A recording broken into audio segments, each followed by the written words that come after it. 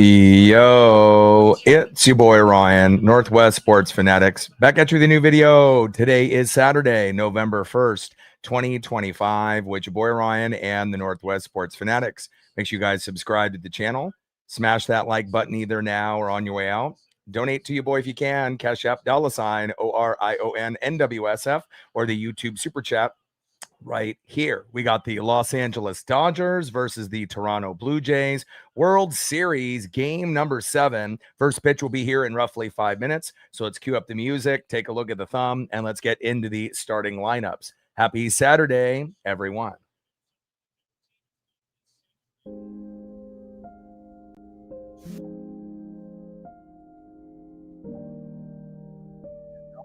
On the left, pitching and hitting today, one of the best athletes in the game, Showtime, Shohei Ohtani. And on the right, one of the most clutch hitters late in games this year for the Toronto Blue Jays, George Springer.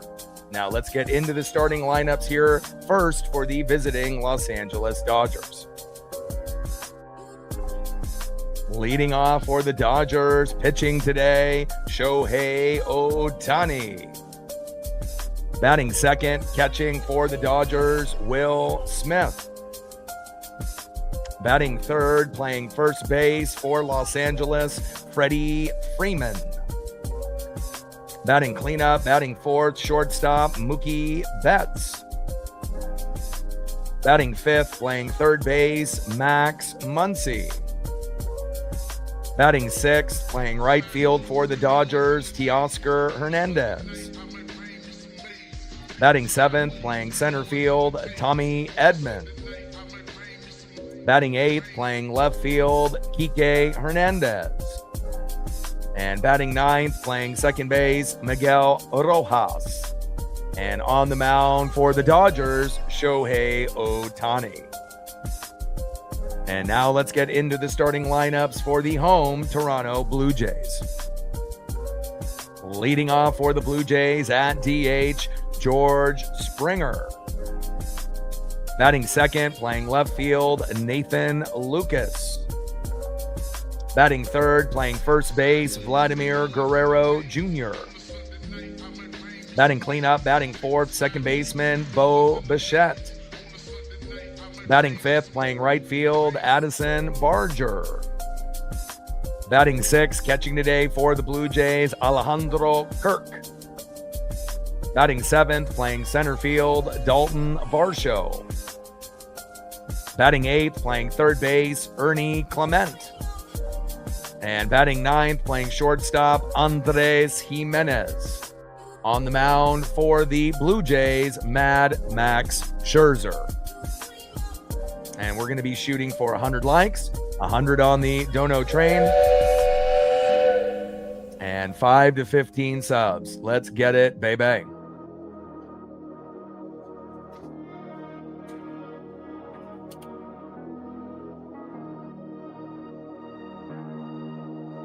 And shout out to my boy Brooks Beats with the best beats on YouTube. Kind of bittersweet, that we're at this point, the very last game of the MLB season. And for a lot of us Mariner fans, we were wishing that we were in this position as Toronto is today. But again, we did have a great season, something to build on. And based on what we've seen in the past few games, it's going to be pretty tough to really declare a winner. Obviously, Blue Jay fans think it's them. They're at home. Dodger fans feel pretty confident, the way that they played in the last few games. The bullpen has been slightly better. And again, the hitting is starting to not necessarily become great again as of the Dodger standard, but again, key moments, where they're able to get an RBI here, RBI there, or a previous, from a few games back, even, some home runs. But again, pitching and defense is going to end up winning this one today. Obviously, the hits need to be there. Each team will shoot for 5 runs, 7 to 10 hits. And again, we may get a low scoring affair of 2-1 or 3-2. Could be somewhere in the middle where we get something like a 4-3 or 4-2 score, or we could end up getting a blowout where one team ends up scoring 8 and the other scores 2 or 3. So I can't wait to be able to see what we get here today. And it is bittersweet that it is Game 7. I'm definitely gonna, miss, not calling baseball games until March, where we have some spring training, for the Mariners. But again, we'll do a little NFL, college football, a little NBA, NHL, maybe some WWE, just sprinkling a few things in there until we get back into baseball season. But it's been a hell of a ride. And, this was the first year that we really broke out. And I can't wait to see what we end up, getting numbers-wise next year and years beyond. You guys are the best. I appreciate you very, very much. Dark Passenger in the building. What's good? Marine Bean in the building. What's good? Leanne's in the building. Julie in the building. Scherzer and Ohtani should be a good one. I would assume that the advantage, slightly goes to Ohtani, but the way that Scherzer has been pitching lately, he's been pretty good. So, who's to say that Scherzer can't match Ohtani or outpitch him? It's possible. Really what I'm concerned about is the bullpen and who's coming out. Are we going to be getting starters, for both teams? Are they just going to abandon their bullpen altogether and just go with starters for the most part, besides maybe a closer at the end? We will wait and see and find out. Tyler in the building. What's good? Dank in the building. What's good? But again, very exciting, to be able to do this full time. And again, I'm very sad that the season is coming to an end for the baseball. But again, we will still be able to put out some great content until March, where we're right back in it doing Seattle Mariners on the daily. Reflect in the building. What's good? Let's go, baby. Max Scherzer. Mad Max on the mound, four-seam fastball, slider, curve. He's going to go with about 5-6 different pitches. And starting it off in the box is going to be Shohei Ohtani. Very exciting. First pitch, high and inside, 1-0 count.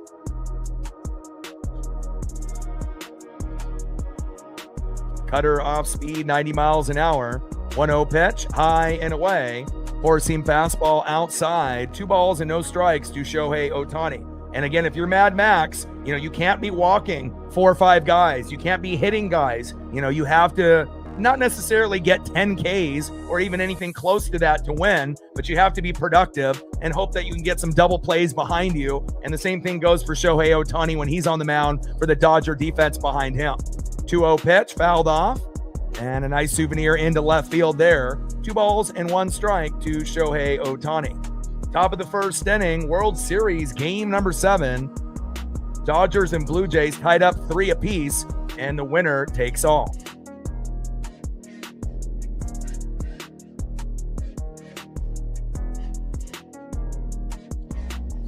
Two 2-1 pitch popped up, and a little blooper in front of center field in front of Dalton Varsho. And Shohei being Shohei, he can do it on the mound, and he can do it in the box. Nice single there for Shohei Ohtani. Next up is catcher Will Smith.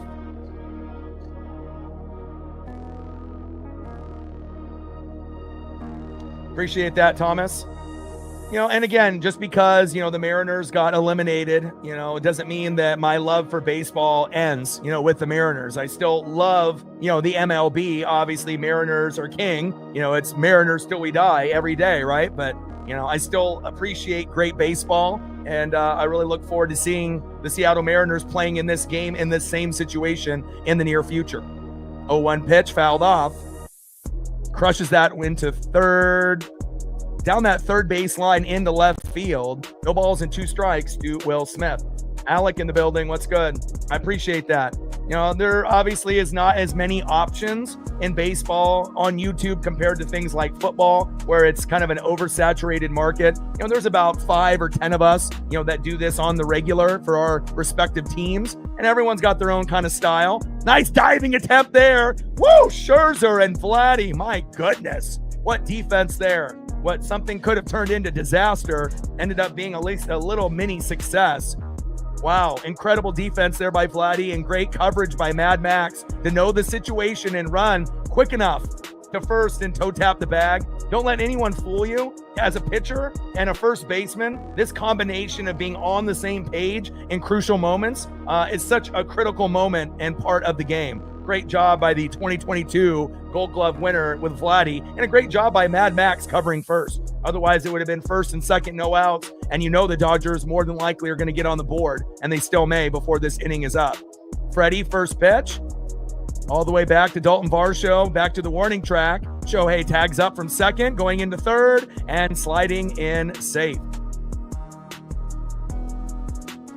And I would have liked to seeing Freddie work the count a little bit more, which he typically does. And let's see if one of the heroes from last night can actually, do it again in 2 straight games. And, you could end up having someone like Mookie being an unlikely hero. We know he's a first ballot Hall of Famer. We know out of all the great players, he's played the worst, at least in the box. His defense has been great, but he hasn't really come up with the big hits until yesterday. Let's see if he can do it again here today and get an RBI. First pitch, low and away. Slider off speed by Scherzer, 1-0 count. Megan in the building, how are you?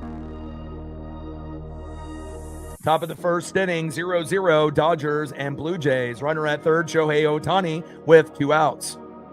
1-0 pitch, slow dribbler. And Jimenez is there, throw to Vladdy in time, and that is out number 3. Shohei Ohtani stranded at third base, but at least they got something going in that first inning, and that's a good sign for the Dodgers instead of it having being 3 strikeouts in a row per se. Let's go to the bottom of the first inning and see who's up next year for the Toronto Blue Jays.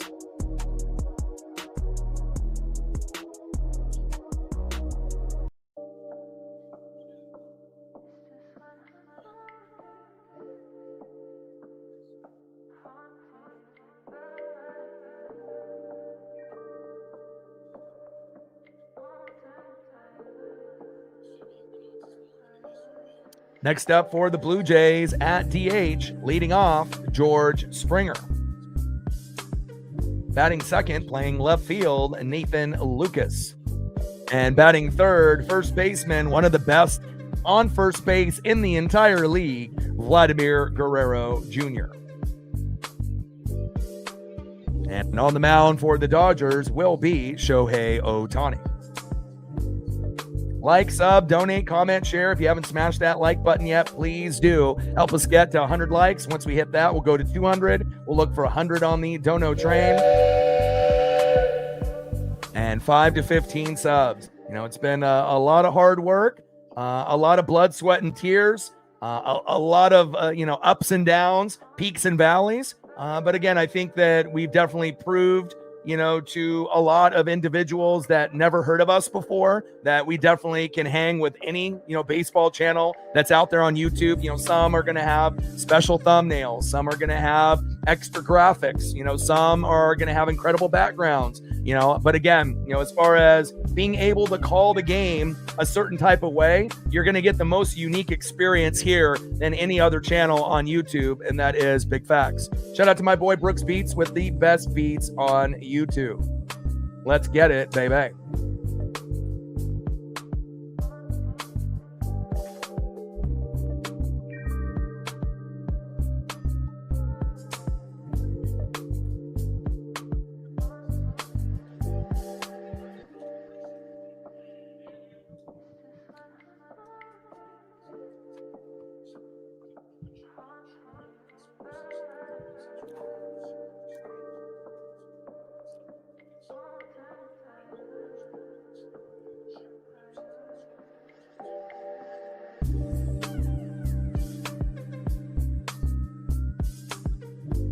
Go to the bottom of the first inning here. World Series game number 7, tied up 3-3. Winner takes all. And that's the best thing in sports. In the NBA Finals game 7, NHL Stanley Cup game 7, World Series game 7. Obviously, we know in college football and the NFL, that type of sport is so physical. There's no way you're going to be doing more than one game. But again, definitely excited to be able to see how this all plays out. And, legacies will be, changed here today for the good and the bad. And I can't wait to be able to see how everything kind of progresses once we get the starters out, how that strategy for each manager ends up, playing their cards, so to speak, here tonight.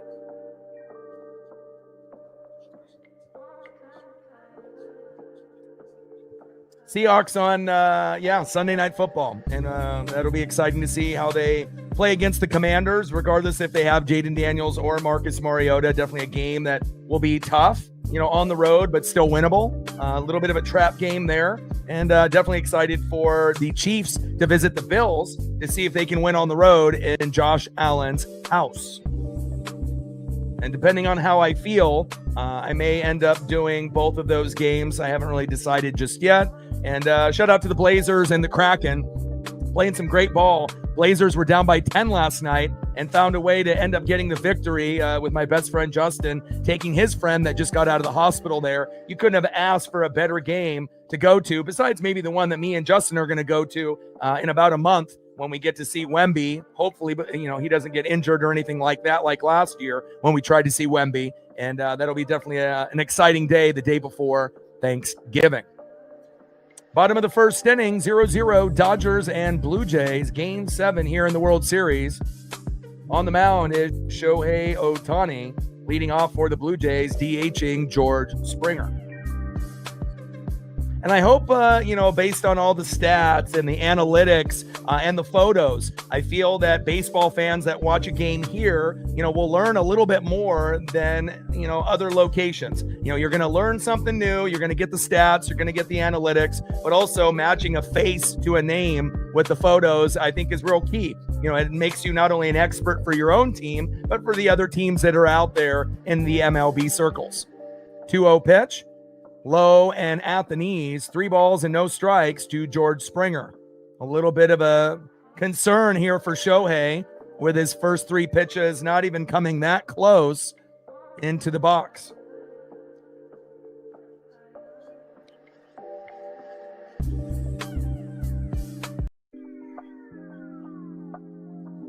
Three-one pitch, 3-0 pitch. Strike there in the middle, 4-seam fastball, 96 miles an hour. 3 balls and 1 strike to George Springer.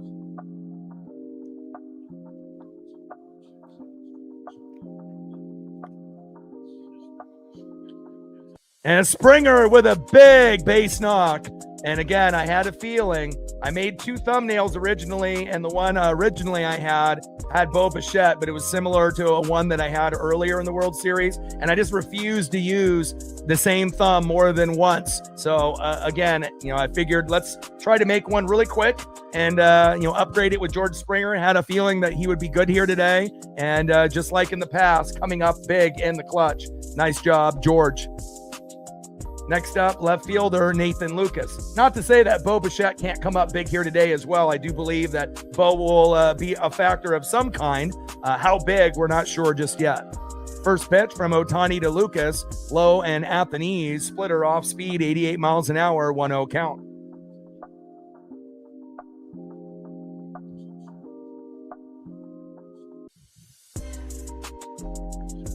One-0 pitch, takes a strike looking right down the middle. 4-seam fastball, 99 miles an hour by Ohtani. 1 ball and 1 strike to Nathan Lucas.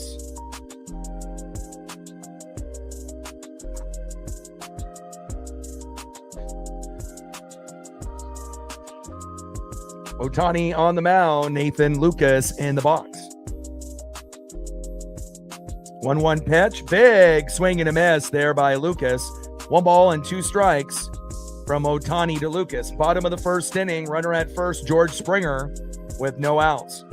1-2 pitch, fouled off, high and away. 4-seam fastball, 99 miles an hour there by Ohtani.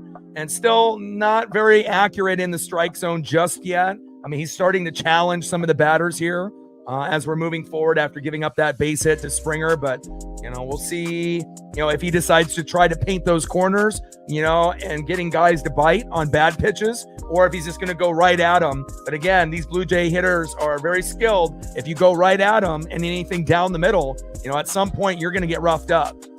Same thing goes for Scherzer on the other side. If you throw too much down the middle, they will make you pay. 1-2 pitch, low and at the knees with the slider. 90 miles an hour there by Ohtani. 2 balls and 2 strikes with a runner at first and no outs. 0-0 here early in the bottom of the first inning between the Dodgers and the Blue Jays.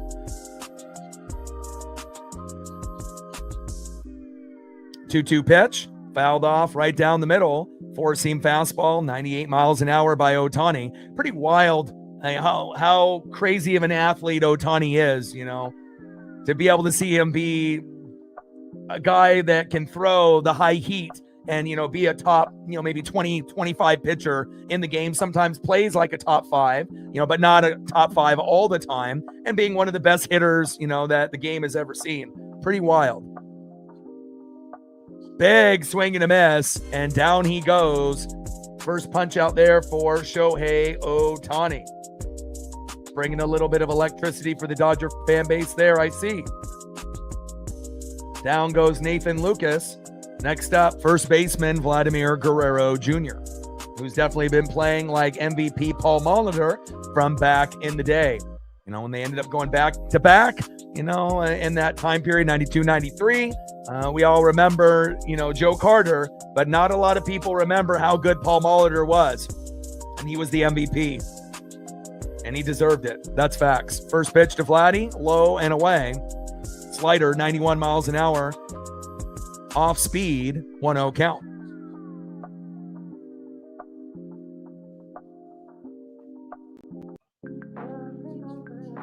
One-0 pitch, low and away. Four-seam fastball, 99 miles an hour. 2 balls and no strikes to Vladimir Guerrero Jr.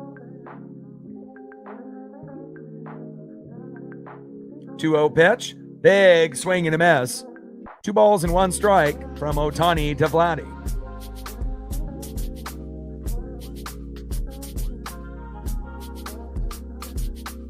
And I'm very curious to see how many times Vlad and Ohtani get intentionally walked here tonight.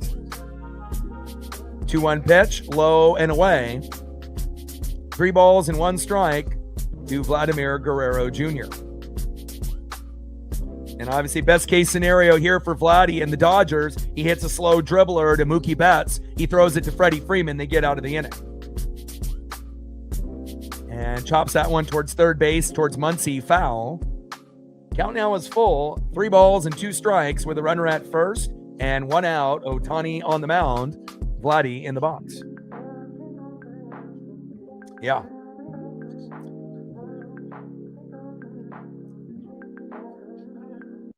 I mean, Shohei's not as good as, Yamamoto, but he's not that far behind.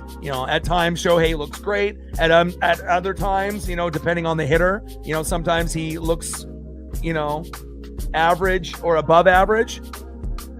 And just like that, with that, wow. And you don't get the conventional double play, but you end up getting the double play in ways that you just never thought were going to happen. Just like last night with Kike Hernandez, you end up getting the strike 3. And then you end up getting the tag on Springer at second.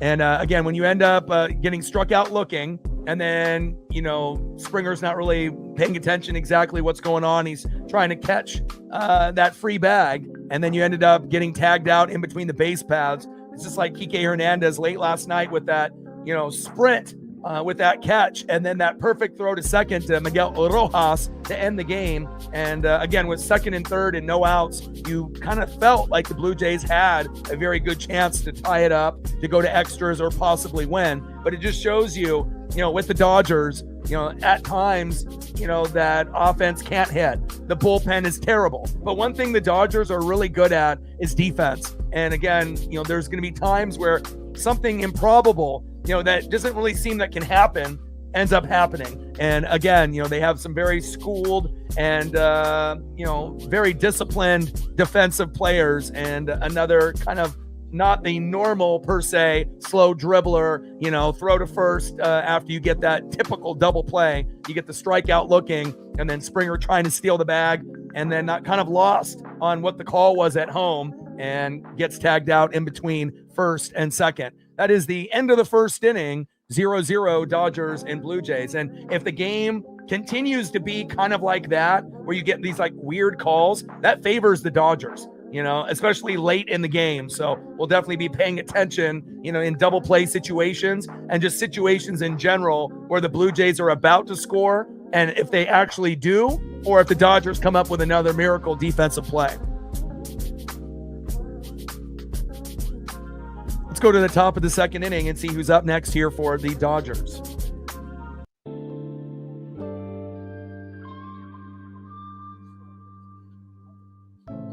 Next up for the Dodgers, third baseman Max Muncy. Batting second, right fielder Teoscar Hernandez. And batting third, center fielder Tommy Edman. On the mound for the Blue Jays, Max Scherzer.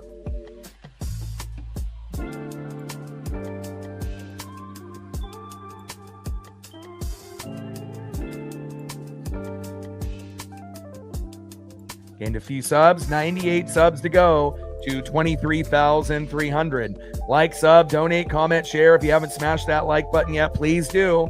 Help us get to 200 likes, 100 on the dono train, and 5 to 15 subs. Let's get it, baby.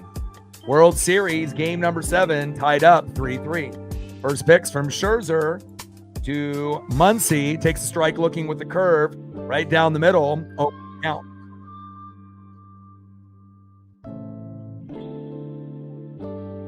Coy in the building, what's good? Logan in the building, what's good?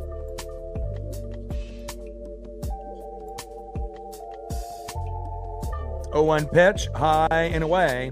1 ball and 1 strike to Max Muncy. Yeah, and it is a game of inches, just like the wedged ball situation, based on how they played that. If that ends up being like a normal play, maybe the Blue Jays would have won it or at least gone into extra innings before the Dodgers might have been able to take it back.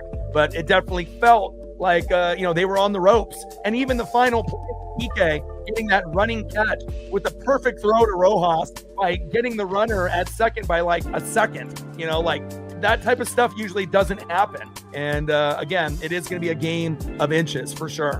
And normally when we say that, we talk about football, right? A game of inches with the ground game, but it definitely will be a game of inches defensively and where some of these balls are hit, if they're defended or not. 2-2 pitch, big swing and a miss, and down goes Muncy, and that is 1 away. Nice punch out there by Mad Max Scherzer, bringing a little bit of electricity for the Blue Jay fan base. That is 1 away. Down goes Max. Next up, right fielder Teoscar Hernandez.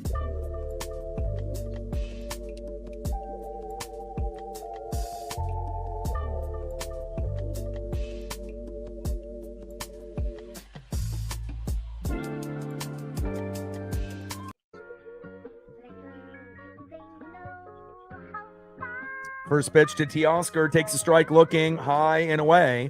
4-seam fastball, 95 miles an hour, 0-1 count.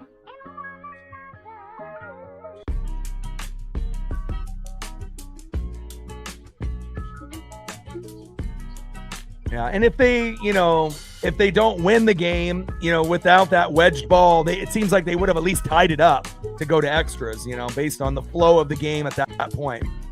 And Teoscar flies out to right on the 0-1 pitch into right field, and that is 2 away.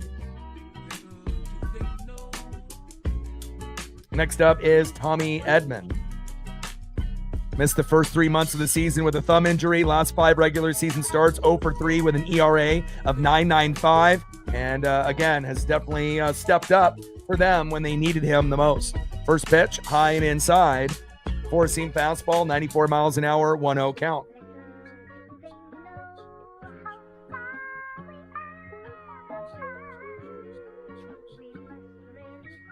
The crazy thing is they actually substituted their center fielder too.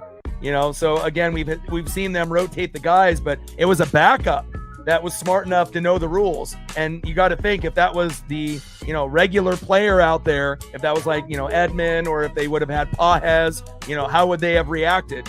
Tough to say. 1-0 pitch, high and away. 2 balls and no strikes to Tommy Edman.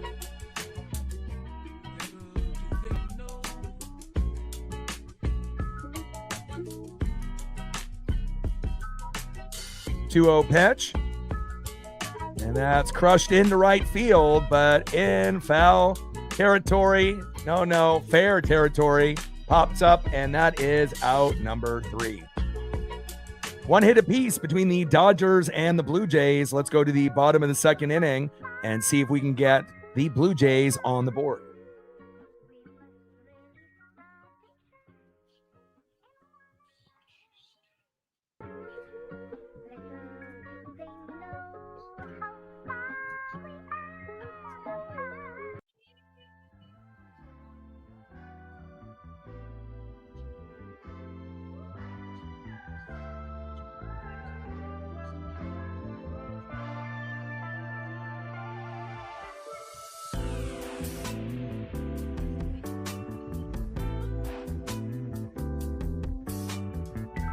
All right, we're way behind the 8 ball on the likes. We're only at 26. So if we can get a little bit of help from the people in the room that are regulars, mods, again, we got about 100 below where we need to be. Let's keep it going, baby.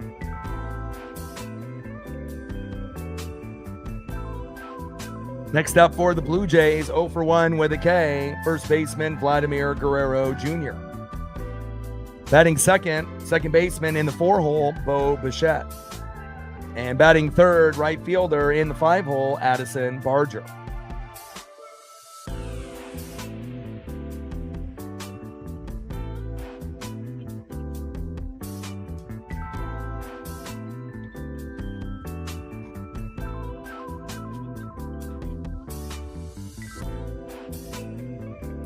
No problem. Appreciate you.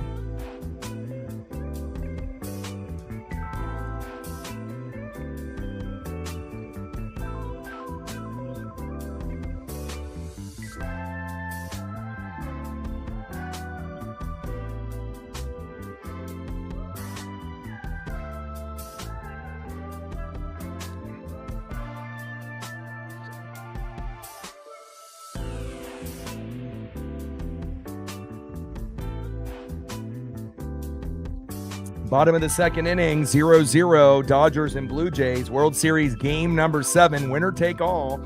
Series tied up 3-3. And again, Blue Jays at home. And you got to think that the fan base is confident, but there's this kind of underlining nervousness I feel from the fan base when I look in the crowd when I'm watching the game, where they're, thinking that they're going to win, but they're also kind of second guessing themselves based on some of these crazy defensive plays that, the Dodgers have had. And, at any given moment, either team can, rip off 1 to 4 runs. So whether that be against a starter or a bullpen, participant. So it definitely is going to be heating up as the game continues on, especially towards the end in the 7th, 8th, and 9th. First pitch inside from Ohtani to Bo Bichette. 4-seam fastball missing by a few inches, 1-0 count. 1-0 pitch, inside again, 97 miles an hour with that 4-seam fastball to Bo Bichette. 2 balls and no strikes from Ohtani to Bichette. 2-0 pitch, takes a strike looking right down the middle. 4-seam fastball, 97 miles an hour, which is a common theme so far. 2 balls and 1 strike from Ohtani to Bichette.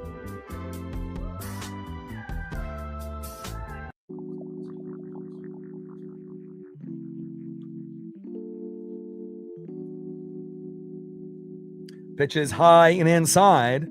4-seam fastball, 98 miles an hour. 3 balls and 1 strike to Bo Bichette. A little concerning with Ohtani pitching only 4-seam fastballs the whole at-bat, and that turns into a walk. You're going to have to pitch something other than, that one pitch. You're going to have to mix it up.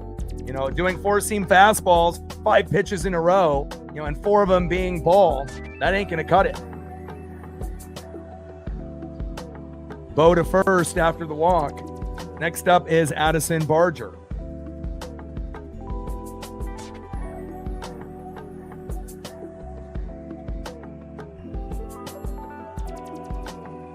First pitch in there on the line, high and away with the splitter, off speed, 87 miles an hour, 0-1 count.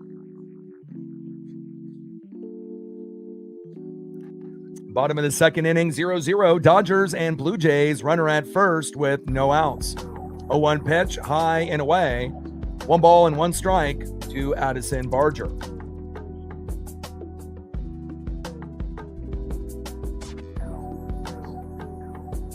One pitch, low and at the knees. 4-seam fastball missing. 2 balls and 1 strike to Addison Barger. Finally getting a few splitters in there for Ohtani.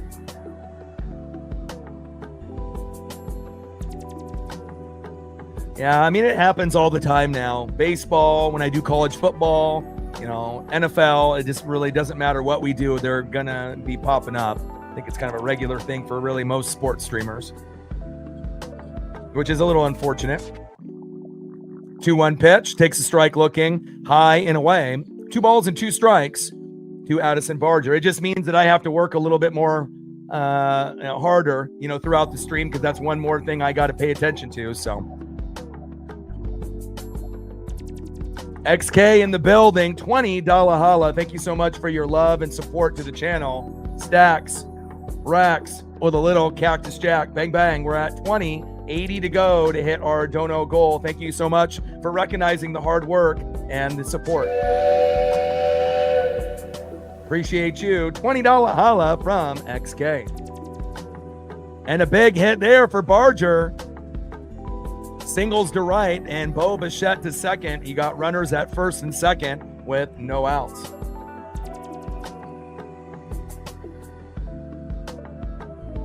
You got a walk from Bo. Then you get Barger with a nice base knock. Next up is Alejandro Kirk. And this is the first time in this World Series Game 7 where the Blue Jays are threatening.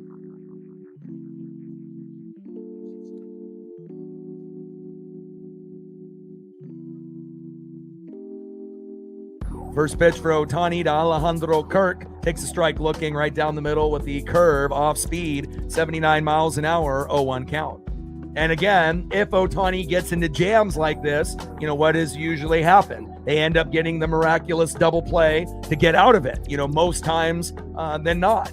Sometimes they don't even give up a run, when they have runners at second and third, no outs, or first and second and no outs. They end up getting that cheap pop-up, like right there by Freddie Freeman, a ground ball that turns into a double play or something else crazy. And now you end up having one away.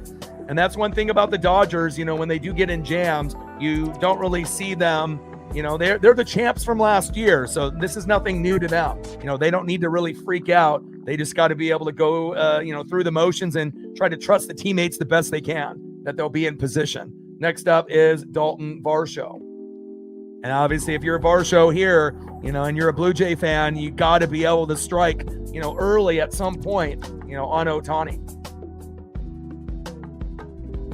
And not necessarily with a home run. Again, we probably have a better chance for a home run in this game than we did yesterday, obviously, which we didn't have any, which is, obviously due to some amazing pitching, throughout the matchup. Alec with the tour.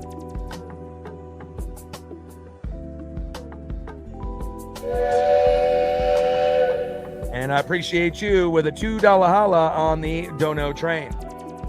1-1 pitch, takes a strike looking low and away. 1 ball and 2 strikes to Dalton Varsho. Well, if you look at Ohtani's numbers compared to Babe Ruth, he's a better pitcher than Babe Ruth. And when it's all said and done, when you're looking at his numbers, we've never seen, do people do what he does, right? A few games back in the clinching game in the, NLCS, against the Brewers, he pitched a great game, had 10 Ks, which is hard to do nowadays, with these umps and everything else, and had 3 home runs. When are you ever going to see a pitcher get 10 Ks and get 3 home runs in a game? The answer is probably never, or maybe, down the road when we have another Shohei phenom, maybe in the next 10, 20, 30, 40 years, if there's another guy kind of like him, but, it's not going to be someone that's common. And pops that one up into right field, and Varsho flies out to right, and that is 2 away. So after walking, Bo Bichette, and then giving up a nice base knock for a single to Barger, now things are starting to bog down with Alejandro Kirk and Dalton Varsho. But you got one of the best hitters on the Blue Jays, probably the most consistent one, game in and game out, 346 average, Ernie Clement. And again, besides Ernie, having George Springer or Vladdy would be ideal in a situation like this. Those would be the 3 guys that more than likely would be able to come through more times than not.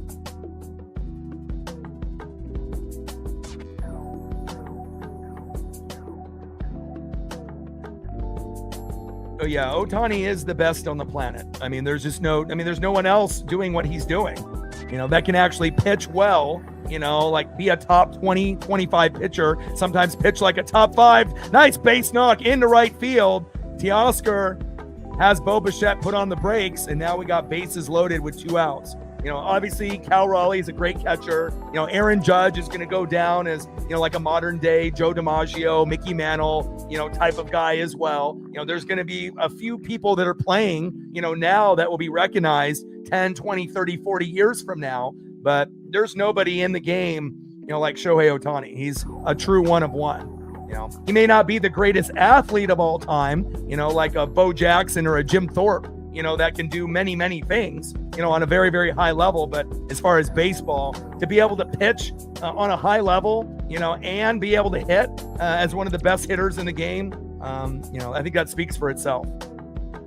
Bottom of the second inning, bases loaded with 2 outs, 0-0 Dodgers and Blue Jays.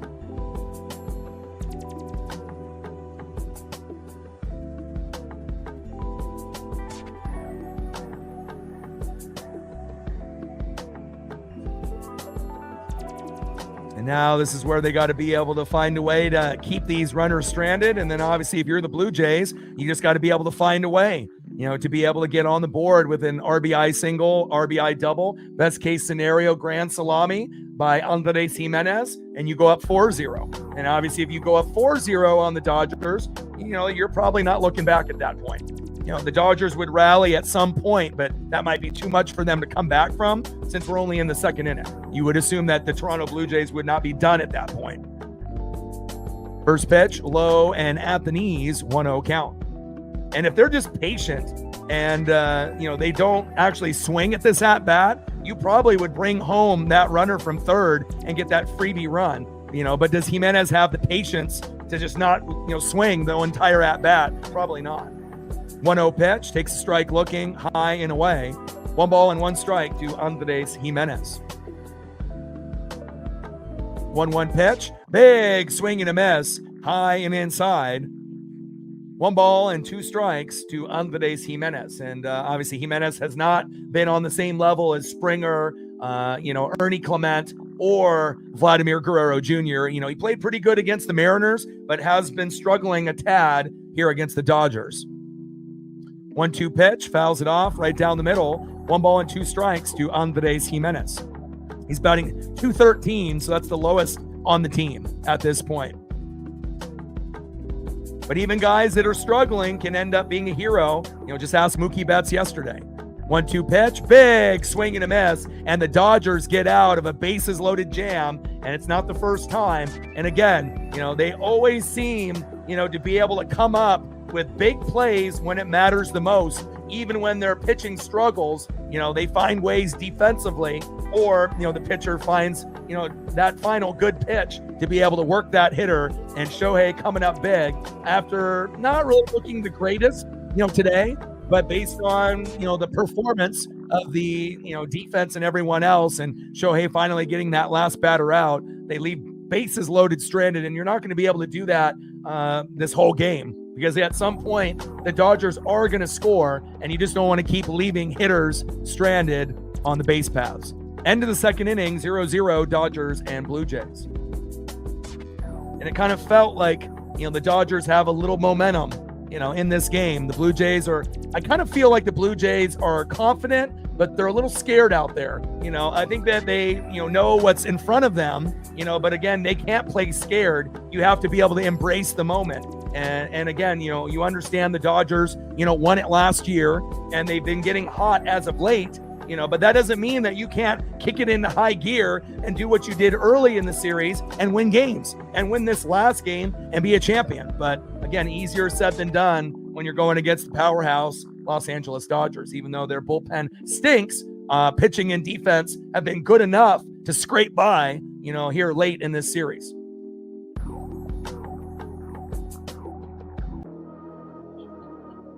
Let's go to the top of the third inning and see who's up next for the Los Angeles Dodgers.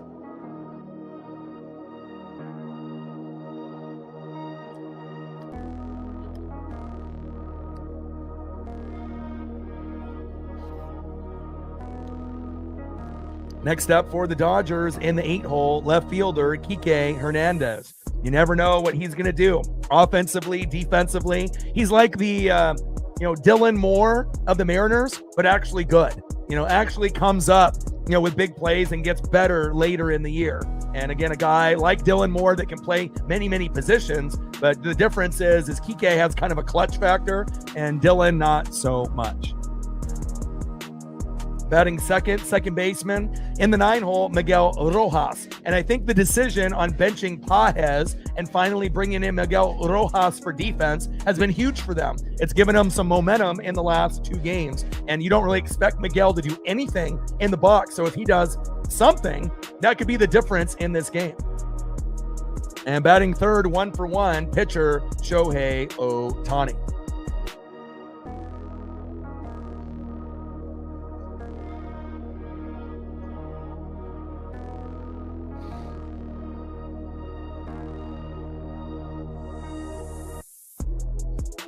Let him know, Vapor. Appreciate that.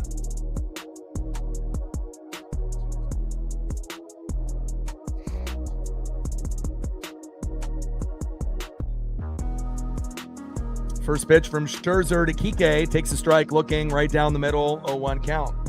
Kike Hernandez in the box. Max Scherzer on the mound.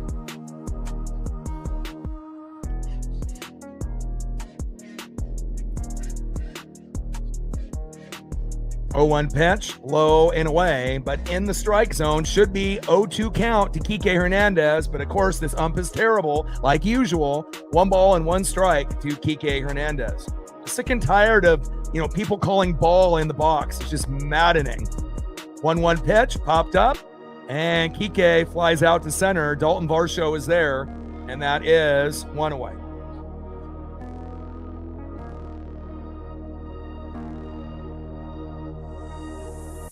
Down goes Kike. Next up, second baseman Miguel Rojas. And I really think if they continue to go, with Pages, the Blue Jays might have already won the World Series at this point, maybe even yesterday. So, sometimes making those adjustments, may not seem big, based off the name of the player, kind of a low ball, kind of back end player that's kind of a role player, but again, sometimes those, kind of subtle adjustments end up being the difference.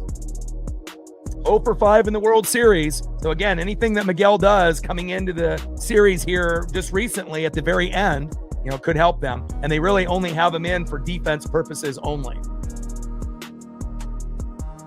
Top of the third inning, 0-0 Dodgers and Blue Jays. I don't know if I would want it to go 19. Again, when you sit in the chair and have to do 2 full games without really having a break, there's a reason why there's a lot of people that don't do streaming for that long period of time, but if it did go extras, that wouldn't hurt my feelings. But I don't know if I would want it to go 18 or 19. At that point, it's not like you can't really enjoy it. You're just waiting for the game to end and you just want a winner, instead of actually enjoying the moment because the game gone 5 innings too many.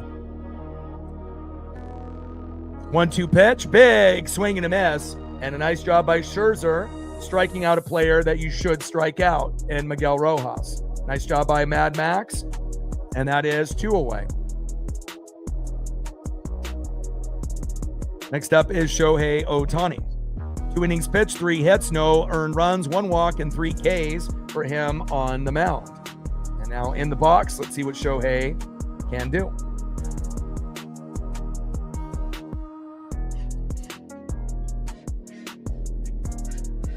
First pitch, and Shohei crushes it into left field. Wow, what a catch.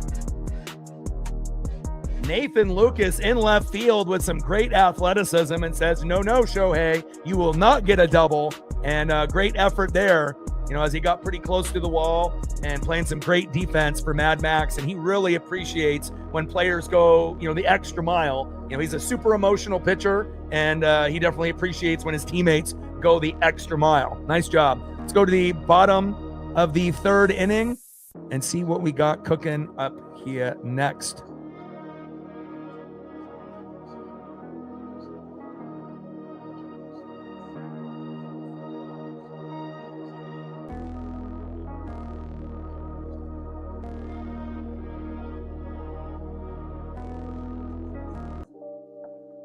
Like, sub, donate, comment, share. If you haven't smashed that like button yet, please do. Help us get to 200 likes, 100 on that dono train.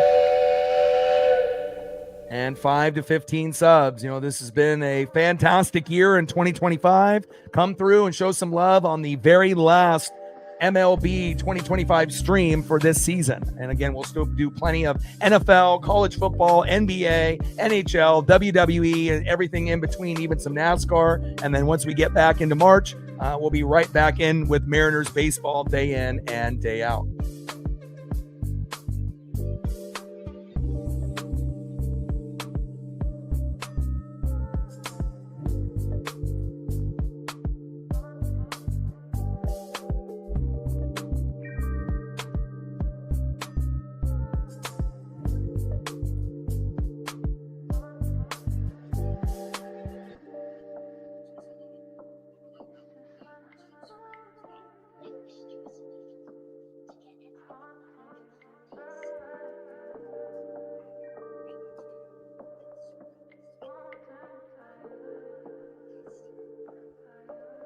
All right, we got 192 in the room, 41 likes, 59 to go. Hit the first initial goal. Let's get it, baby.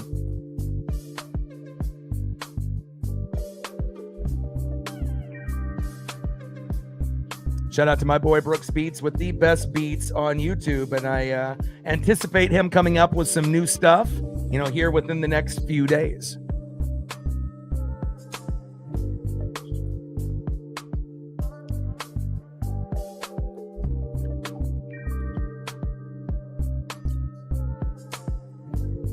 No runs, 1 hit, no errors for the Dodgers. No runs, 3 hits, no errors for the Blue Jays.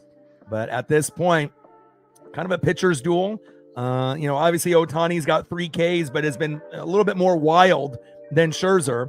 Scherzer's at 28 pitches in 3 innings. Ohtani is already at 43 pitches in 2. So it's not like Ohtani is going to be going forever, but they'll see how long they can use him before he gives up the big home run or the big RBI, or if he's potentially almost about to give up, the big play.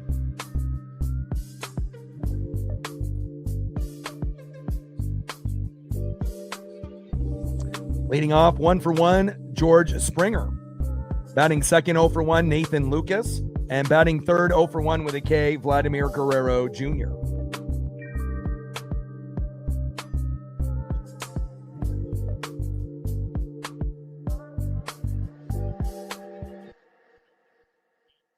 And if you enjoyed, what you ended up seeing throughout the 2025 season through the Mariners and this postseason, make sure to smash that like button, hit that sub button, and show some love for your boy. Bottom of the third inning, 0-0, Dodgers and Blue Jays.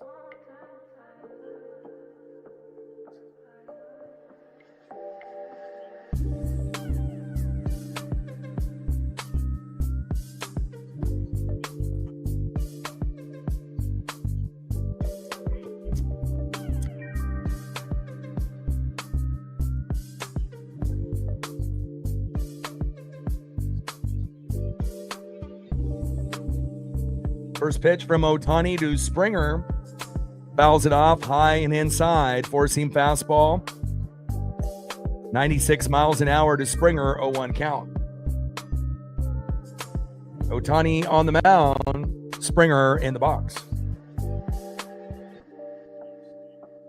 0-1 pitch. Takes a strike swinging high and away. No balls and 2 strikes to George Springer.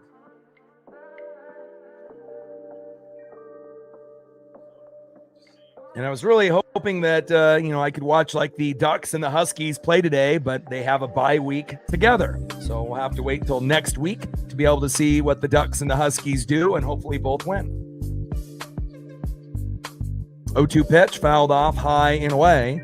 No balls and 2 strikes to George Springer.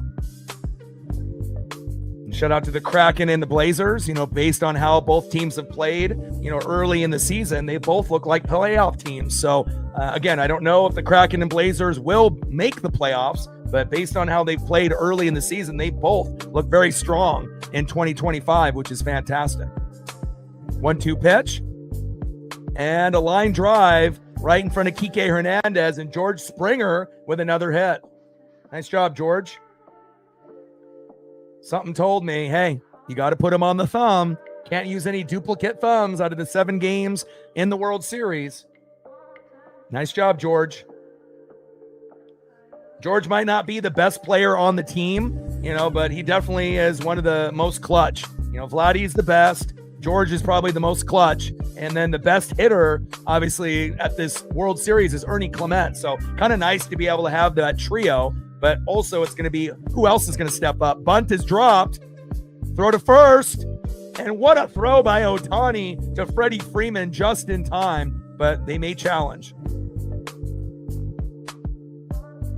I'm pretty sure that there shouldn't be no challenge there, but that was a good attempt at a bunt there by Nathan Lucas, because a lot of time pitchers are going to throw wild, right? And that was plenty in time to get the out, but Shohei, kept his composure, and it kind of went off at one bounce, but Freeman is good enough to be able to scoop it up and make up for someone's mistake if the throw is a little off.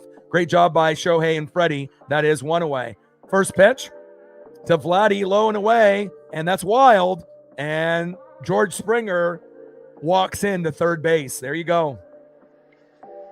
Huge win for the Blazers. I mean, they're defensive oriented, and with all the BS surrounding Chauncey Billups, it kind of has brought the team together, surprisingly. Thiago Splitta, we got a Brazilian coach, but we're focusing on rebounding and defense first, as Vladdy gets the intentional walk now with runners at first and third with one out. But I really like what I'm seeing from both teams, Kraken and Blazers. Both are, scoring more than expected, playing defense better than expected, and both are, playing with confidence, which is not really expected, at this, early part of the year.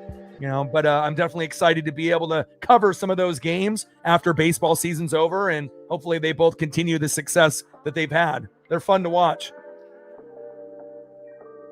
First pitch, and Bo Bichette crushes it out of here. And Bo ends up being a hero. And just like that, 3-0 Blue Jays. Bo knows.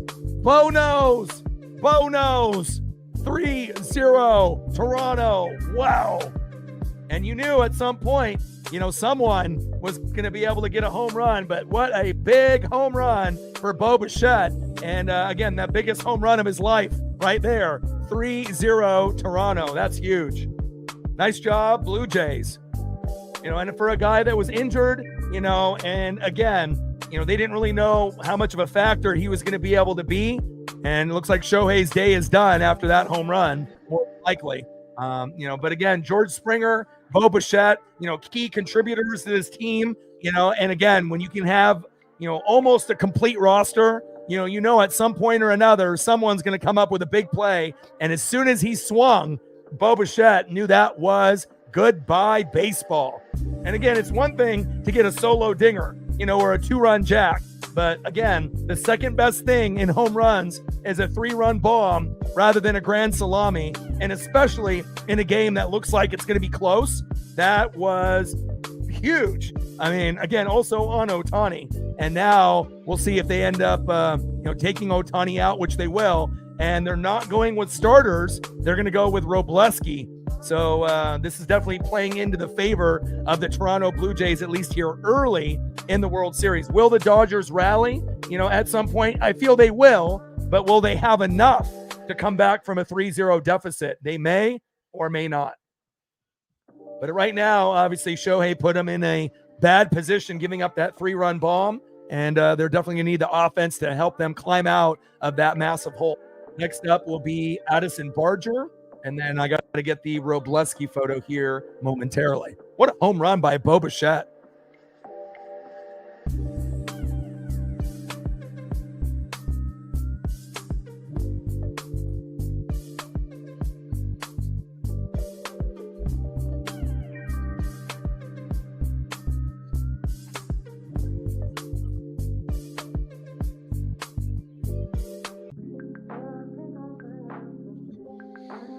All right, Justin Robleski coming in instead of one of the starters, and let's look at Ohtani's final line. And no matter the K's, that's not going to matter. You ended up giving up the big play, and again, Edward Bizardo, he was our best guy in the pen, had one bad pitch to Springer, and he ended up hitting a 3-run bomb, and that was the end of the Mariners. And so it shows you, good players can still be human and fuck up once in a while.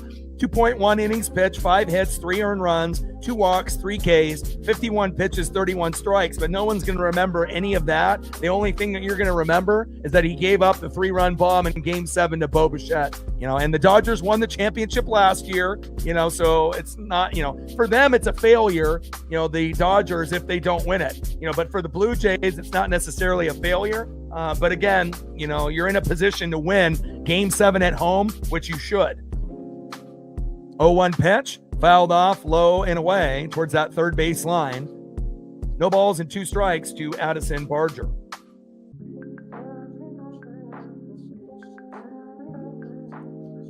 Yeah, you have to take him out because the thing is, it's Game 7. So you have everyone at your disposal. You have starters, Yamamoto could come in, you got, quite a few options. Blake Snell could come in, Glass now can come in. You don't necessarily have to play your bullpen. They did go with Robleski in the pen. You got Roki Sasaki. So you got enough guys where, you don't need Ohtani to pitch 6 innings.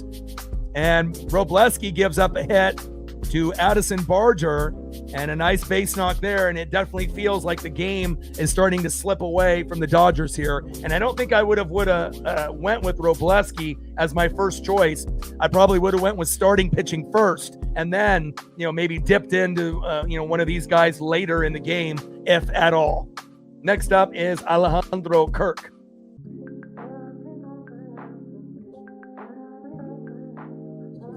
First pitch from Robleski to Kirk, takes a strike looking high and inside, 0-1 count.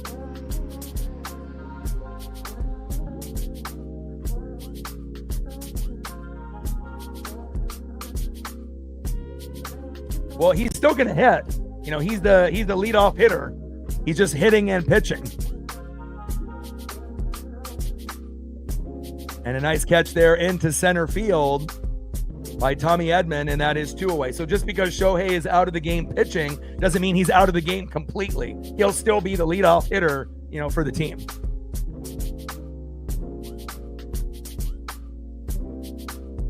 Next up, 0-for-1, Dalton Varsho.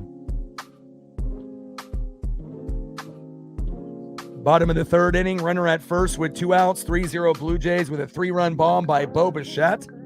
Next up is Dalton Varsho. First pitch from Robleski to Varsho, low and away, 1-0 count.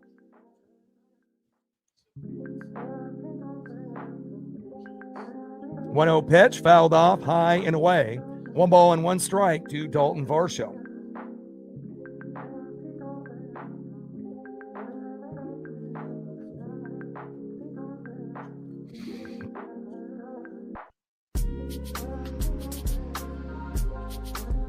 One pitch, takes a strike looking high and away. 1 ball and 2 strikes to Dalton Varsho.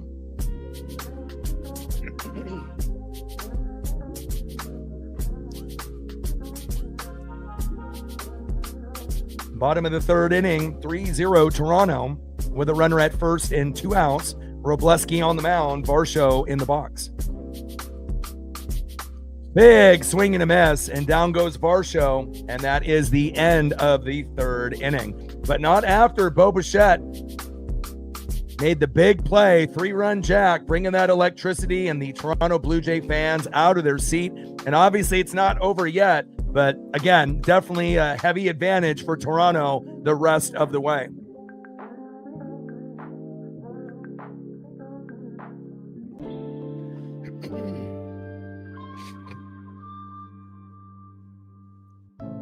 .442 feet by Bo Bichette, so it wasn't like barely over the wall. I mean, he crushed it. Springer and Vladdy were on board, and again, pitching and defense is going to win the game, and you have to have that timely hitting as well, and nothing worse than giving up a grand salami or a 3-run jack. When you give up a 2-run bomb or a solo dinger, it hurts, but not as bad as a 3-spot, and we'll see if the Dodgers can get on the board and get at least a 1 to kind of stop the bleeding. Leading off for the Dodgers in the top of the 4th inning, 0-for-1 catcher Will Smith. Batting second, 0-for-1 first baseman Freddie Freeman. And batting third, 0 for 1, shortstop in the 4-hole, Mookie Betts.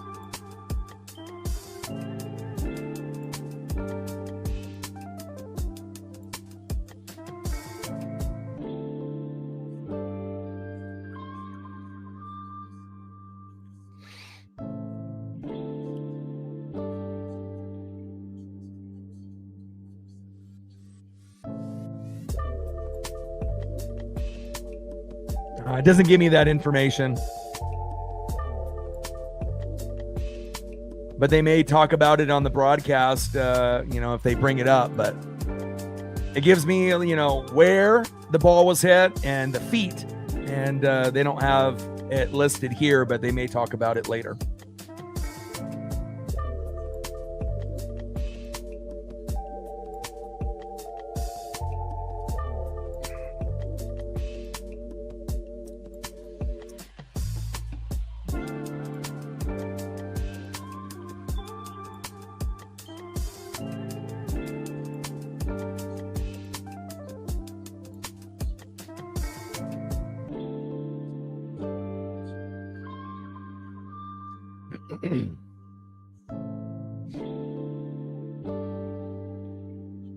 World Series game number 7, tied up 3-3. Blue Jays up 3-0 here going into the top of the 4th after Bo Bichette crushes one right down the middle, 442 feet to center, with Springer and Vladdy on board to make it even worse for the Dodger fan base, and it is 3-0 Toronto. Lots of talented players on both teams. And again, Vladdy, Bo, coming up in the same time. And Will Smith on the first pitch, going deep. Wow! Oh, he dropped it. I was about to say that was going to be a Ken Griffey Jr. type of catch out there in center field, but he drops it as he comes down. And Will Smith with a huge double right out of the gates. And again, if they can get on the board, 3-1 or 3-2 in this inning, obviously they'll be right back in it. The longer that they stay at 0, the longer the mind games start coming in, where you're having to press a little bit, and again, if they can get it to 3-1 or 3-2, in this inning or in the 5th, that'll definitely help their chances of getting this game close or potentially coming back in this World Series Game 7.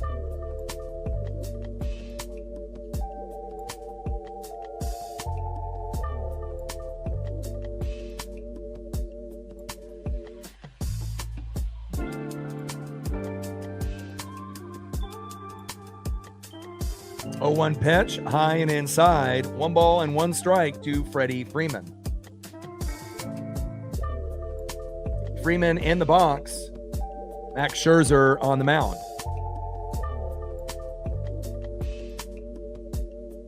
And a nice base knock there by Freddie. And just like that, the Dodgers are in business. Look at this. Runners at first and third with no outs. And again, you just can't get comfortable when you play either one of these teams.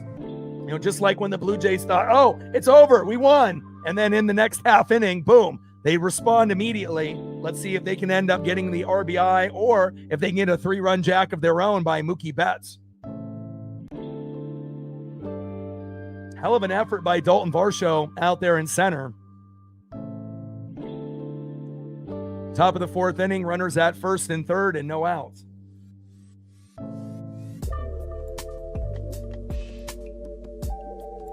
First pitch, high and inside, 1-0 count. 95 miles an hour with a 4-seam fastball by Scherzer. Top of the 4th inning, runners at first and third with no outs, 3-0 Blue Jays, but Dodgers are threatening.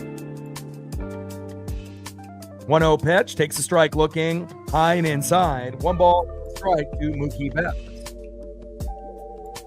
And I would love for, a back and forth World Series Game 7 instead of just a straight blowout.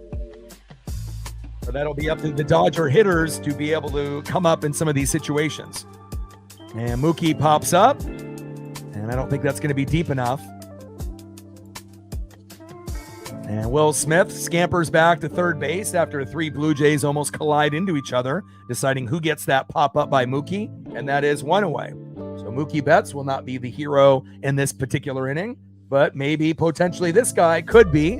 With one swing, the game could be 3-3, and that is third baseman Max Muncy going against Max Scherzer. Both are mad. Who will be bigger here today?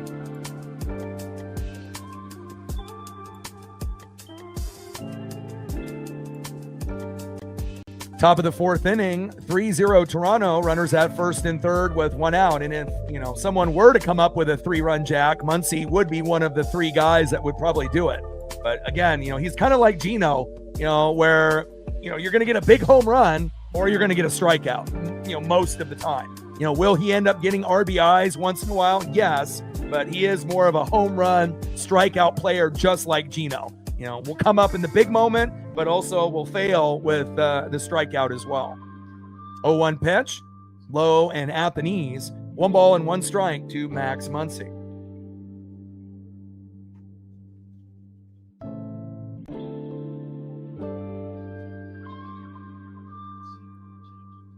Yeah, Ohtani's not getting MVP if the Dodgers win because he gave up the 3-run jack. Obviously, if they come back and win, it'll be someone else that ends up getting the MVP. Maybe, Freddie Freeman, something like that. I could see, especially with his game winner in the 18th, a few games back, it wouldn't shock me if Freddie ends up, if they were to come back and win, Freddie might be the guy. 2-1 pitch, high and away. 3 balls and 1 strike to Max Muncy. Yeah, and also, hitting into a double play like, Tame mentioned as well, definitely could be something that Muncy could do because he's done it quite often this year. 3-1 pitch, fouled off, high and away. 3 balls and 2 strikes to Max Muncy.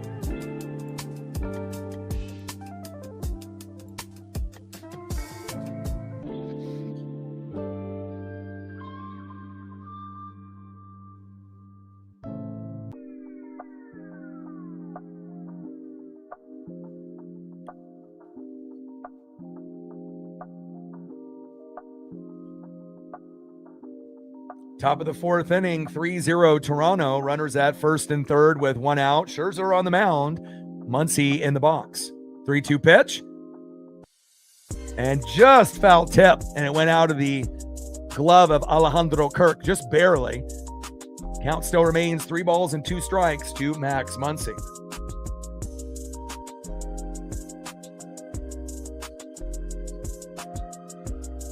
Left the Dodgers, played some baseball on a few other teams.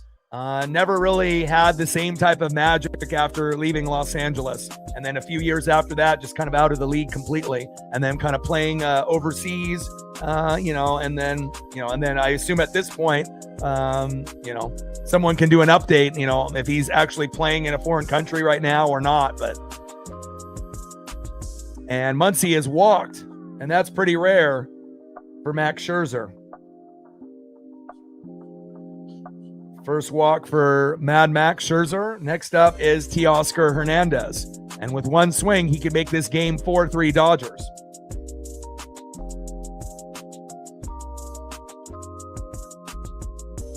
Oh, yeah, Puig has been, like I said, when people heard about him, obviously that was with the Los Angeles. And then, you had a little bit of, rumblings, here and there after, but he just never was able to capture that greatness he had with Los Angeles. First pitch, low and at the knees with a 4-seam fastball, 95 miles an hour, 1-0 count.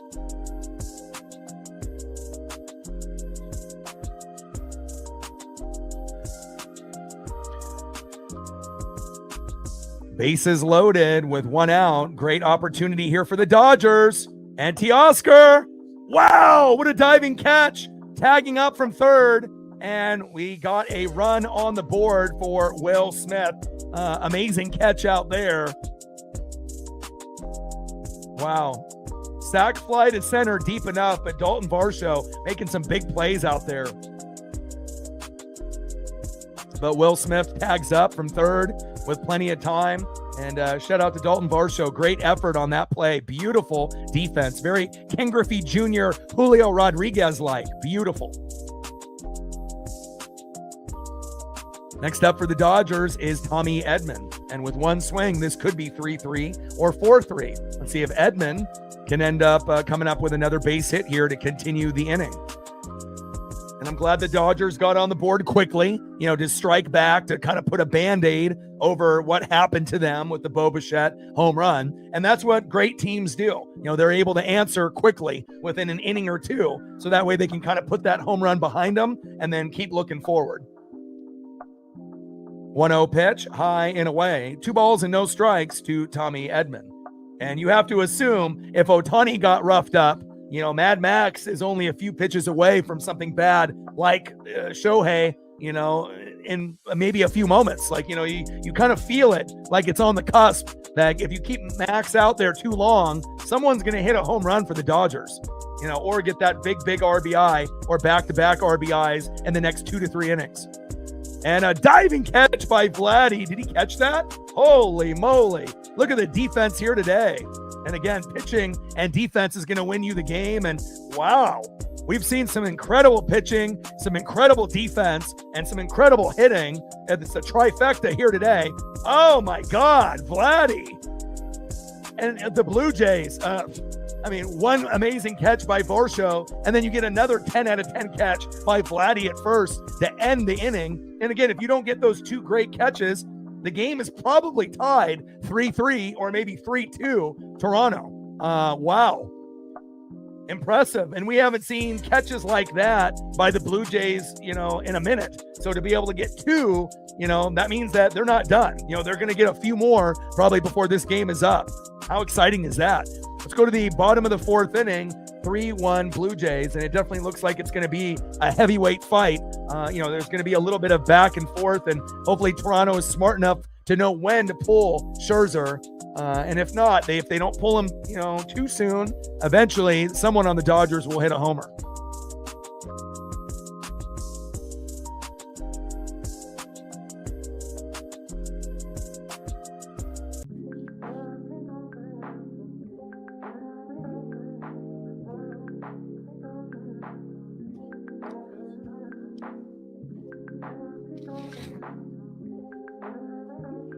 Shout out to my boy Brooks Beats with the best beats on YouTube. Gained a few more subs. Shout out to the new subs that we've gained today. Appreciate you guys very, very much. Like, sub, donate, comment, share. If you haven't smashed that like button yet, please do. Help us get to 100 likes, 100 on the dono train, and 5 to 15 subs.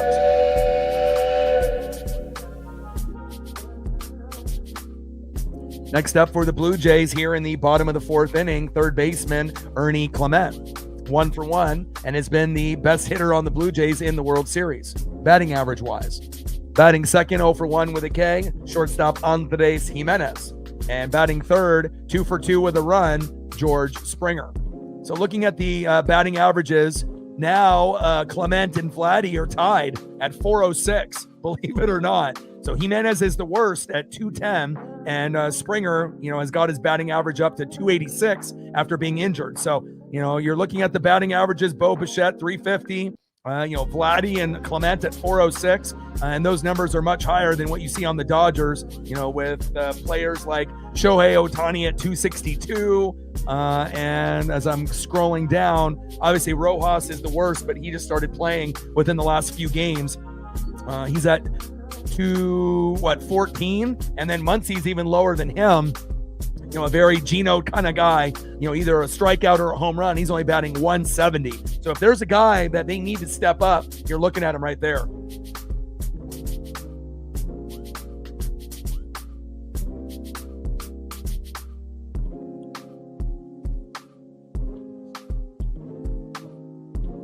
And a little slow dribbler to Mookie Betts from Ernie Clement. And just got him. Great effort by Ernie, hustling.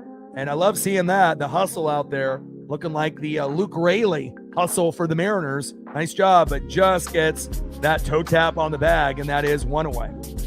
Next up is shortstop in the 9-hole, Andres Jimenez.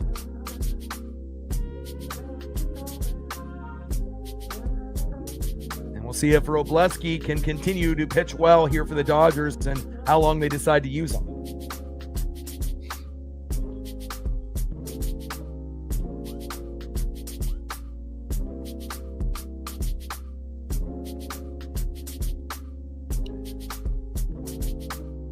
first pitch, high and inside to Andres Jimenez, 1-0 count.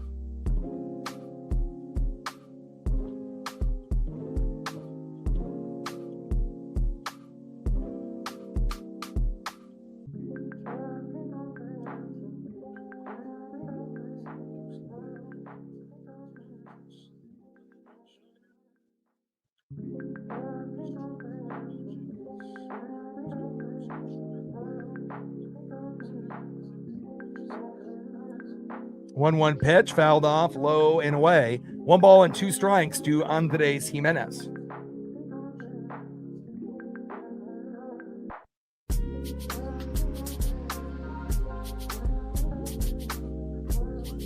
Bottom of the 4th inning, World Series game number 7, 3-1 Blue Jay lead. 1-2 pitch, high and inside, 2 balls and 2 strikes to Andres Jimenez.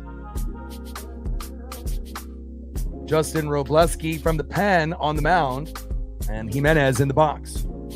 And if they can get a few quality innings out of Robleski, that could be huge. Feels like the Dodger bats are just on the cusp of starting to heat up at some point.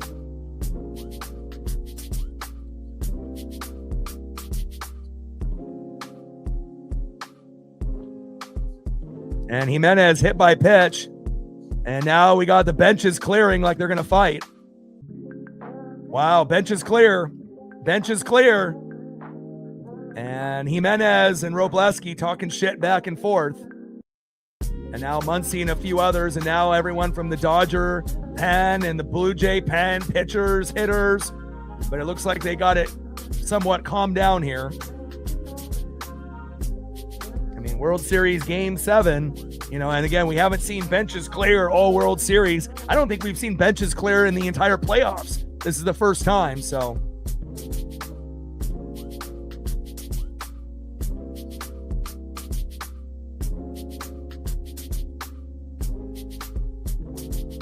Not really sure what the overreaction, I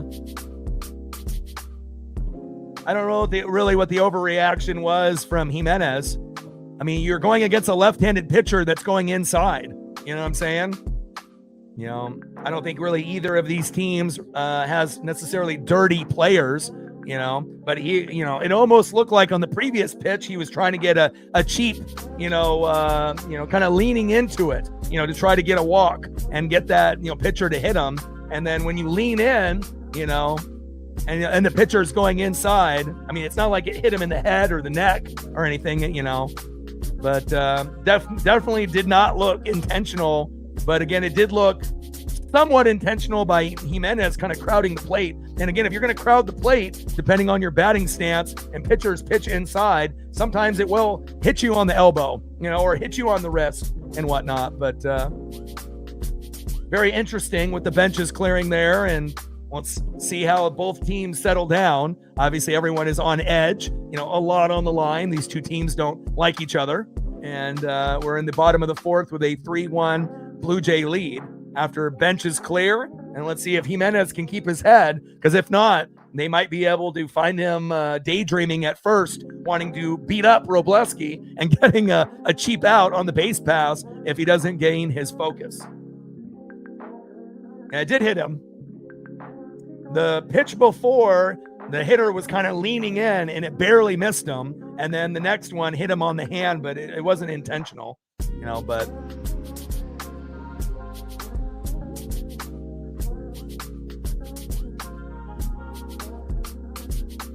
and it was a lefty, when you have lefty on lefty and you go inside, I mean.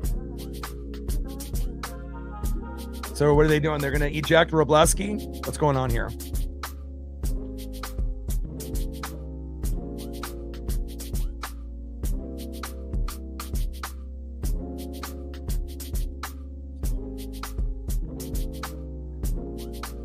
Yeah, I think Springer did, and sometimes that's kind of the trick of the trade. If you're a very skilled hitter, sometimes just modifying your batting stance slightly. And when a certain pitch might be coming in, and if you can actually take the hit and go to first, and gain that momentum, for your team, There are certain guys that will sacrifice their bodies and, get those big bruises, on their body from that baseball just to, continue the Uncle Mo and the momentum. You don't get too many of those guys in the league, but, there's a few, that are smart enough as long as they don't get hit in the face while trying to do it. So next up is George Springer. And obviously, if you're the Dodgers and Robleski, best case scenario, you want a double play. Slow dribbler right up the middle to Mookie Betts, toe tap on the bag. As Jimenez is coming towards you, throw to Freddie Freeman, you get out of the inning, and they can exchange words after it's over. And that's what happened, but it hits Robleski, and there's no play. Wow. There was the slow dribbler, but it looks like it was too fast. And Springer is 3 for 3 today. I had a feeling. Nice job by George. Now you got runners at first and second. And Nathan Lucas is up next.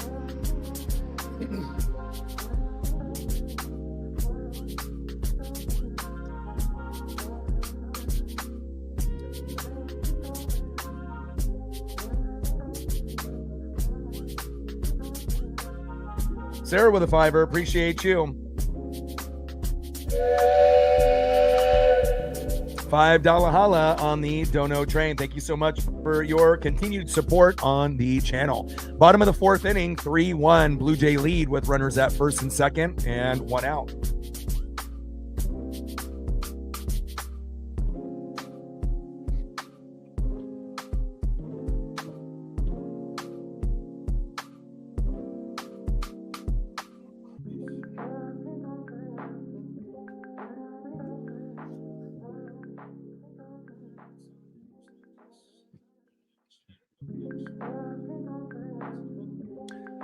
The reaction was kind of weird, though, because the thing is, if you're trying to get hit and then you get mad when it finally happens, if you're kind of crowding the plate, and you're trying to, take the free bag and then you act like something terrible happened to you, like the pitcher was, trying to injure you, there's just kind of a weird reaction for, him crowding the plate those, couple instances. But let's see if the Toronto Blue Jays can capitalize off Robleski or not here. Runners at first and second with 1 out. 3-1 Toronto lead. Fouls that one off Will Smith. 0-1 count. Fleck with a 3-er. Appreciate you. Every dollar counts. Another $3 on the Dono train.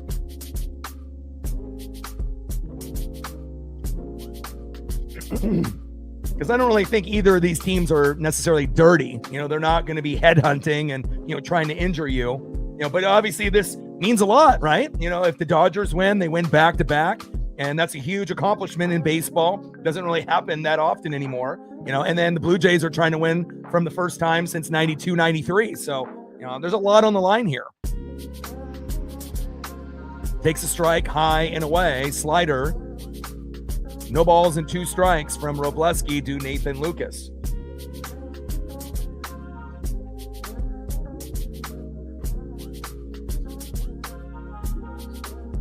Pitches high and away. 1 ball and 2 strikes to Nathan Lucas. Dodgers looking for the double play. Blue Jays are trying to extend their lead. 1-2 pitch, big swing and a miss, and down he goes, and that is 2 away.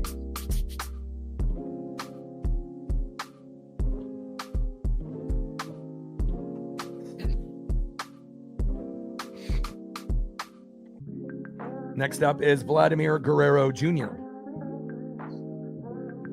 I think Robleski is done.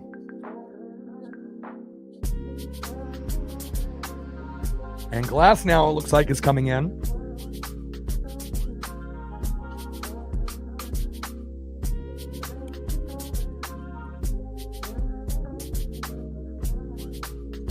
All right, Tyler Glass now, normally a starter coming into the game.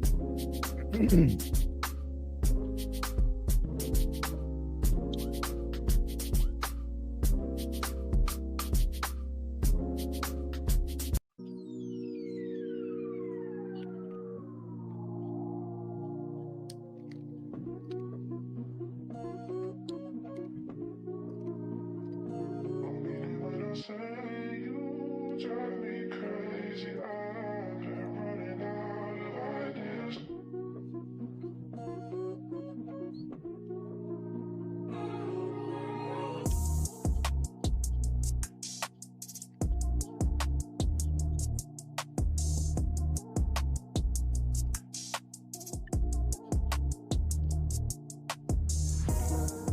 Bottom of the fourth inning, 3-1 Blue Jays.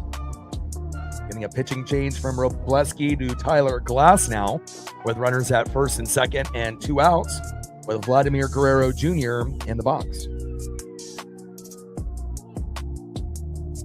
World Series game number 7, 3-1 Blue Jay lead here in the bottom of the fourth. Like, sub, donate, comment, share. If you haven't smashed that like button yet, please do. Help us get to 200 likes, 100 on the dono train, and 5 to 15 subs. Let's get it, baby.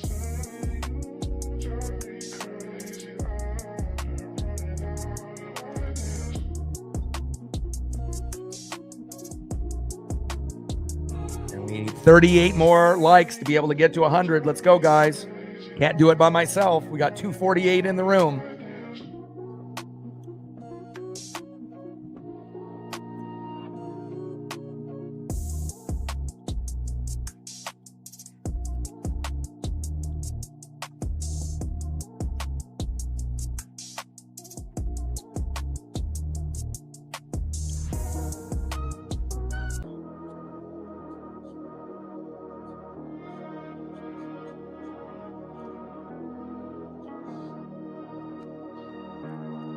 Bottom of the fourth, 3-1 Toronto. Runners at first and second with 2 outs. Tyler Glass now on the mound. Vladimir Guerrero Jr. in the box. First pitch, high and inside to Vladdy. Sinker, 96 miles an hour by Glass now. 1-0 count.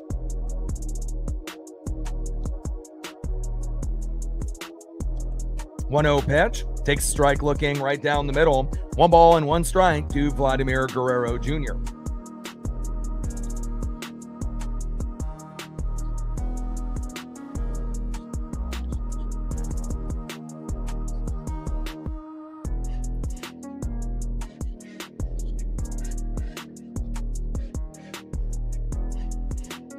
One pitch, check swing. Did he go? No, he did not. 2 balls and 1 strike to Vladimir Guerrero Jr. Now it's 3-1. Scoreboard is updated. 2-1 pitch, low and away with the off-speed curveball there by Tyler Glass now. Good save there by Will Smith, so the runners don't advance off the wild pitch. 3 balls and 1 strike to Vladimir Guerrero Jr.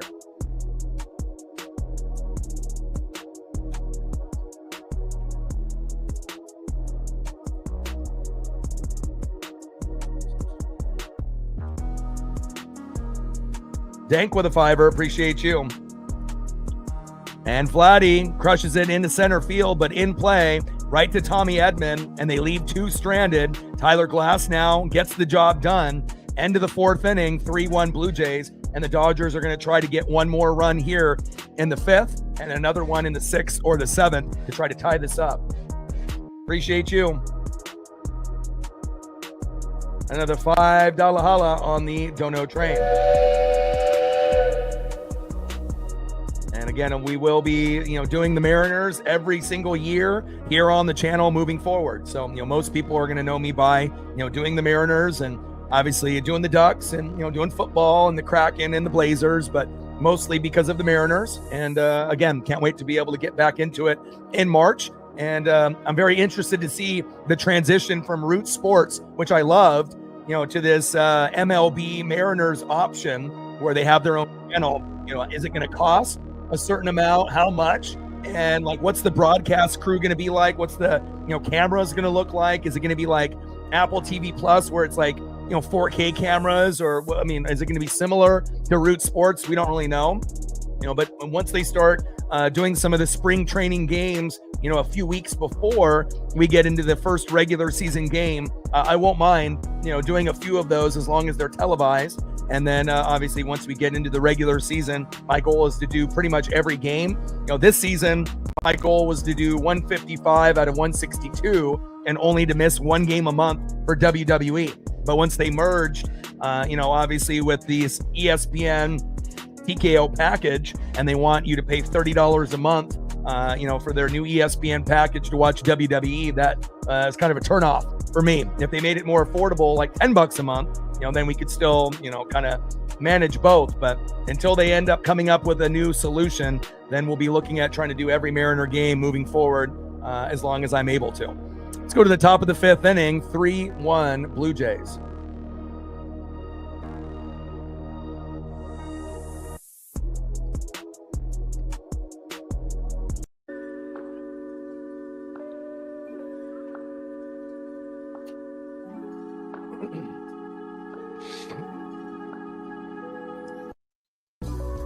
Next up for the Dodgers, 0-for-1 left fielder Kike Hernandez. Batting second, 0-for-1 with a K, second baseman, 9-hole hitter Miguel Rojas. And batting third, 1-for-2, Shohei Ohtani.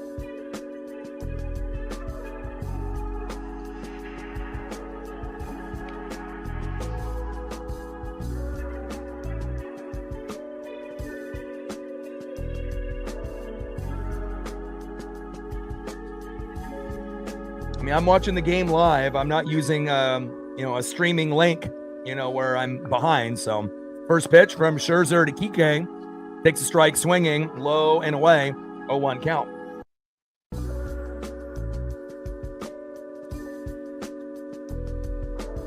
Top of the fifth inning, 3-1 Toronto. It may depend on, what you're watching it on. If you're watching it on your phone, your computer, your TV, what provider you're using. 0-1 pitch, big swing and a miss. No balls and 2 strikes to Kike Hernandez. 0-2 pitch, low and away. Slider off speed by Scherzer. 1 ball and 2 strikes with nobody on and no outs. Top of the fifth inning, World Series Game 7, 3-1 Blue Jay lead.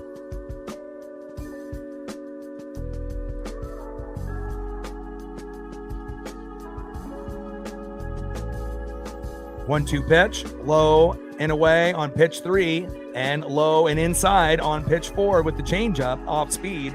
2 balls and 2 strikes to Kike Hernandez. And I know sometimes if you watch it, like on your phone, through your cable provider, if you have like an email, the phone stream is faster than the stream on the TV and sometimes even the computer. And I don't know why the phone stream is faster than the TV, the cable, or an app on your TV or on the computer itself. But that's how it normally is, based on kind of looking at everything. And that is 1 away. As they said, Kike went around.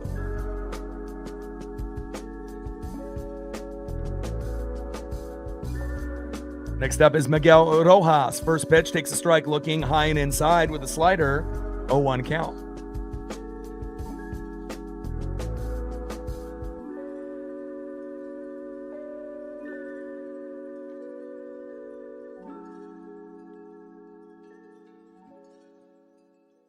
Yeah, but, you have to understand anybody that you watch the game with, everyone's going to be on a different, level depending on their provider. And a big hit by Rojas where they don't really expect anything from him. A nice single there for the, individual that only has played a little bit of time here late in this series, coming up big in a big base hit there. Nice job by Miguel. Next up is Shohei Ohtani, but, depending on if you're watching it on DirecTV or Dish or what device you're watching it on, again, everyone is either going to be, a little bit ahead, a little bit behind. And then obviously if you're using a streaming link, you're going to be like, 15 to 30 seconds behind, based off those. So, but as far as everyone else, if you're watching it live, it should be, I would assume, maybe 5 to 10 seconds, either fast or on or behind.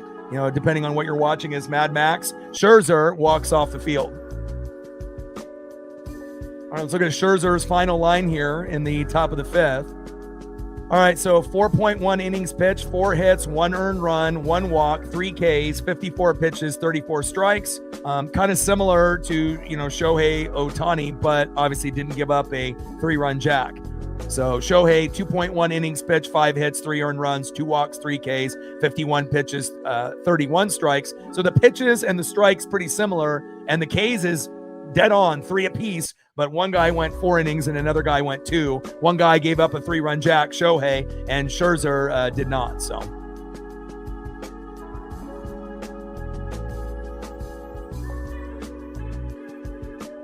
And they're going to bring in Louis Varland for the Blue Jays. So let me get the Louis Varland photo up.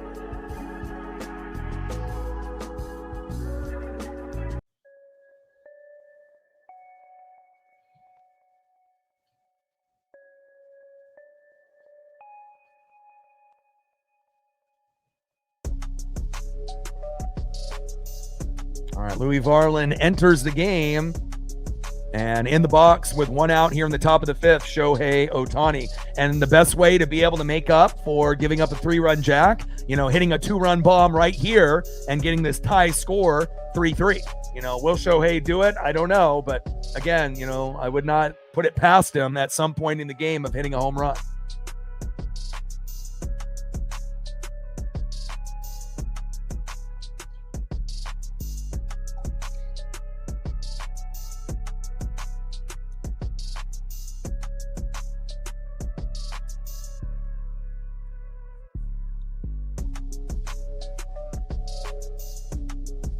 Yeah, but usually I do a little bit of research, when I'm here at home. Like I'll see the cable box, in the living room, and I'll see through Xfinity, what it looks like.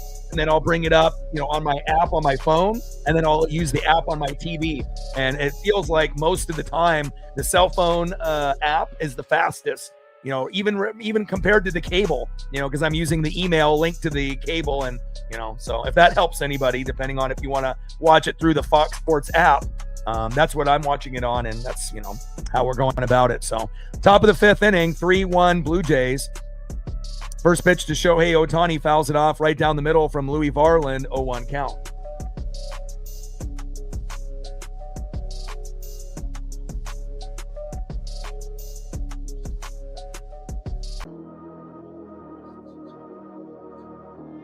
Oh, 1 pitch, big swing and a miss. Beautiful knuckle curve by Louis Varland.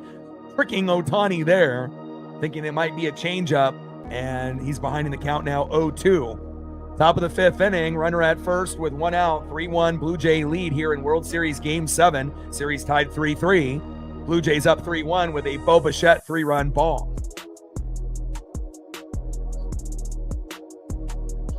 And Ohtani with a nice hit into right field, gets past Vladdy, and just like that, you got runners at first and second with one out.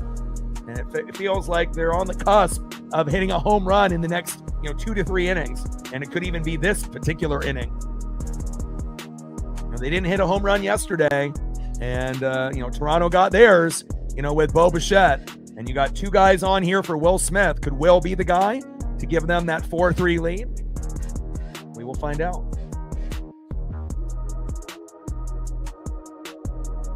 First pitch to Will Smith, takes a strike looking low and away with the knuckle curve, 0-1 count.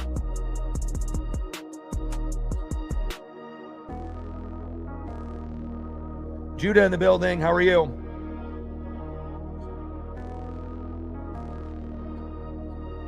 .36 career RBIs in the postseason. Will has been pretty consistent. 0-1 pitch, low and away with the knuckle curve, off speed 86 miles an hour by Louis Varland. 1 ball and 1 strike to Will Smith. Varland on the mound, Will Smith in the box. 1-1 pitch, and pops up to center field. Dalton Varsho is there. That's 2 away. Next up is Freddie Freeman. We know Freddie could hit a 3-run bomb.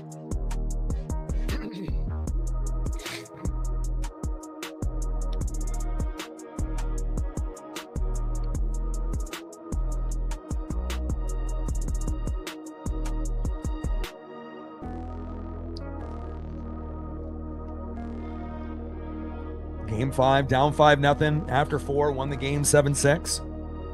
Top of the fifth inning, runners at first and second with 2 outs. Freddie with a slow dribbler towards first base, foul, 0-1 count.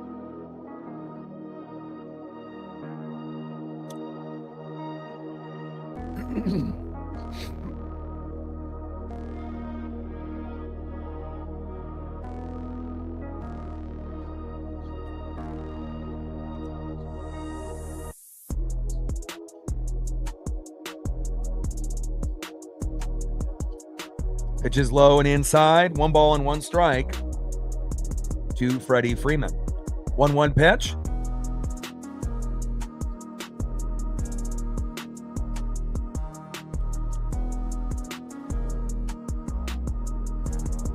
What will Freddie get? 1-1 pitch. Freddie, center field. Dalton Varsho is there, and that is out number 3. Good defense there. Good job by Louis Varlin.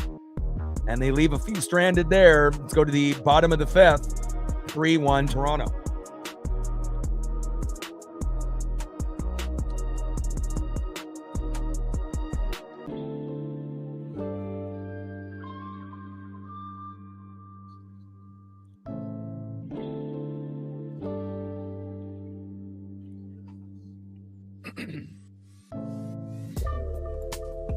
Gained a few more subs. Appreciate that.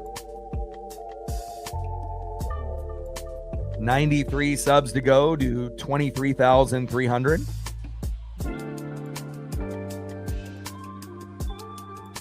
And if you just need a quick recap in the game for World Series Game 7, bottom of the 3rd inning, Bo Bichette came up to the plate and against Shohei Ohtani crushes one 442 feet in center field with Springer and Vladdy on board. 3-0 Blue Jays.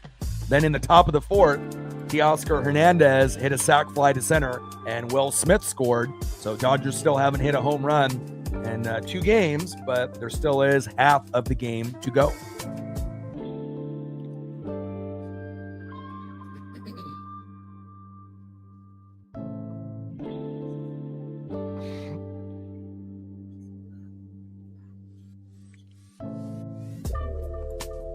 Next up for the Blue Jays, 3 for 3 with a run, George Springer. Batting second, 0 for 2 with 2 Ks, left fielder Nathan Lucas. And batting third, 0 for 2 with a run, base on ball, first baseman Vladimir Guerrero Jr.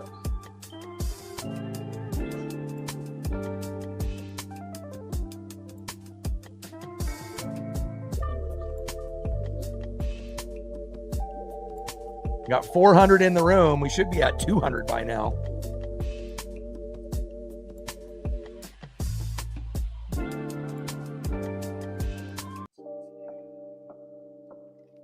Shout out to my boy Brooks Beats with the best beats on YouTube.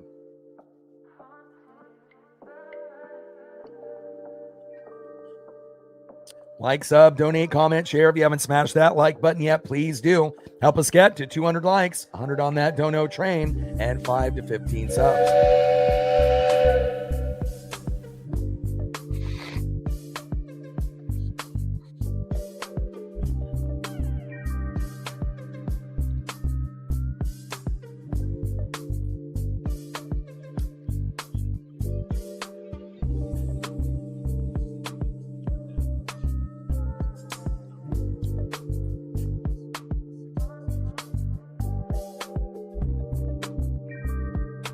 All right. First up is Bo Bichette. Seems like they didn't, review that from before. Instead of Springer, Lucas, and Guerrero. Bichette, Barger, and Kirk will be up next. Tyler Glasnow on the mound. Bo Bichette in the box. First pitch to Bo, high and away. 4-seam fastball, 1-0 count. 1-0 pitch. And crushes that one to third. An amazing catch by Muncy. And that is 1 away. Good defense there.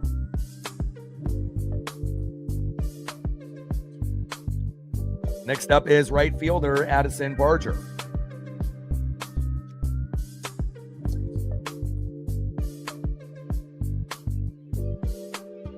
First pitch, low and at the knees with a curveball off speed, 82 miles an hour, 1-0 count.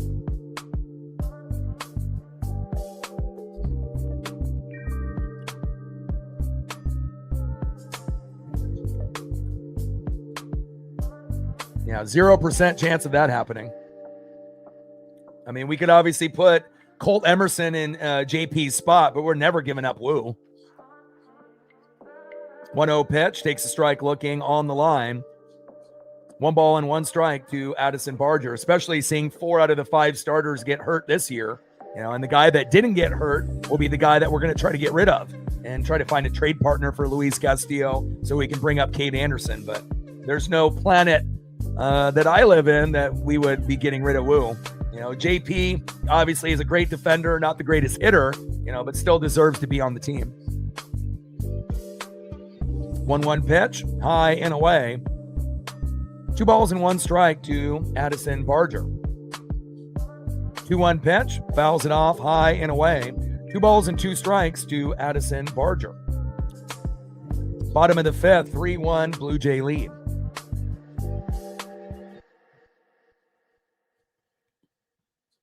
2-2 pitch, fouls it off, high and inside. 2 balls and 2 strikes to Addison Barger.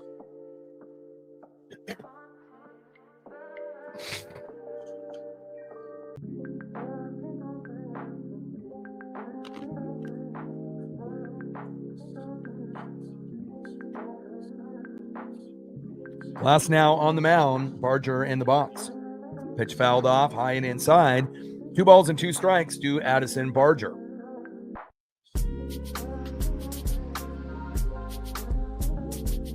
Bottom of the 5th, 3-1 Toronto lead. World Series Game 7 tied up 3 apiece. Tyler Glass now the starter on the mound in relief, and Barger in the box.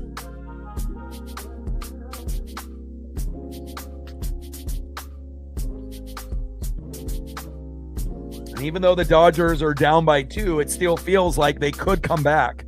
I'm not sure all the way, but you definitely feel like a rally is prone to happen at some point.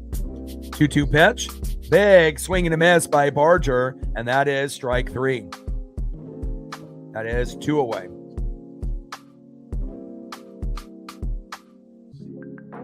Next up for the Blue Jays, 0 for 2, Alejandro Kirk.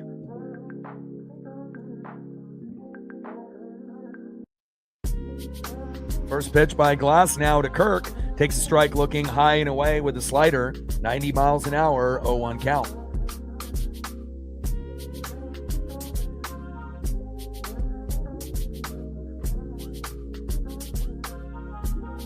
Oh for 2 with a foul out and a line out by Alejandro Kirk. Bottom of the 5th, 3-1 Blue Jays with nobody on and 2 outs. World Series Game number 7 here in Toronto. 0-1 pitch fouled off behind the plate. No balls and 2 strikes to Alejandro Kirk. Yeah, me too. Again, just kind of heartbreaking to be so close. But again, it definitely gives us, something to look forward to next year and years beyond. And a little blooper, and that drops in.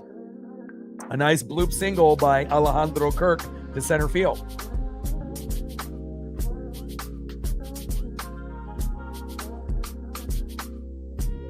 Next up is center fielder 0 for 2 with a K, Dalton Varsho, who's been making some amazing plays defensively for the Blue Jays here tonight.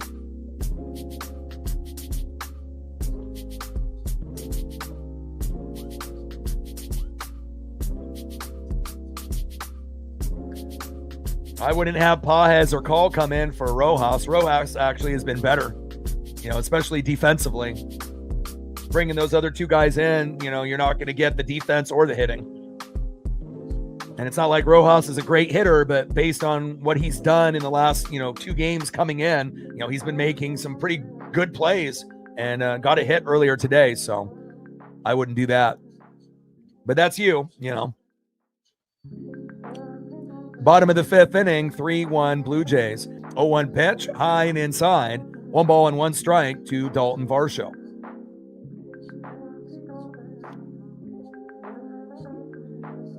The only other people that have hits right now are Ohtani, Will Smith, and Freddie Freeman, and including, Rojas. So, Pajes was good in the regular season, but he was on a big slump, and Call is not even worth a call, in my opinion. And that is out number 3. End of the 5th inning, 3-1 Toronto.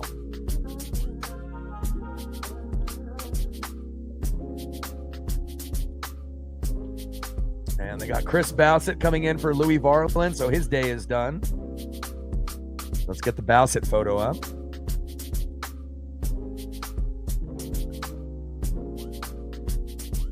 All right, Chris Bassett replacing Louis Varland.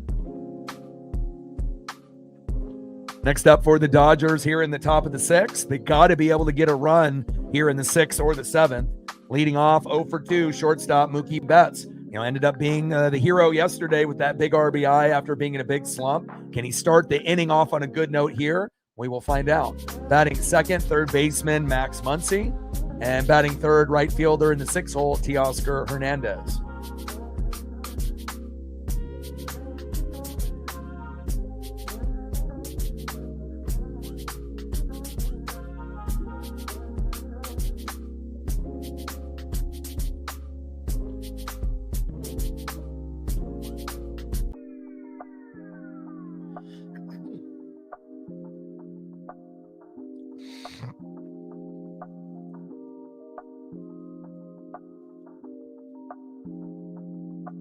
$20 more to get to 100. Let's go.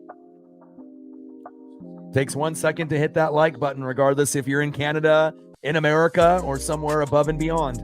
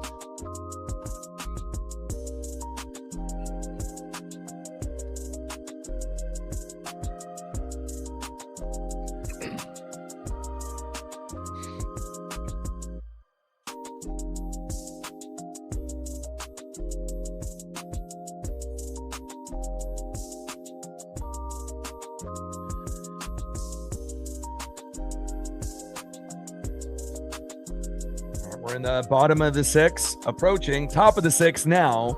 3-1 Blue Jays. Mookie Betts in the box. Chris Bassett on the mound.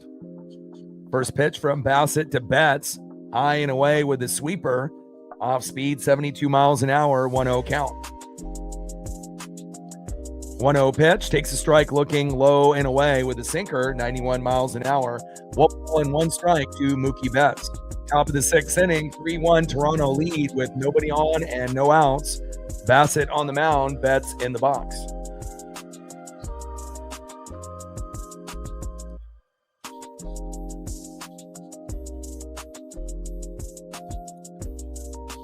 One pitch in there for a strike. Takes it looking with that sinker, 91 miles an hour. 1 ball and 2 strikes to Mookie Betts. 1-2 pitch. Low and away with the sweeper, off speed, 75 miles an hour. 2 balls and 2 strikes to Mookie Betts.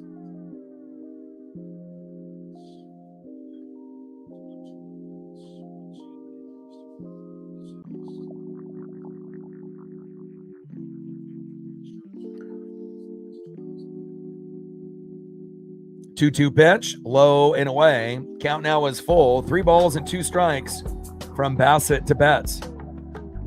When I took Paisley on that late walk after the World Series last night on Halloween, I ended up only seeing, maybe a handful of people, and again, it was raining, so I didn't assume that a lot of kids or older kids would be walking in the rain for candy and whatnot, but, you'll always end up seeing some no matter where you live, and that ends up being a walk to Mookie Betts.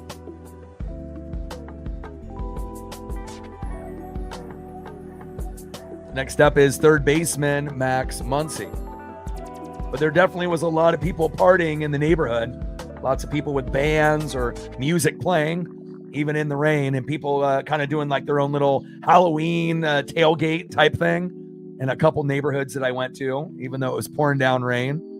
But again, you got to enjoy yourself any way you can, I guess. Next up is Max Muncy. First pitch, fouls it off. Low and away, 0-1 count.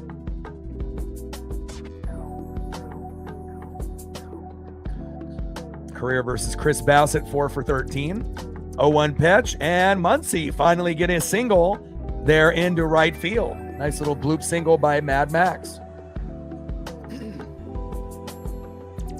Next up is Teoscar Hernandez, and now you got runners at first and second with no outs, and this is the best position the Dodgers have been in a few innings.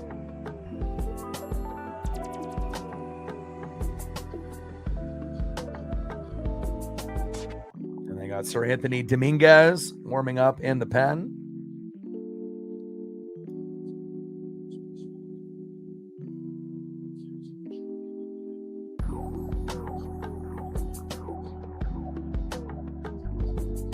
Remember, the Dodgers haven't homered, in 2 games, so they're overdue. Someone more than likely is going to hit a home. Is it going to be a solo dinger, or is it going to be an impactful homer, 2-run blast, 3-run jack, or grand salami? And I think there's a high probability of the Dodgers hitting a minimum of 1 before this one is over. But it just depends on how big of a homer will it be. Like if Teoscar homers here, it ends up being 4-3 and gives them the momentum, but we will find out. First pitch, takes a strike, looking right down the middle, 0-1 count. 0-1 pitch, low and at the knees, 1 ball and 1 strike to Teoscar Hernandez.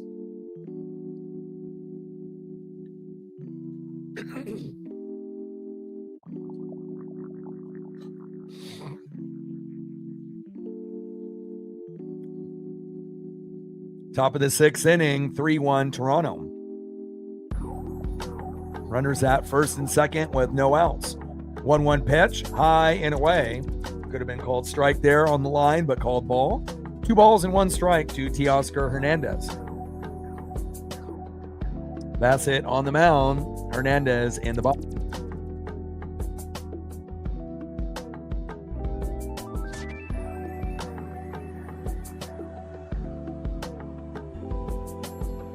Two-one pitch, fouled off right down the middle. 2 balls and 2 strikes to Teoscar Hernandez.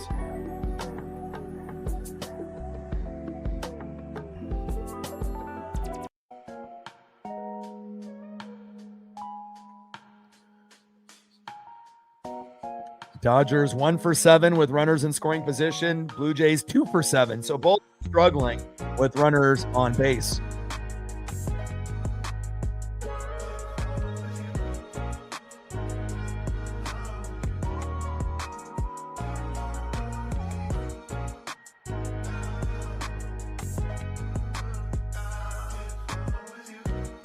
Two-two pitch and a little slow dribbler right to Bassett.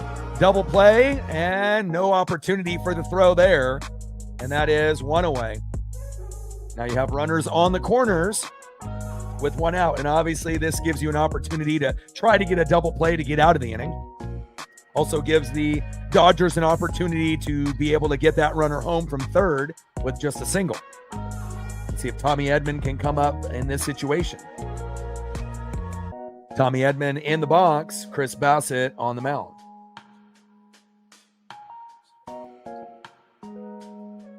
Edman is 0 for 2.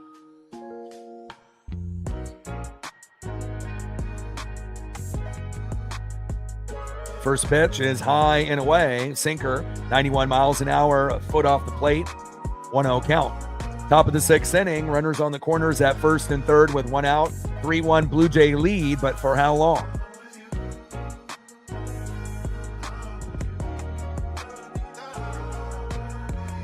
One-0 pitch, fouled off, high and away. 1 ball and 1 strike to Tommy Edman. I actually was fast forwarding, as far as like looking at schedules after baseball wraps up tonight. And potentially there's a game on Friday where USC is on where I might do that game.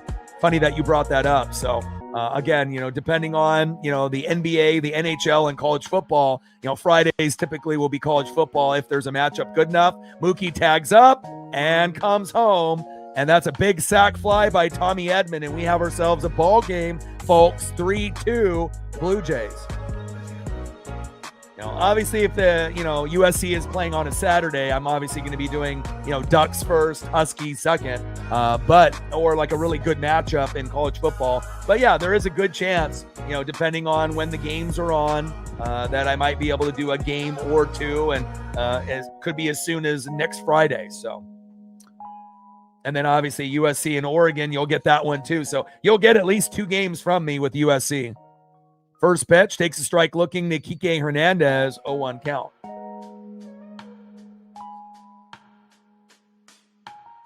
Kike in the box, Bassett on the mound, 0-1 pitch. Another strike right down the middle to Kike Hernandez. No balls and 2 strikes from Bassett to Hernandez. I'm looking forward to it as well. There's some pretty good teams in the Big Ten and good teams in college football like there is every single year. A lot of movement in the top 25. Hopefully Washington will stop getting disrespected and they can finally, move their way up, into the polls, and we'll see where it goes. Kike with a big base hit in the right field, and that's been a common theme here today. Huge hit by Kike, and Bassett is getting roughed up here a little bit. And the game was 3-1 minutes ago, now 3-2. And now they're looking like the Seattle Mariners with 2 outs, finding a way to keep the inning alive. And the Mariners were one of the best teams in baseball with 2 outs as well in the 6th, 7th, 8th, and 9th innings. Let's see if Miguel Rojas, who normally is not a very good hitter, he's more in there for defense rather than Pajes or Alex Call, but he is one of the guys that has a hit today. Can he end up getting another hit and being one of the unsung heroes for the Dodgers? Let's find out. First pitch from Bassett to Rojas. Takes a strike looking with a cutter, 0-1 count. Yeah, definitely looking forward to USC Oregon and Oregon Washington at the end of the regular season. 0-1 pitch, high and inside. 1 ball and 1 strike to Miguel Rojas. And I feel like the series shifted slightly, for the Dodgers when they did make that adjustment by putting Rojas in the game and benching Pajes, which should have been probably done earlier in the series, but, better late than never. And obviously putting Alex Call in there didn't really do them anything either. Big swing and a miss, low and away. 1 ball and 2 strikes to Miguel Rojas. But again, you don't really expect anything from Miguel in the box. You want him to make great plays on defense, and he's defensive oriented, but it's not like Miguel hasn't made a big hit here and there in his career. 1-2 pitch, high and inside. 2 balls and 2 strikes to Miguel Rojas.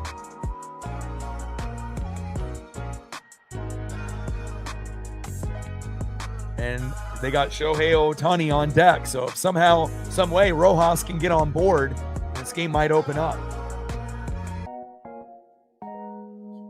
2-2 pitch. And Rojas crushes it into first base territory. Foul.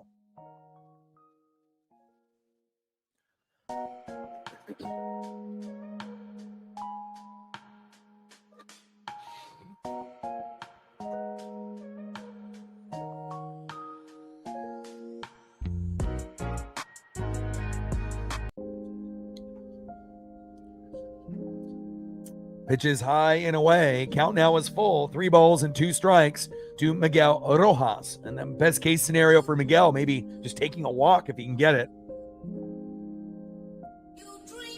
I mean, obviously, best case scenario would be 3-run bomb, making it 5-3 Dodgers. But I don't know if Miguel has that in him. Yeah, definitely don't want Ohtani on board with bases loaded. Agreed. 3-2 pitch. And Rojas with a slow dribbler. And the tag is made by Chris Bassett, and just in the right place at the right time. He's lucky, because if it was a second slower, Rojas would have ran past him, and who knows what kind of throw you would have had to first base. You would have assumed it would have been a regular play, but sometimes the things that seem regular end up being irregular. 3-2 Blue Jays, so now they're hanging on by a lead of 1 rather than 2. Let's see if the Blue Jays can add on to their lead for some insurance here in the bottom of the 6th.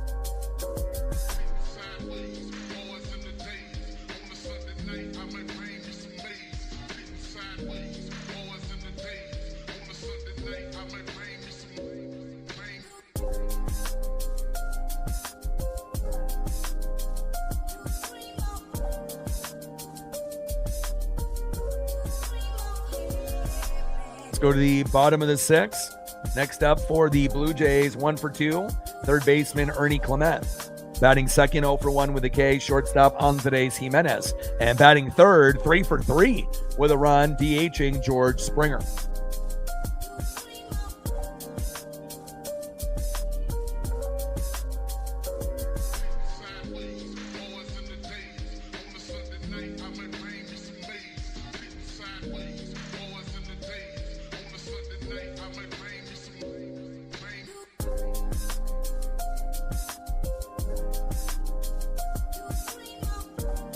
I mean, if Pa has played better in the beginning of the series, maybe he would be in that position. But, if you play like shit and you're in a slump, you're going to get benched at some point or another.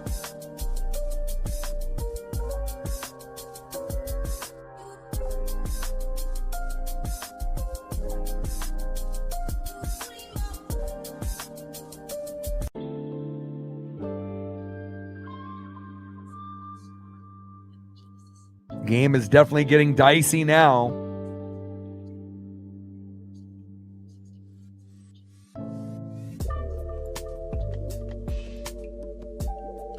Bottom of the 6th inning, 3-2 Blue Jays, Game 7 World Series, tied up 3-3, winner take all.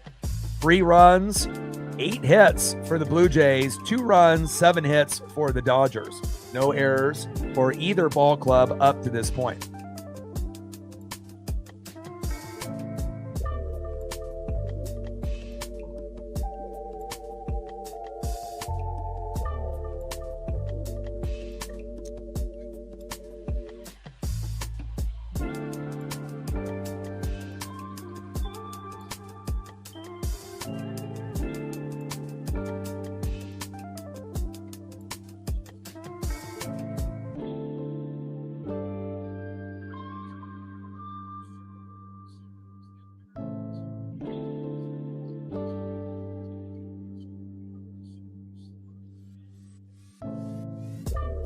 First pitch from Tyler Glass now to Ernie Clement. High and away with a slider, 1-0 count.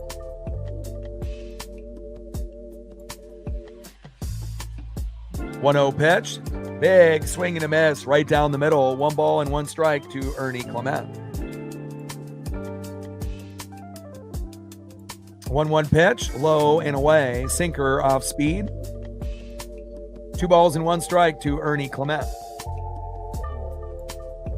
Bottom of the 6th inning, 3-2 Blue Jay lead here in World Series game number 7. Glass now on the mound. Ernie Clement in the box. 2-1 pitch, low and away. Slider missing by a few inches there. 3 balls and 1 strike to Ernie Clement.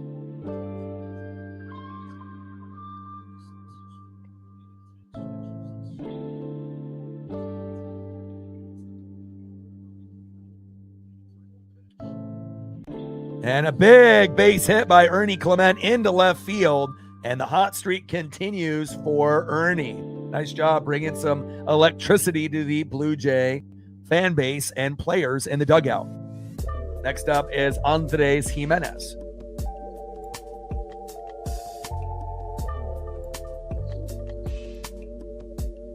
Ernie Clement batting .408 in the World Series.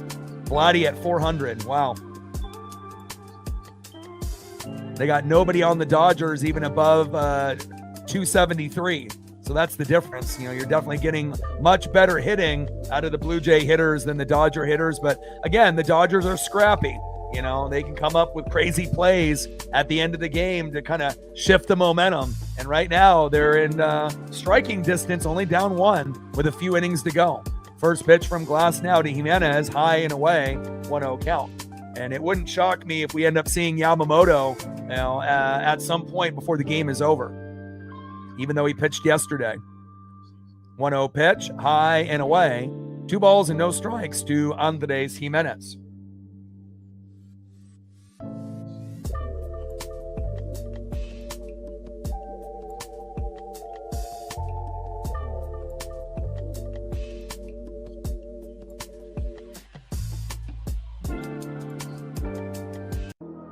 Two 0 pitch and ends up trying to take that bunt. Pulls back. high and away. 3 balls and no strikes to Andres Jimenez. 3-0 pitch. Takes a strike looking right down the middle with the four-seam fastball, 95 miles an hour.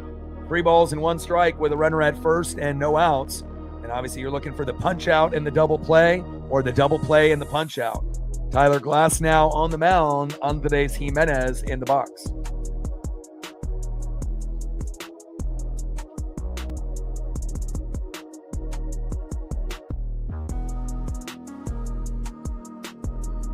And Clement with the stolen bag and takes a strike looking low and away. Count now is full. 3 balls and 2 strikes to Andres Jimenez, and now they have a runner in scoring position. And you couldn't have asked for a better game, where it's actually close and it's not just a blowout. Obviously, the team that's having the blowout would love it. And a big hit into right field. And that's going to end up scoring a run. Wow. And just like that, 4-2 Toronto. Huge, big play. And Jimenez has been struggling. For him to finally, come up big, for a guy that's got the lowest batting average on the team, a mere 222. And he comes up with big base knock for some insurance against the Dodgers. Huge play by Jimenez. Worst hitter on the team in this World Series run, and comes up with one of the biggest plays in Game 7. Nice. Next up is George Springer.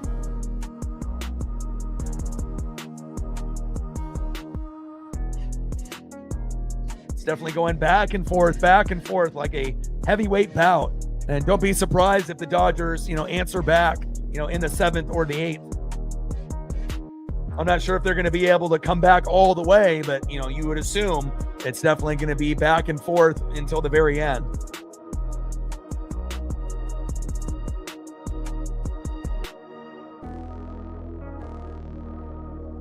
And now you got George Springer in the box, who's 3 for 3, potentially could go 4 for 4. First pitch, takes a strike swinging high and away, 0-1 count.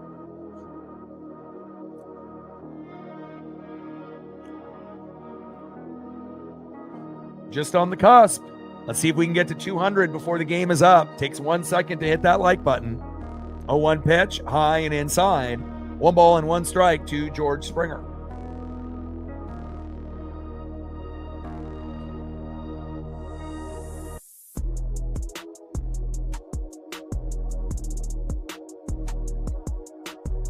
Bottom of the 6th inning, 4-2 Toronto lead. Runner at second, Jimenez. No outs. George Springer in the box, who's already 3 for 3.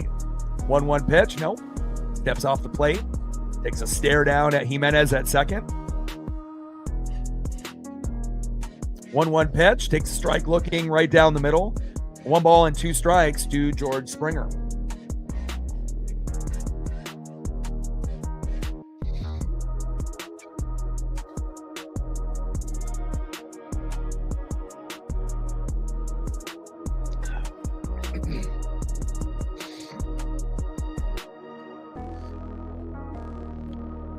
One-two pitch, big swing and a miss, and down goes Springer, and that is 1 away. Down goes George. Next up is left fielder Nathan Lucas, 0 for 2 with 2 Ks.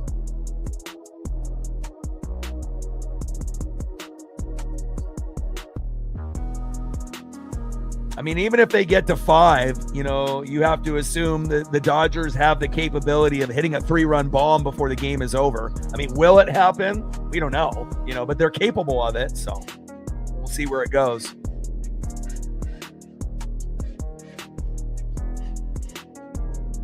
I mean, to really feel comfortable, you probably want to be sitting at, somewhere in that 6 to 10 run range, based on the Dodgers being at 2. Time is running out, but, both teams can explode for, 1 to 5 runs in any given inning, in any given time. So even though it's only 4-2 at this moment, that doesn't mean it's going to end 4-2. And a hard hit ball into center field, but Edman is there. Jimenez tags up from second, sliding into third, and he is safe. 2 away.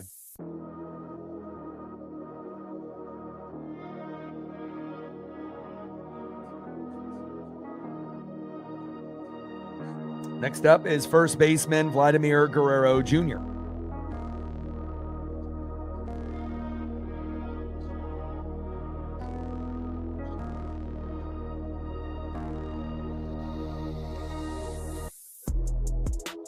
Bottom of the sixth, runner at third with 2 outs, 4-2 Blue Jay lead, and obviously Toronto has the momentum at this point, being at home, being up by 2. You know, it's like it's pretty much their World Series to lose at this point. You're ahead.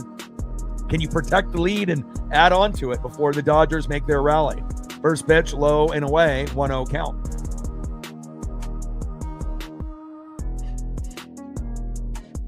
Slow dribbler towards third, throw to first. And that is out number 3. Runner at third is stranded, but not after the Blue Jays score one more for insurance. End of the 6th inning, 4-2 Toronto.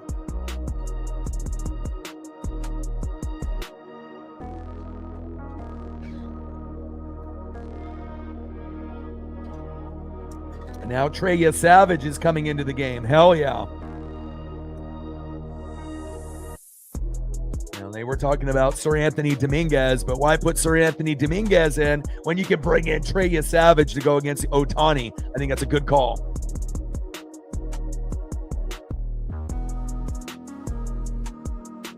All right, Trey Savage, the rookie stud, coming in here late in relief. And we'll find out if the Dodgers do the same thing with Yamamoto at some point before the game is up as well. Trey Savage on the mound. Coming into the game, Shohei Ohtani leading off. On deck, Will Smith. Batting third this inning, Freddie Freeman. And if there's anyone that could get these 3 players out, it's definitely Trey Savage.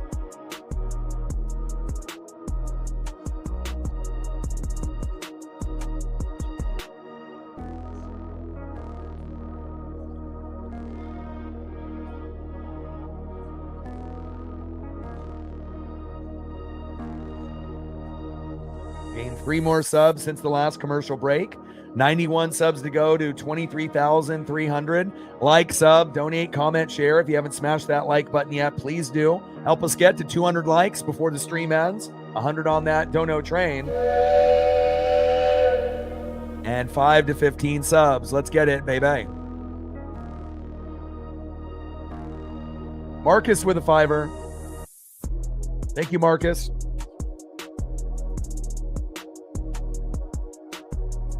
And Marcus sent that about 25 minutes ago, but I didn't notice it on my notifications until just now. Shout out to Marcus. Another $5 dono on the dono train.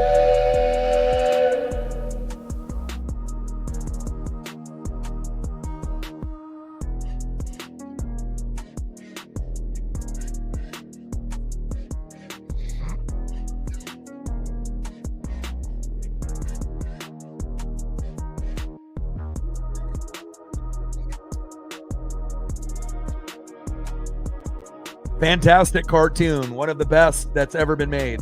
No doubt about that.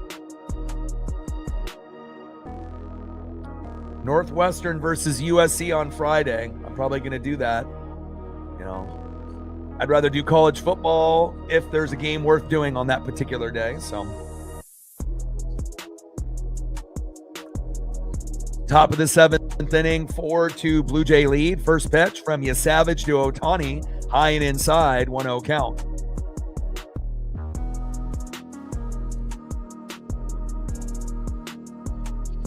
Trey Savage on the mound, Ohtani in the box. And then tomorrow's schedule, we're either going to do 2 streams or 1. If we do 2, we're going to do the Chiefs and the Bills first, and then the Seahawks and the Commanders after that on Sunday Night Football. But if we only do 1 stream, we'll probably do the Commanders hosting the Seahawks as the primary, you know, just based off the time being in the evening. 2-0 pitch, low and away, and this is not something that we anticipated. Trey Savage looking a little off, but again, he's been sitting, you know, for 2 hours and 20 some minutes. It's definitely tough to get locked in when you just come in, you know, and normally he's a starter, not a reliever, so different type of preparation and method to the madness.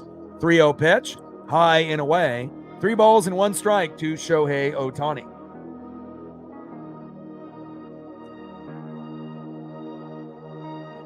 And Ohtani with a walk. Yeah, Seahawks at the Commanders. And it's a trap game for Seattle, but even if Jaden Daniels were to be the quarterback, I still think Seattle has a very good chance of winning that game. Next up is Will Smith. First pitch to Smith, low and at the knees with the slider, 1-0 count. Commanders have been kind of up and down this year, so some games they've looked pretty good, other games not so much. And obviously injuries have taken a toll on that team from the success they had last year with Dan Quinn and Jaden Daniels as a rookie getting to the NFC Championship game and losing to the Eagles. Not going to the NFC Championship game this year. Washington Commanders. Top of the 7th inning, 4-2 Toronto. Savage on the mound, Will Smith in the box. And again, the game is still in reach. They're down by 2, but if anybody could come back from 2, in the 7th inning or later, it's definitely the Dodgers. The big question is, will they come back? And will Toronto continue to score more runs before this one is up?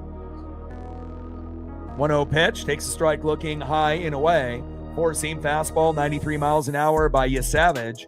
1 ball and 1 strike to Will Smith. Yeah, there's nothing that's a for sure thing in football.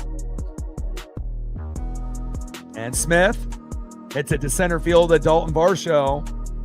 And Shohei scampers back to first base, and that is 1 away.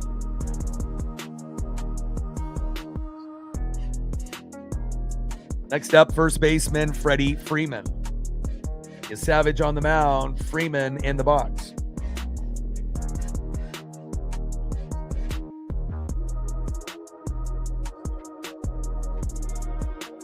Yeah, plus, when you go on the road, anything can happen. It's a lot harder to win games on the road than it is at home. First pitch, high and away, 1-0 count. 32 to 150. Let's get there, TJ. 1-0 pitch, takes a strike looking right down the middle. 1 ball and 1 strike to Freddie Freeman. Top of the 7th inning, 4-2 Blue Jay lead with a runner at first. Shohei with 1 out. The Dodgers are going to continue to scrap until it's actually over. And again, even though it feels like Toronto is in the driver's seat, with 1 swing, the game could be tied. 1-1 pitch, high and away. 2 balls and 1 strike to Freddie Freeman.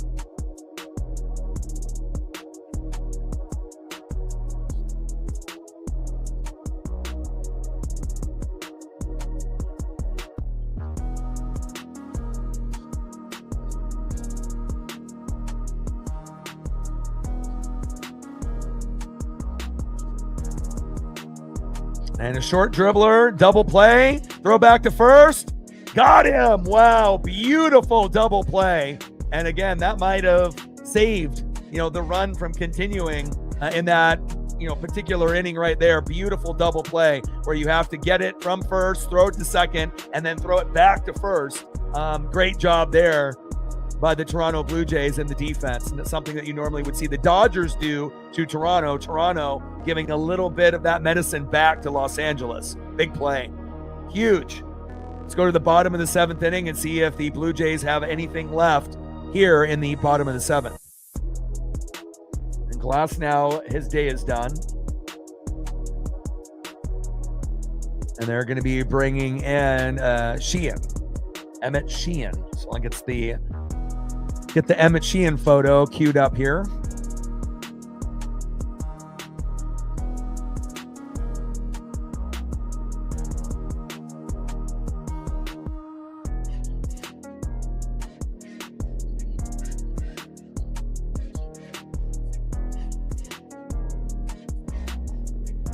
All right, Sheehan enters the game for the Dodgers. Next up, 1 for 2 with a run, 3 RBIs, a base on ball. And the hero so far with a 3-run blast, Bo Bichette.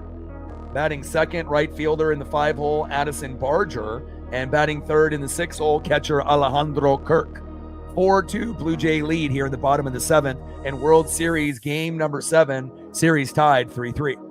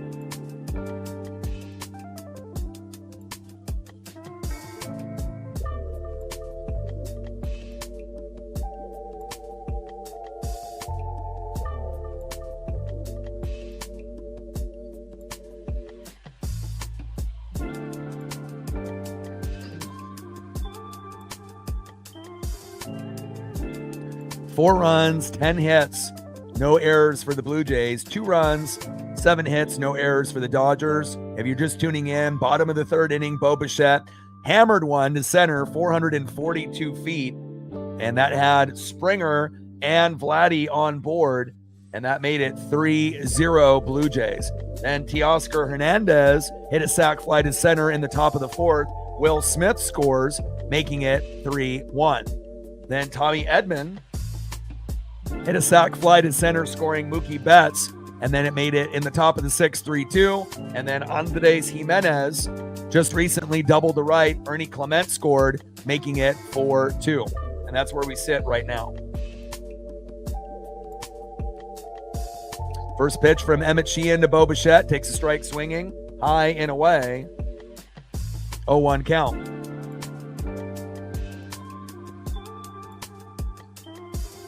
And the Let's Go Bo chants go wild here in Toronto. 0-1 pitch. Big swing and a miss.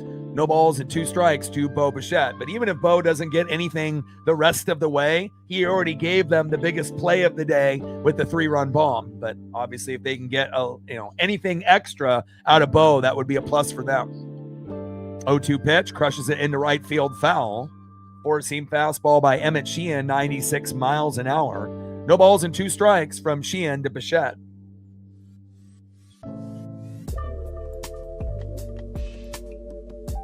0-2 pitch, low and away, off-speed curveball, 80 miles an hour by Sheehan. 1 ball and 2 strikes to Bo Bichette. Emmett Sheehan on the mound. Bo in the box.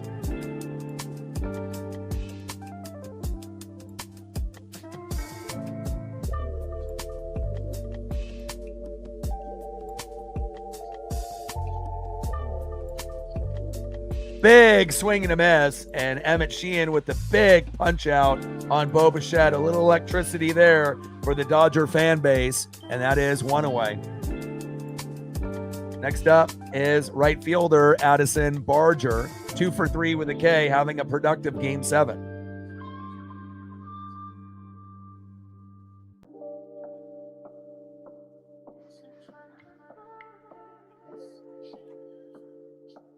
First pitch, low and at the knees. Good recovery there by Will Smith. Off the hop into the dirt, 1-0 count. Curveball, 79 miles an hour off speed by Sheehan. 1-0 pitch, takes a strike looking low and away. 1 ball and 1 strike to Addison Barger.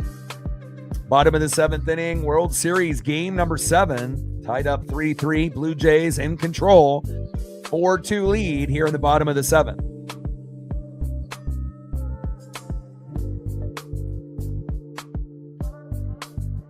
One pitch, low and at the knees. Low and away with that changeup. 2 balls and 1 strike to Addison Barger.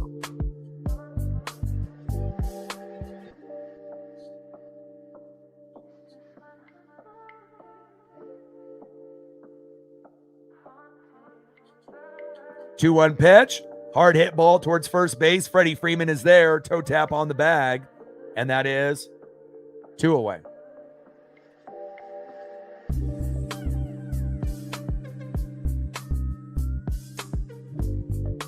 Next up is catcher in the 6 hole. 1 for 3, Alejandro Kirk.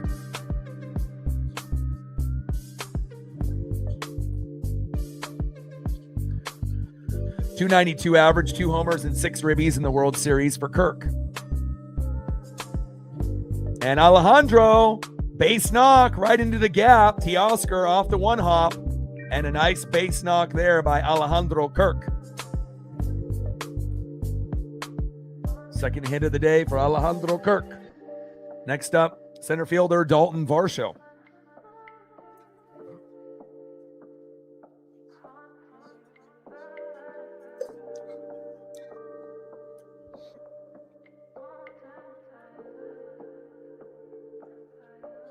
First pitch, takes a strike looking high and inside.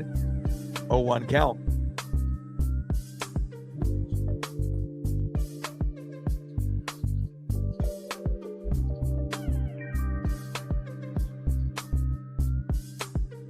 Bottom of the 7th, runner at first with 2 outs. Blue Jays up 4-2. It's definitely their World Series to lose at this point. They've been in firm control since the Bo Bichette home run.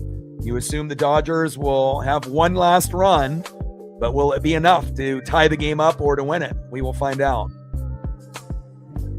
0-1 pitch, high and inside. Four-seam fastball missing by inches. 1 ball and 1 strike from Sheehan to Varsho.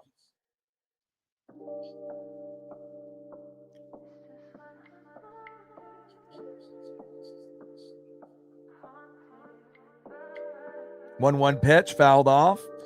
Low and away. 1 ball and 2 strikes to Dalton Varsho. I mean, if you actually are looking at every game, if you've watched with us, obviously in your own home, the Blue Jays are the more deserving team based on the play that we've seen in these 7 games, from top to bottom. But, again, just because you're the most deserving, doesn't necessarily mean you win all the time, but they're definitely in control at this point. And they've been able to have some great pitching, great defense. They're a better hitting team than the Dodgers at this point, better bullpen as well. I mean, really, almost every single thing, is favoring Toronto at this point. And Varsho strikes out swinging, and that is the end of the 7th inning. Nice job by Emmett Sheehan for the Dodger fan base. Let's go to the top of the 8th. They're running out of time to be able to tie this game up or take the lead. Next up for the Dodgers, 0 for 2 with a run and a base on ball, Mookie Betts. Batting second, 1 for 2 with a base on ball, third baseman, Max Muncy. And batting third, 0 for 2 with an RBI, right fielder, Teoscar Hernandez. And it feels like if they don't get the home run, they're not going to win. So if the Dodgers end up hitting a home run, there's a good chance that they can tie this game and maybe take it into extras. And who knows, maybe come back and win the World Series. But if you don't end up getting the home run, even if it ends up being a solo dinger, it feels like they need a home run, to be able to. Now, it's obviously possible they can go back-to-back hits and find an RBI sequence to help them get back in the game. They could go that particular route, or you can end up having a meltdown by the pitcher where you end up walking a guy or two, and then someone comes up with a big RBI as well that could score 2. But, it still feels like, that home run has been, you're waiting on it, and they're definitely overdue. And at this point, they haven't homered in 2 games, which is kind of rare for the Dodgers. So we'll see if Betts, Muncy, or Hernandez has any magic left for the Dodgers. And I would assume Trey Savage will still be out there for the Blue Jays.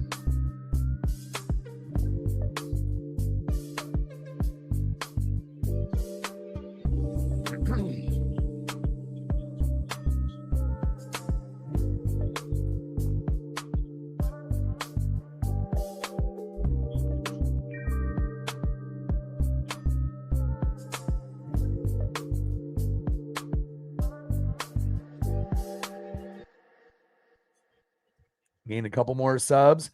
90 subs to go to 23,300. Shout out to all the new subs that we've acquired here today.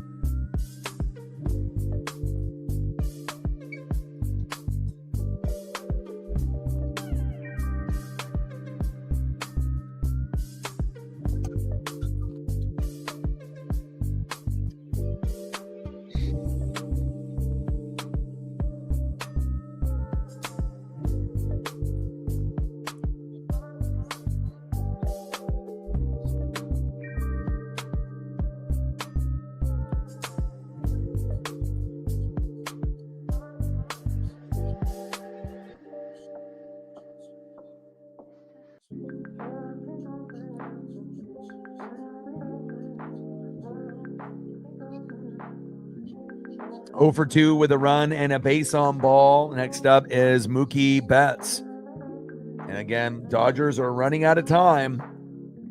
They got to try to get 1 run here in the 8th, or 1 in the 9th, or 2 in the 8th, or 2 in the 9th. First pitch from Savage to Betts. Takes a strike swinging. 0-1 count. But if they have Trey pitch the rest of the way, this might be a 4-2 final and a Blue Jay World Series pennant. 0-1 pitch, big swing and a miss, low and away. No balls and 2 strikes to Mookie Betts. Betts in the box. Trey Savage on the mound. 0-2 pitch, fouled off, low and at the knees. No balls and 2 strikes to Mookie Betts. Iowa.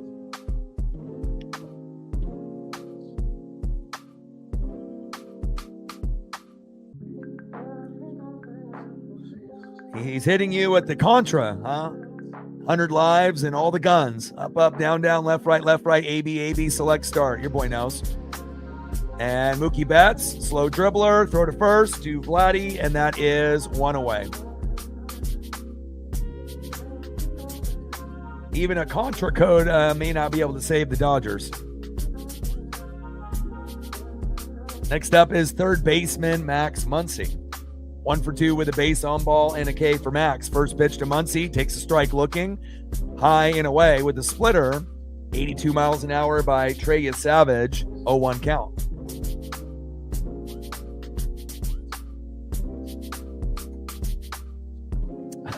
Oh, 1 pitch, low and at the knees. 1 ball and 1 strike to Max Muncy.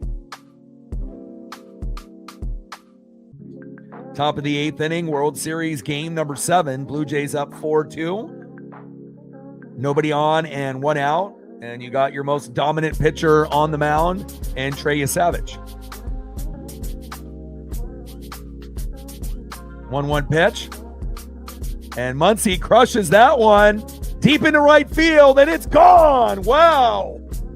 And just like that, there it is. I told you that home run was coming. And again, when you have that ESP, sometimes you just know, even a solo dinger, and there we go. Sometimes, it just takes a little bit more time for a guy like Gino. He's going to strike out a lot, but eventually he's going to get you with the big home run. And just like that, 4-3 Blue Jays. Wow. And now the confidence has risen for the Dodgers. Up, up, down, down, left, right, AB, AB, select, start. Guess it worked. Next up for Trey Savage, Teoscar Hernandez. And the best case scenario for the Dodgers is Teoscar goes yard as well. What a game. Crush that ball. First pitch, takes a strike swinging, low and at the knees. 0-1 count. And Teoscar is due for a home run at some point. I mean, we're in the 8th, so it's not like he would more than likely get another chance. Slow dribbler up the middle. Throw to first, and that is 2 away. Down goes Teoscar. Next up is Tommy Edman. And the Dodgers, they just keep, chipping away. Just when you feel like, the Blue Jays, might end up doing it, then the Dodgers answer back. And again, until the game is ended, there is a good chance that, you may end up seeing this game go into extra innings. And I think, look, Trey Savage's day is done. And that's kind of shocking, right? Because you don't really assume Trey's going to give up a home run. You don't expect really Ohtani to give up a 3-run bomb, but definitely gave him some solid innings besides that home run. And if you're a Blue Jay fan, at least it was only a solo dinger, not a 2-run jack or a 3-run bomb like Bo Bichette did. So at least you're still ahead. The game isn't tied and you're not down. So at least you have that going for you.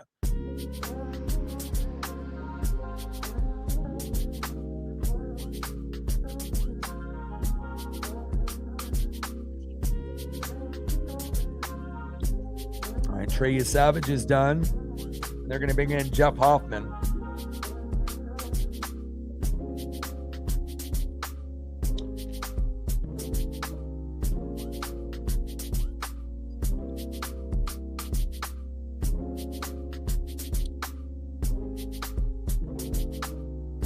All right, Jeff Hoffman enters the game.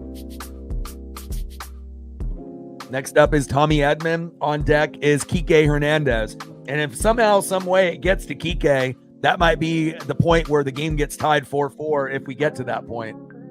But we'll see if Tommy Edman can continue this inning here in the top of the 8th. 4-3 Blue Jays.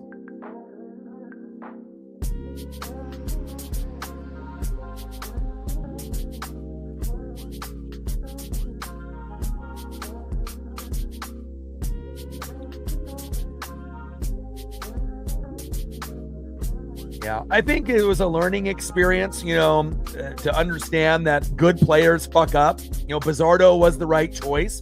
One bad pitch, ended the season. If he doesn't pitch that pitch, I truly believe we would have won that game 3-1. The rest of the way. I don't think either team would have scored, the rest of the way after the 7th. And if the Blue Jays, can go toe to toe, with the Dodgers, why not the Mariners? And so, we'll see who ends up winning this. If the Blue Jays win, then it'll give Mariners hope that a team like the Blue Jays, which is similar to the Mariners, could win it all next year or in the near future. If the Dodgers win, obviously it would be heartbreaking for the Blue Jay fan base because they pretty much have been in the driver's seat, this whole series. They've been the better team the whole series. But again, when you end up playing a juggernaut that won the championship last year and a team that just doesn't go away, anything is possible. First pitch is high and away to Tommy Edman, 1-0 count.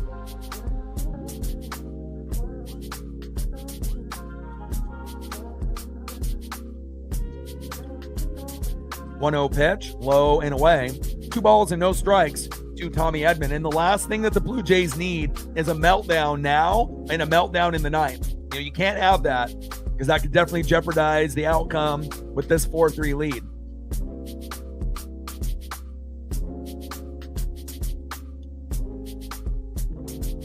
And you got that first home run by the Dodgers in 2 games. Do they have any more magic in the 9th for one more? Little slow dribbler on the 2-1 pitch, throw to first, and that is out number 3.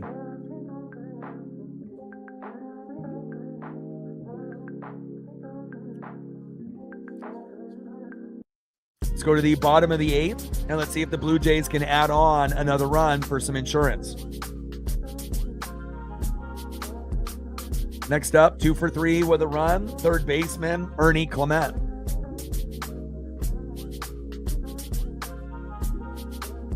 Batting second, 1 for 2 with an RBI and a K, shortstop Andres Jimenez. And batting third, 3 for 4 with a run and a K, DHing George Springer.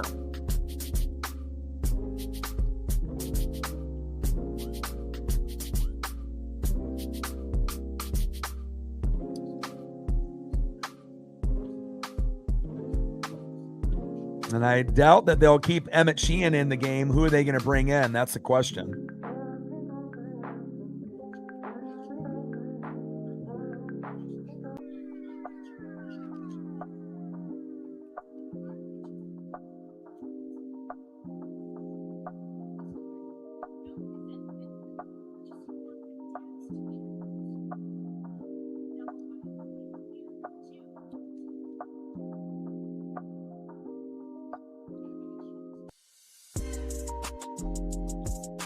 And I think one thing, that we learned as Mariner fans as well, when you end up being the underdog and you're going against a powerhouse like the Dodgers, even though they have a weak bullpen, it's not easy, and it's going to be a battle and a war. And, again, we don't even know who's going to end up winning this. It still feels, like the Blue Jays are in control, but the Dodgers gained some momentum with Uncle Mo with that Muncy home run.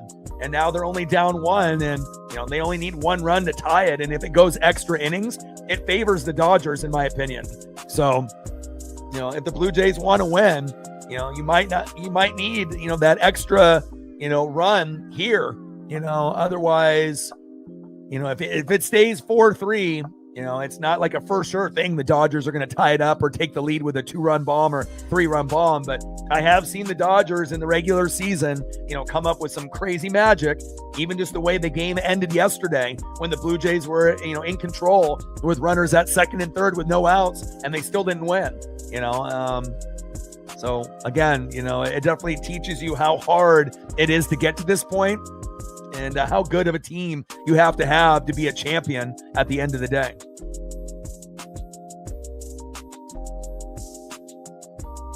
But I think it gives us Mariner fans, a lot of hope that, we can do this. That was our first, really, really good year. After the good year we had in 2022, this team was better. And again, it feels like we're going to be going to the playoffs often with this new regime. First pitch to Clement. Big swing and a miss. I can't believe they have Sheehan still out there. This is insane. If Sheehan can get them out of this inning, wow. 0-1 pitch. High and inside. 1 ball and 1 strike to Ernie Clement, unless they only, use him for like a batter and then they pull him and bring someone else in. But I am shocked that Sheehan is in the game right now. 1-1 pitch, fouled off, high and away. 1 ball and 2 strikes to Ernie Clement. Nice. Anytime you can get a dub in college football, that's always a positive. Bottom of the 8th inning, 4-3 Blue Jays. Emmett Sheehan on the mound, Ernie Clement in the box. 1-2 pitch, low and away. 2 balls and 2 strikes to Ernie Clement.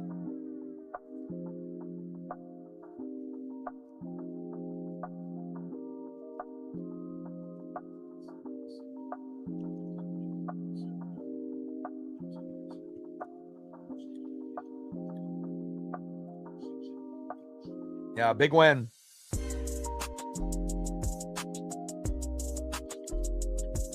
Two-two pitch. Hit deep.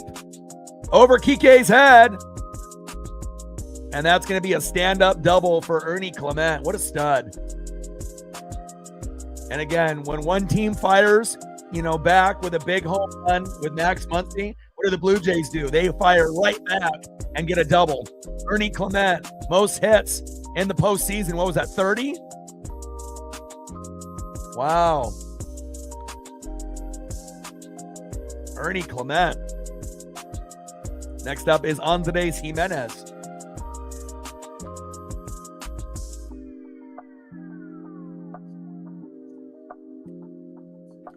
And again, I was kind of shocked that they had Sheehan out there to begin with. And, Dave Roberts should have been smarter, than that. But, and now they're going to bring in Blake Snell, which is probably the person that you should have started the inning with.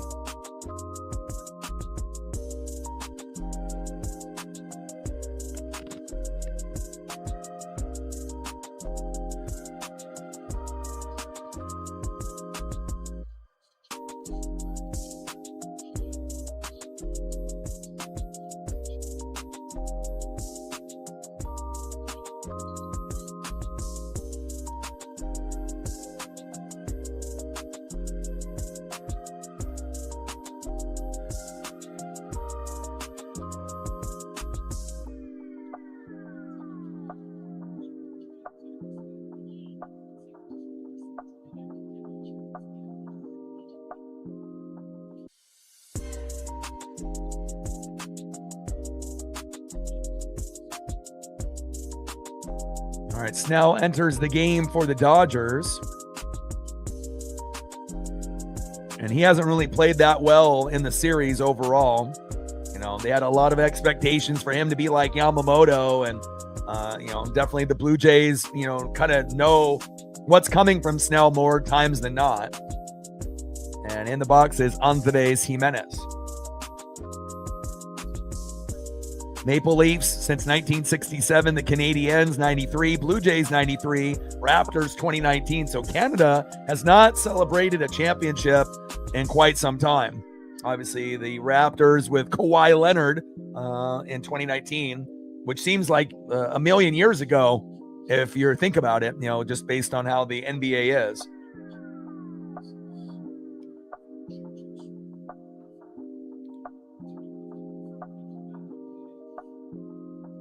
Blake Snell on the mound, Andres Jimenez in the box.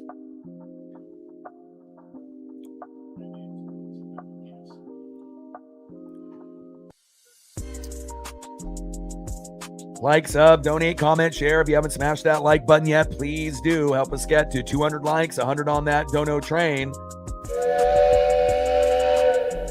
And 5 to 15 subs. Bottom of the 8th inning, 4-3 Blue Jay lead. World Series, game number 7.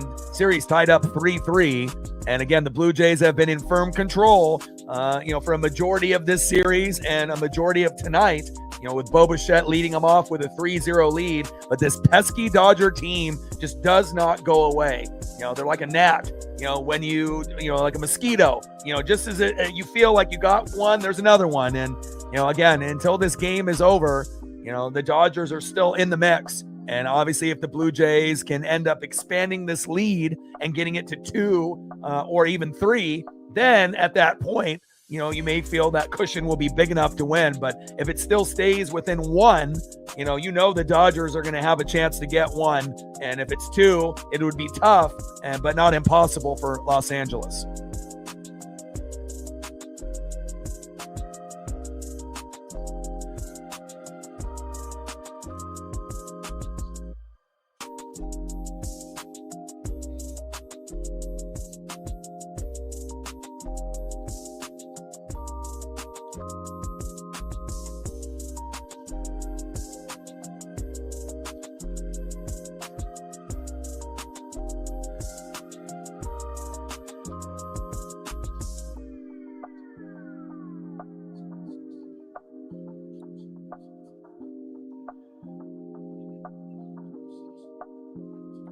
Do you know the 3 former Red Sox who are on the Dodgers?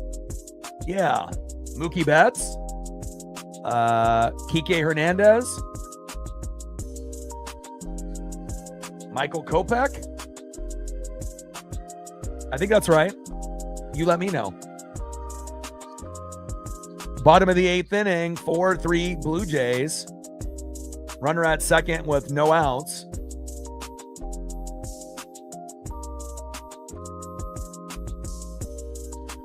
Andres Jimenez waiting to get in the box here.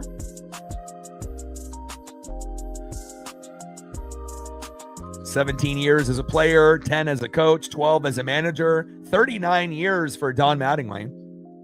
And this would be his first World Series that he would be a part of if the Blue Jays win.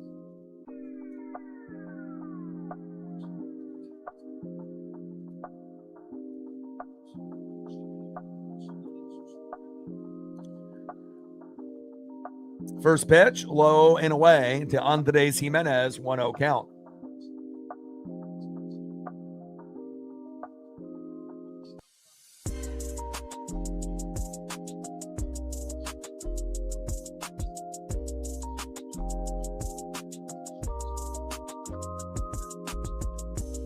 Bunt is laid down and towards third base, foul.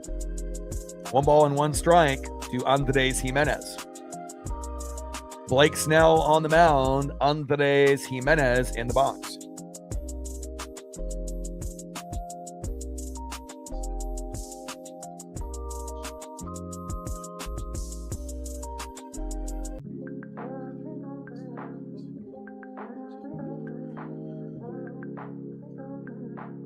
Obviously, the Kopech one is the one that no one would get. You have to watch a lot of baseball. Ooh. And a line drive to Max Muncy, obviously knowing baseball and Mookie's history and Kike, obviously very familiar, but the Kopech one, that's a tough one.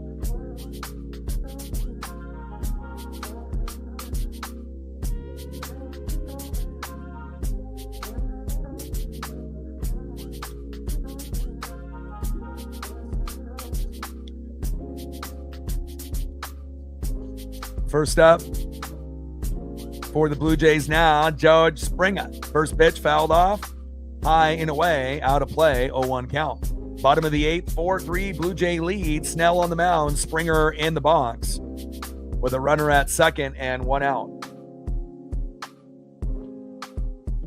Yeah, I feel like, some Ducks and Huskies and Cougars, probably feel a little sorry for them, with everything that happened with, the merger, and having the Pac-12, pulled apart and whatnot. You lose your coach, you lose your recruits, and you end up having one of the worst teams in Oregon State history this year. It's kind of sad to see, honestly.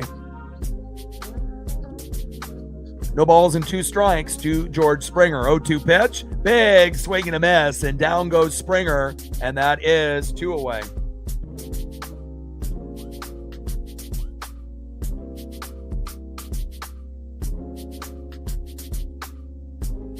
Down goes George. And Davis Schneider is coming in for Nathan Lucas.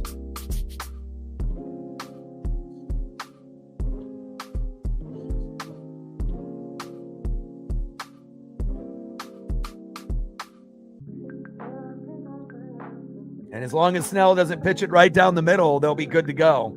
If he pitches it right down the middle and Davis Schneider gets a hold of it, he'll hit a home run, and then that'll end up making it, 6-3, and then you would assume it would be over at that point, more than likely.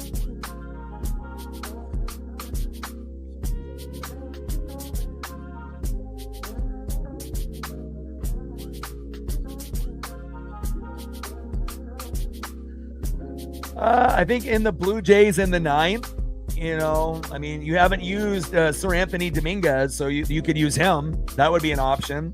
I don't know if they would want to go Shane Bieber at this point. Probably going Sir Anthony Dominguez would be your best option, or one of your best options.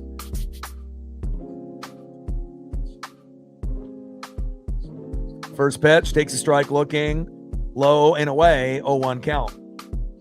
Yeah, I still watch, the Huskies and the Cougs. I don't really watch the Beavers, this year based on how bad they are. But normally when they were, the Beavs of Norm, I would watch to see how they would do. But 0-1 pitch, low and at the knees. Good stop there by Will Smith. 1 ball and 1 strike to Davis Schneider. Bottom of the 8th, 4-3 Blue Jay lead.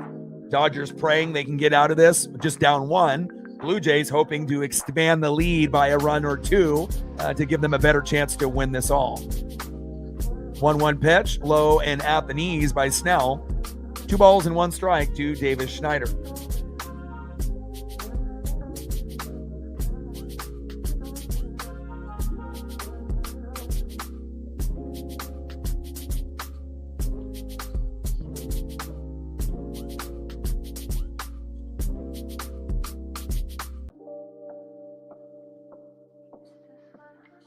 Two-one pitch, in there for a strike on the line, high and away. Changeup, 81 miles an hour off speed by Blake Snell. 2 balls and 2 strikes to Davis Schneider. Snell on the mound, Schneider in the box.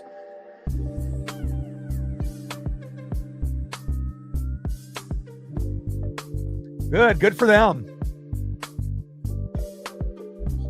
Is that their first win of the season? Big swing and a miss, and down goes Davis Schneider, and Blake Snell does a great job there. Nice job by Snell, and let's see who's up next here for the Dodgers in the top of the 9th inning. Good for Snell, since he got rocked, earlier in the series multiple times. And now that all falls on the hands of these 3 players, can they get a run or 2 to either tie it up or to go possibly into extras or win it all? Obviously, the Blue Jays would have the bottom of the 9th if the Dodgers were to be able to take the lead. Leading off, 1 for 3 with a K, left fielder Kike Hernandez. Batting second, 1 for 3 with a K, second baseman Miguel Rojas. And batting third, 2 for 3 with a base on ball, Shohei Ohtani.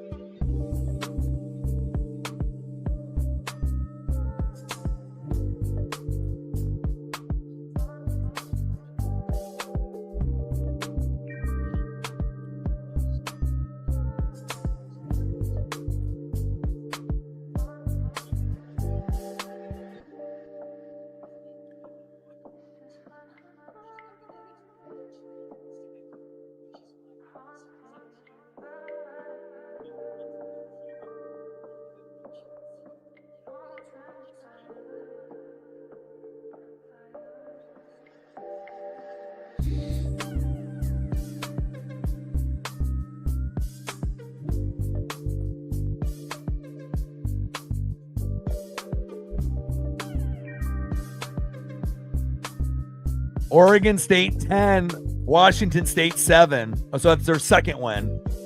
Wow, that's incredible. How the hell did they beat the Cougs? I mean, that's a real low-scoring game for college football. You got to think how bad you are in college football to score fucking 10. And we're not talking NFL. We're talking college. 10? But good for them. And how the hell do you only score 7 as a 4-win team as the Cougs? That's crazy. That must have been just a turnover machine kind of game.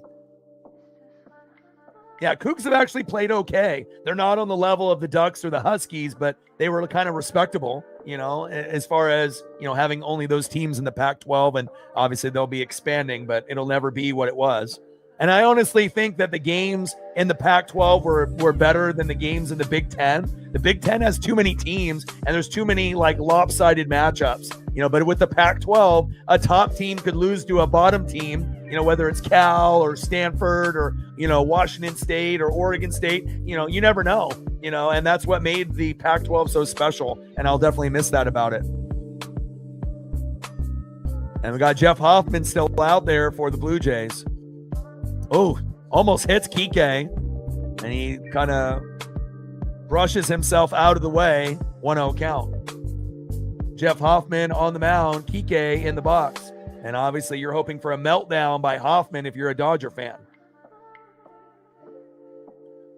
Like week in and week out, it's like big swing and a miss by Kike. 1 ball and 1 strike to Kike Hernandez. But every once in a while you'll have a Oregon Ducks, Ohio State, matchup. But again, there's a lot of there's just way too many teams. It's like 2 conferences mashed into one. And I like competitive football, and it is what it is.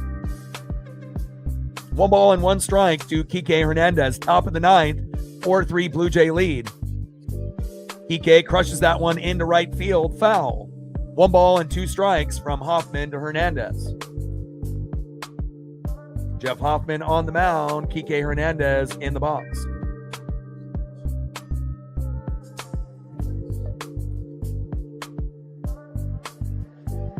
One-two pitch, big swing and a miss, and an amazing punch out there for Jeff Hoffman.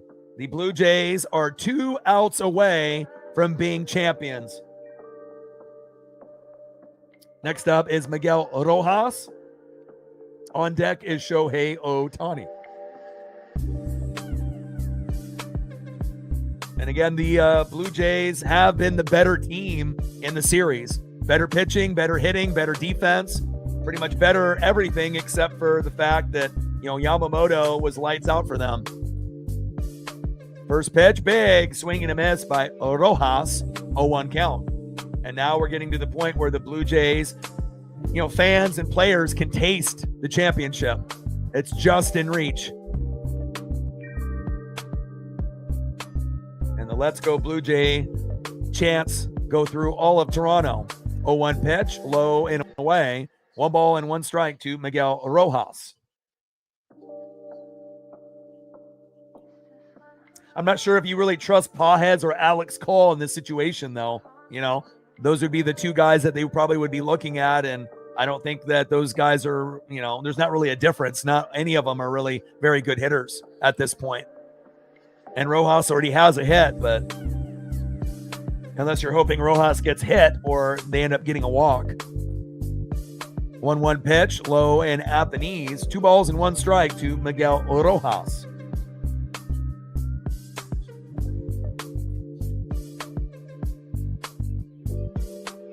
Two-one pitch, fouls it off right down the middle. 2 balls and 2 strikes from Hoffman to Rojas.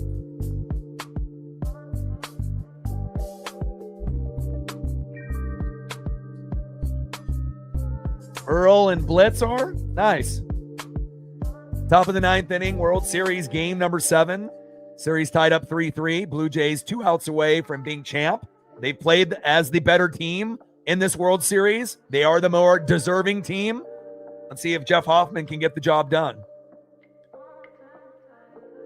2-2 pitch. Rojas crushes that one into right field, foul.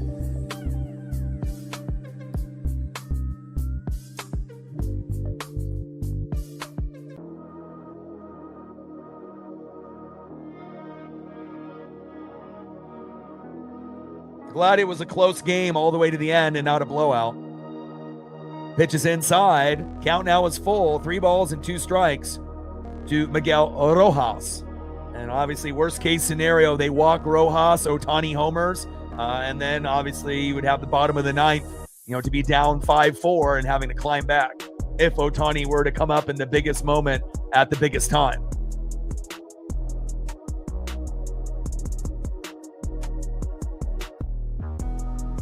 Three-two pitch. And Rojas crushes it all the way back. God, unbelievable. Miguel Rojas, home run. And that's why you don't take him out. Bang.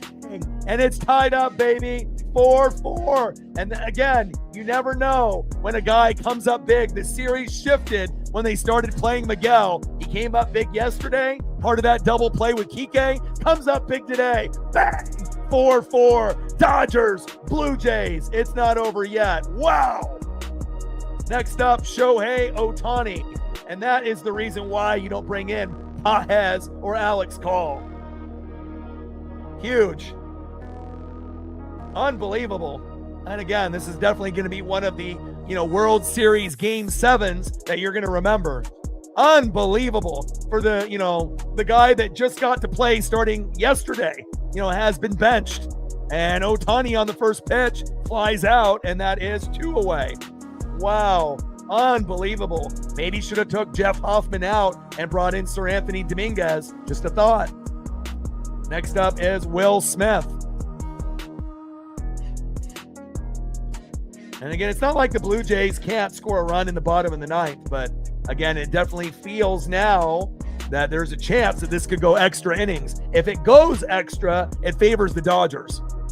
And this would be a heartbreaking way for the Blue Jay fan base to lose a World Series if it does go to extras. You got to win in regulation. First pitch from Hoffman to Smith. Takes a strike looking right down the middle, 0-1 count. Holy hell.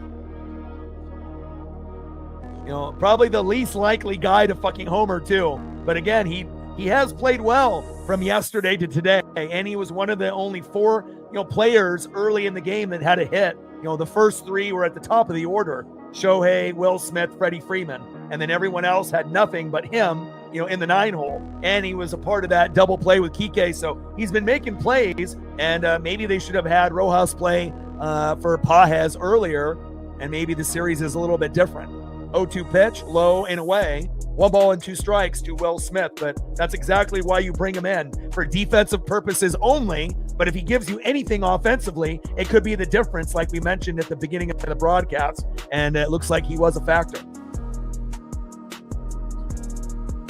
Pitches low and away. 2 balls and 2 strikes to Will Smith. Like in that situation, you would have assumed Shohei might have been the guy that get the home run, not Miguel Rojas in the 9-hole, who's only played in Game 6 and now Game 7. Crazy. The Dodgers are just like a mosquito in a gnat. They just don't go away. 2-2 pitch, low and away. Get Hoffman fucking out of there. 3 balls and 2 strikes to Will Smith.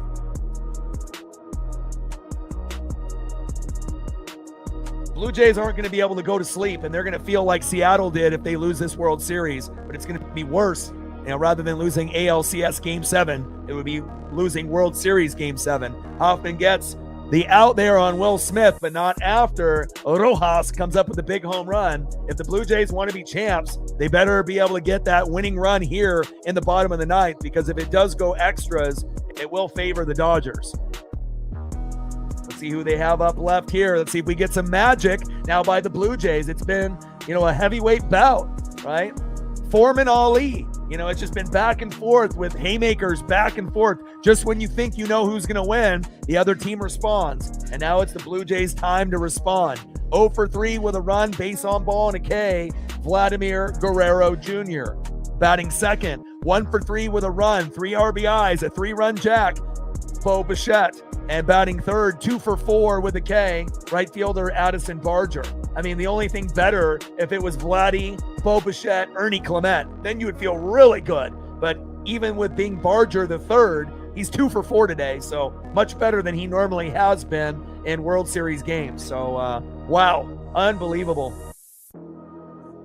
Like, sub, donate, comment, share. If you haven't smashed that like button yet, please do. Help us get to 200 likes, 100 on the dono train,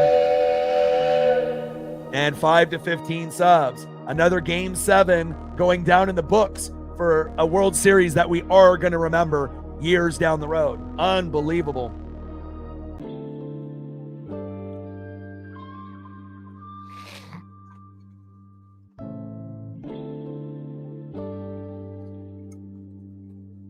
Yeah, Vladdy walk-off would just be like Joe Carter.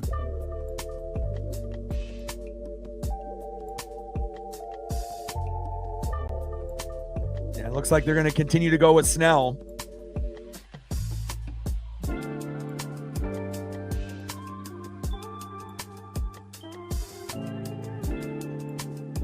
Snell on the mound, Vladimir Guerrero Jr. in the box. What drama, man. How crazy is this? Kraken Rangers 2-2. Go Kraken. Shout out to the Kraken and the Blazers. You know, not a whole lot of expectations going into the year, you know, kind of hoping for the best. And now both teams look like playoff teams early in the season. And hopefully the Kraken will make it and the Blazers. Let's go. 2-65 record after when trailing after 8 innings. Wow. Cody in the building. What's good?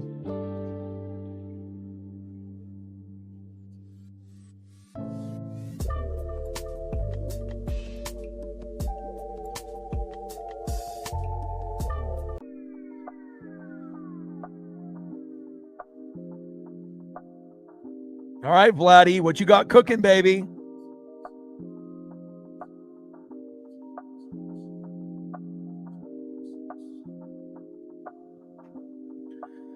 Oh, man.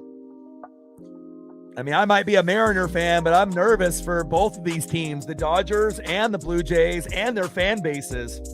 This is going to be fucking soul-crushing to whoever loses this, especially if the Blue Jays lose in front of their fans in Toronto. 1-0 pitch, low and away. 2 balls and no strikes to Vladimir Guerrero Jr. Bottom of the 9th inning, 4-4 Dodgers and Blue Jays. 2-0 pitch, low and at the knees. He's not even daring to throw anything in the middle to Vlad. 3 balls and no strikes to Vladimir Guerrero Jr. And this will turn into more than likely a walk here. Yeah, you're telling me, Mike. I mean, I love baseball, and Vladdy hits it long. Hits it deep, but it stays in play. Tommy Edman is there, and that is 1 away. No Joe Carter moment for Vladdy, unfortunately. Next up is Bo Bichette, who already has a 3-run homer today. Can he do it again?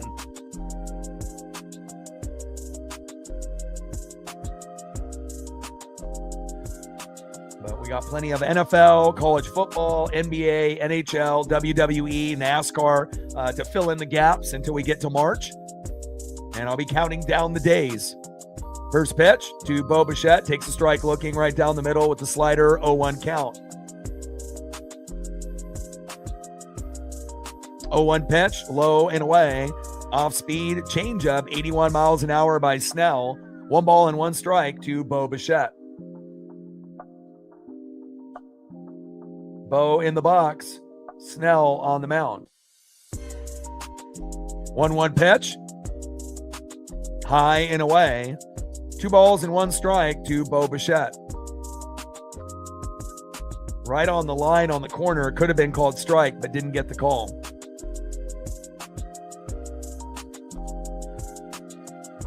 2-1 pitch. And a nice base knock right in front of Kike Hernandez. He had no play on that. And a nice base knock by Bo. You got to win it in regulation, you know, if you're going to win this game. Not to say the Blue Jays can't win it in 10, 11, 12. They can, you know, but again, winning it here in regulation would be obviously ideal. So that way you don't have to worry about blowing it in extras. Isaiah Kiner-Falefa running for Bichette. Next up is Addison Barger. Does Barger have some magic left here with a runner at first with 1 out?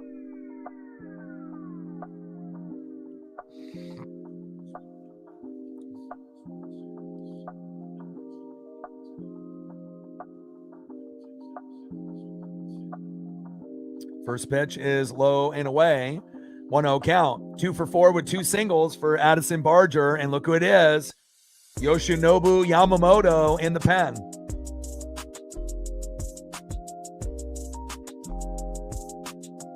Oh, yeah, Snell's a big boy. 1-0 pitch. High and away. 2 balls and no strikes to Addison Barger. Bottom of the ninth, 4-4 tie with a runner at first and 1 out. 2-0 pitch, takes a strike looking low and away, which should have been probably called ball, but for whatever reason called strikes. And that's the problem with the umping. You know, when you get a pitch outside and it's strike and it's a pitch, you know, in the box and they call it ball, it's like maddening. Bottom of the ninth inning, 4-4 Dodgers and Blue Jays, runner at first and 1 out. 2-1 pitch, takes a strike looking low and away. 2 balls and 2 strikes from Snell to Barger. Blake Snell on the mound, Addison Barger in the box.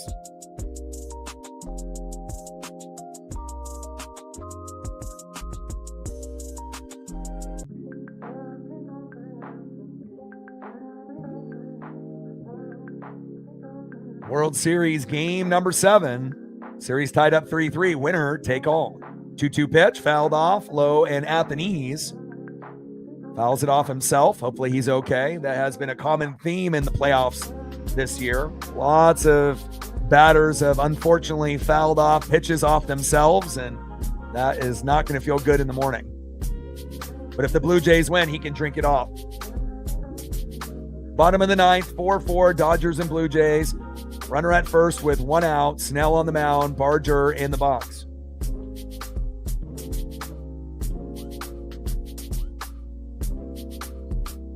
Tridents up, go M's all day, every day, baby.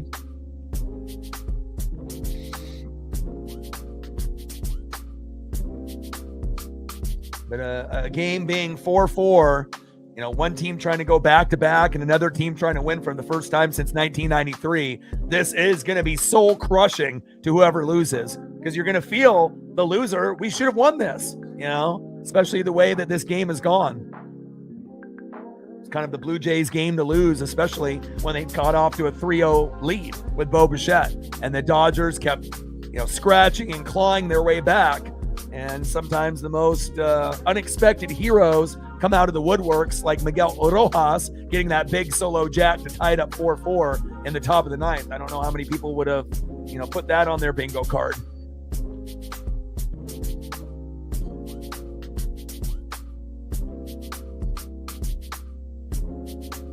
Two-two pitch. Slow dribbler towards the third base line. Foul.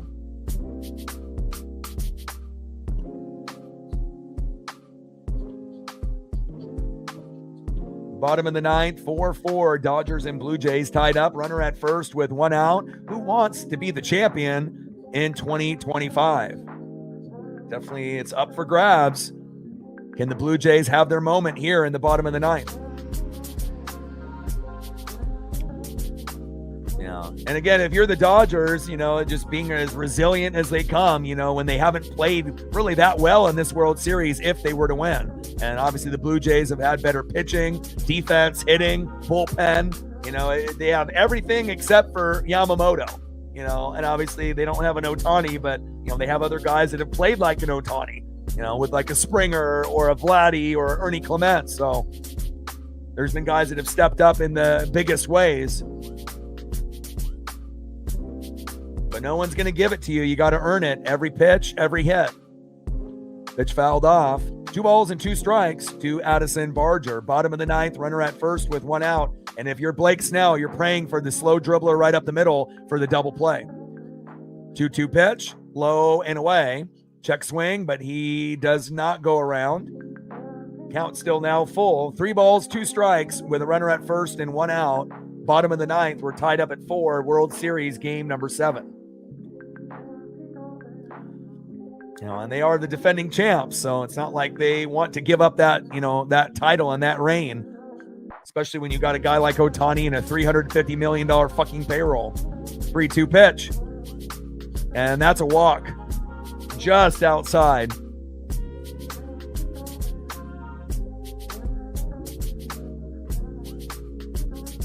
Next up, catcher in the 6-hole, Alejandro Kirk. Can Alejandro Kirk be the hero here with a home run or an RBI? He's 2 for 4 today. Blake Snell on the mound. Alejandro Kirk in the box.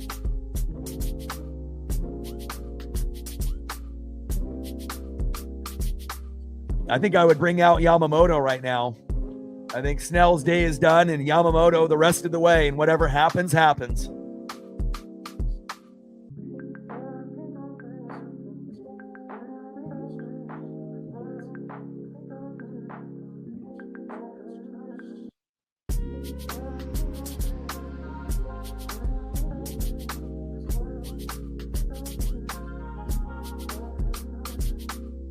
All right, Snell is done.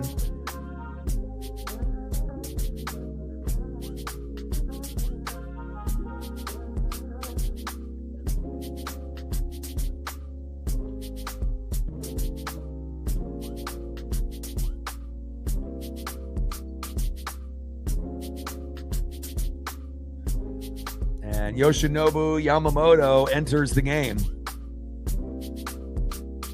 And I knew we would see him at some point here in Game 7, even though he pitched yesterday. But he didn't pitch 9 innings. You know, he only went 6, so.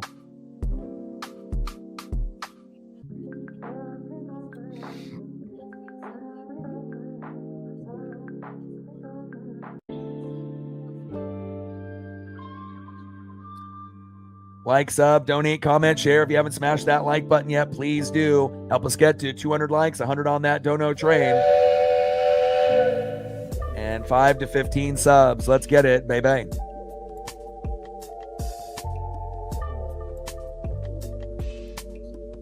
Gained 5 more subs since the last commercial break. 85 to go to 23,300. Shout out to all the new subs that we have acquired today, around 20. Shout out to those 20 new subs.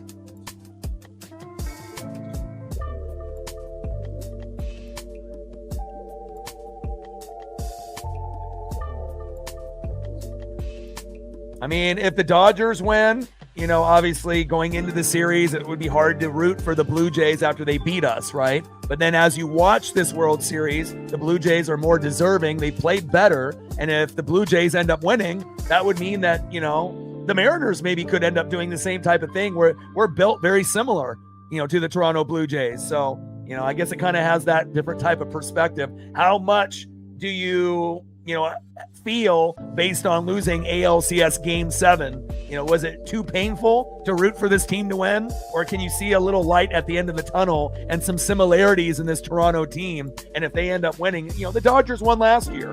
And again, you know, obviously we wish it was us winning, you know, but, you know, we might be able to get to that point, you know, as soon as next year. So that's kind of the way that you can look at it.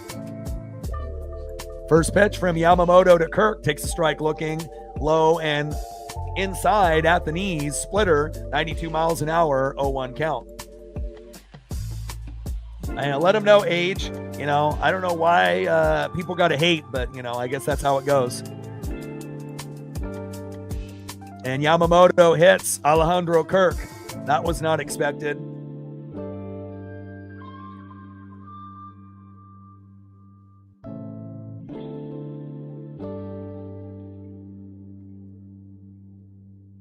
It definitely feels like, you know, the Blue Jays are going to win here in just a moment.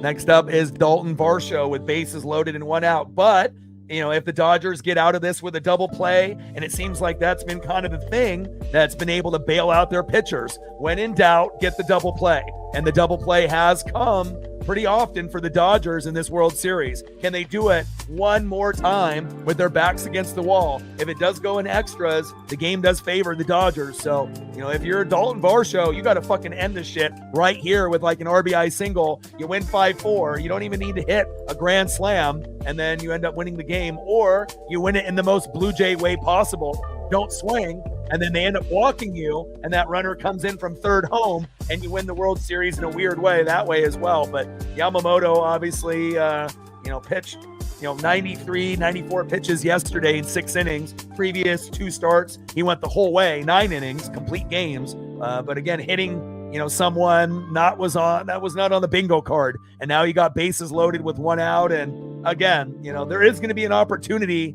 you know, for a double play. It just depends, are they going to be able to get it or not?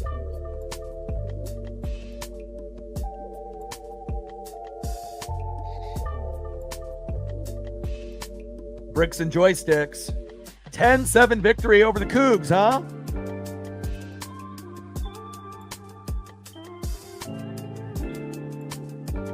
Now they got Pajes in center field. And they did the same type of thing, when they made that substitution in the center field when you ended up having that ball get stuck.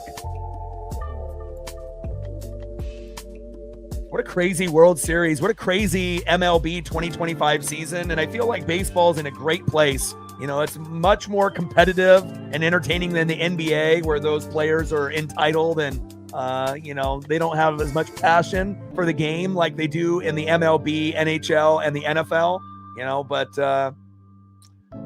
I'm not ready for the season to end, but I definitely want to see how this ends up.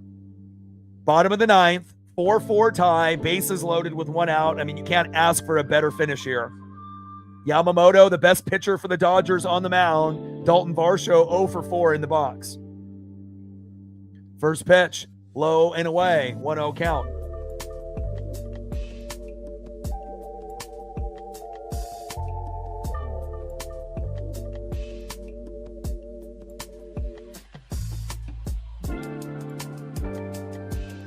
Pitch fouled off towards that first base line. 1 ball and 1 strike with bases loaded and 1 out. 4-4. Dodgers and Blue Jays tied up. Blue Jays need to win here in regulation to give them the best chance to win this World Series. Not to say they can't win it in extras, but it feels like the momentum would shift to the Dodgers in extras. 1-1 pitch. Takes a strike looking outside of the line. Should have been a ball, but they call strike. And I'm sick and tired of these umps making bad calls, and we've seen quite a few, for both teams. Bad calls for the Dodgers, bad calls for the Blue Jays, especially in a critical moment here late in the game. 1-2 pitch. Slow dribbler up the middle. Throw home. Oh, my God. Wow. They were thinking double play, and then all of a sudden he threw it home. Oh, my God. Wow. Insane. For a second there, they were thinking, double play. But then they saw that runner coming from third, and all of a sudden, decided, nope, we're not doing that. We're throwing home. And that throw comes just in time. Rojas coming up big with his defense and his bat. That's why he's in there over Alex Call and Pajes as well. Let's look at this again. Looks like the spike is, it looks like he is in time. And that is 2 away. Holy moly. Well, the ump is standing there. Let's look again to see if the shoe comes off. The shoe goes up, the cleat goes up, and then the cleat goes down. Wow, that's a bang bang.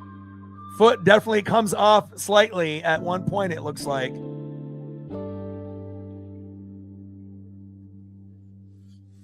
Yeah, they confirmed 2 away. After watching the replays, it does look like that was the correct call, that he was out. I know how Blue Jay fans are desperate for this World Series, and they want to win it any way possible, but now you got Ernie Clement, who can win the game for you. He's the best hitter right now. He's batting 400, right? If anyone can make a big play, it's definitely him.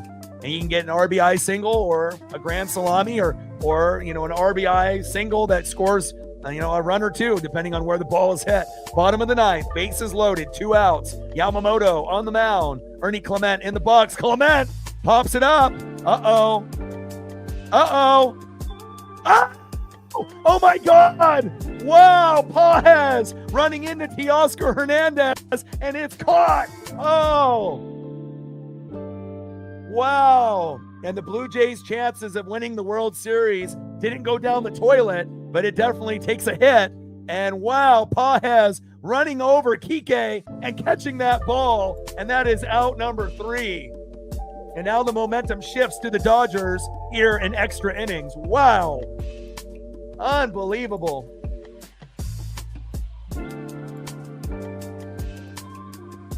Incredible play. Oh, man. This is one for the ages, dude. We're going to extras in Game 7, and you couldn't have scripted it, any better. Now, please, let's not have it go 18 innings like we did a few games back.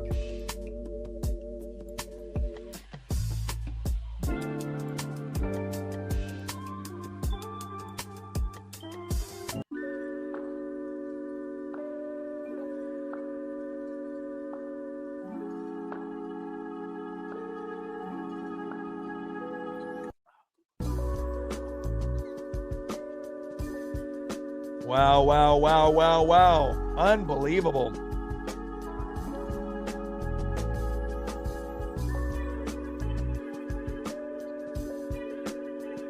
All right, Sir Anthony Dominguez is coming in.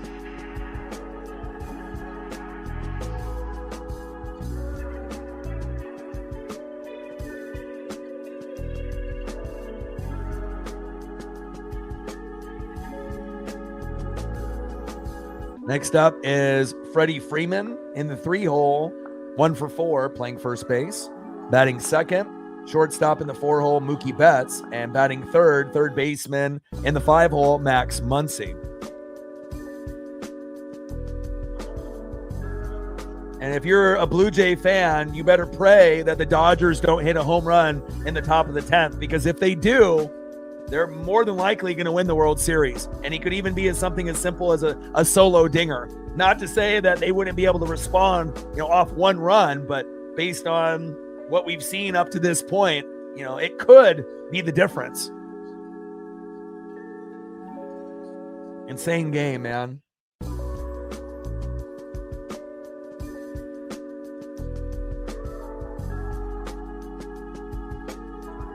Yoshinobu obviously can't believe it.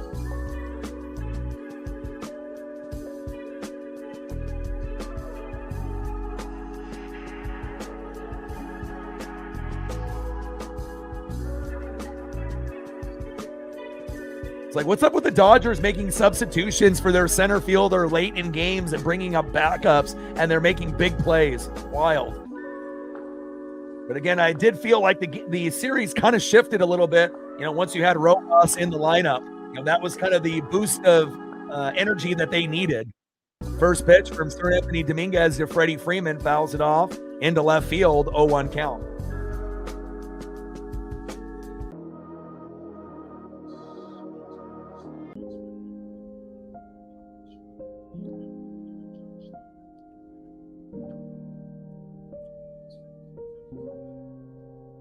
Pitches outside with a splitter, 1 ball and 1 strike to Freddie Freeman.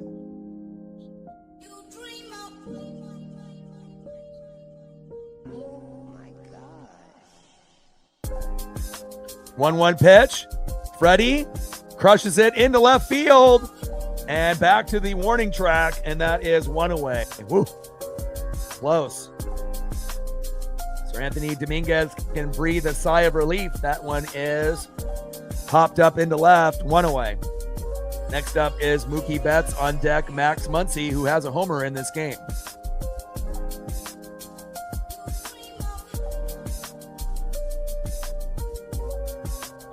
Yeah, it looked like the foot was there. It went up, and then it went back down when the ball was in the mitt, just in the nick of time before the foot slid across home plate.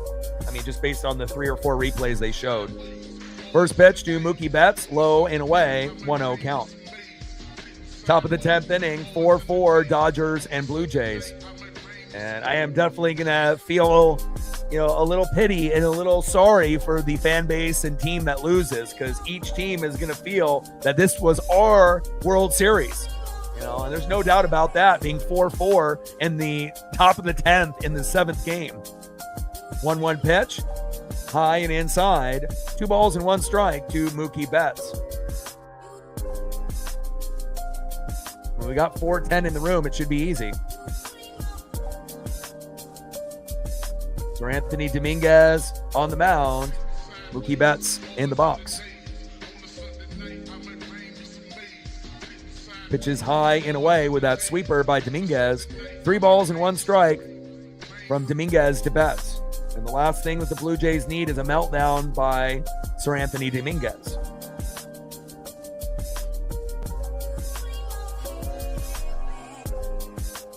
Three-one pitch, and that is a walk.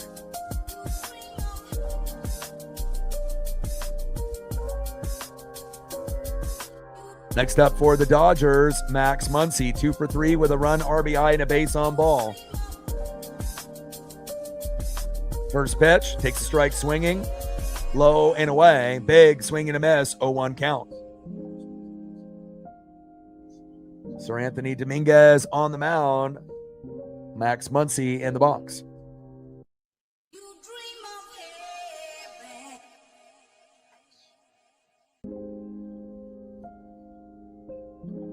Pitches low and at the knees. Four-seam fastball missing. 1 ball and 1 strike to Max Muncy.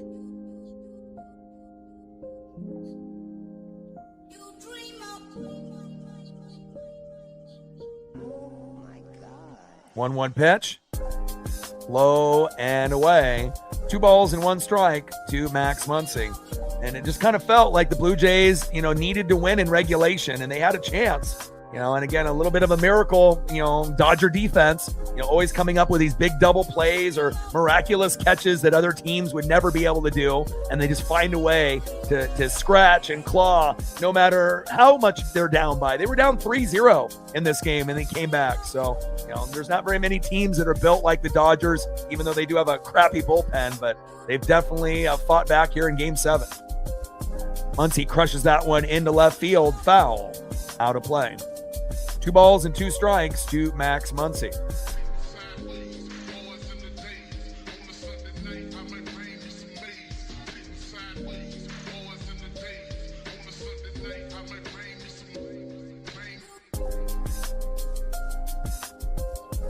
And Muncy with a line drive right up the middle. And now you got runners at first and second on Sir Anthony Dominguez. Uh-oh. And obviously, we're watching all of the replays and we're watching the game. He clearly was out at home.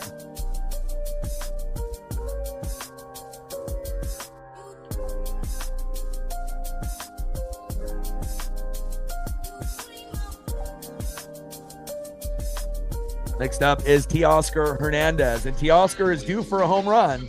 It's been a minute. He's 0 for 3 today. Could he have his Dodger moment here? He hits a 3-run blast. This game's over.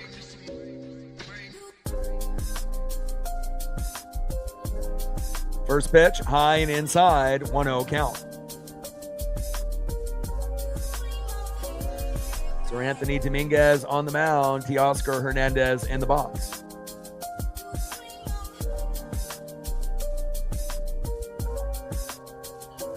One-0 pitch, takes strike looking high and away. 1 ball and 1 strike to Teoscar Hernandez. Top of the 10th inning, 4-4 tie with runners at first and second in Game 7. Series tied up 3-3, winner take all. And again, the Dodger fan base or the Blue Jay fan base is not going to be able to go to sleep tonight after the end of this game. One of these teams is going to be celebrating. The other team is just going to be in fucking misery. 1-1 pitch, big swing and a miss. Low and away. 1 ball and 2 strikes to Teoscar Hernandez. Yeah, if it was controversial, agreed. They would have taken a lot more time with it if it was truly, safe at home. Agreed.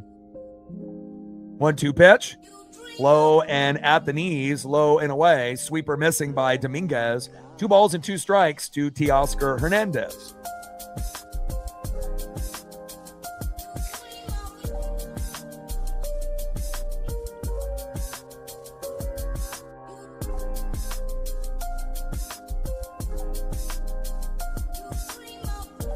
Two-two pitch, and Teoscar crushes that one out of play. 2 balls, 2 strikes to Teoscar Hernandez.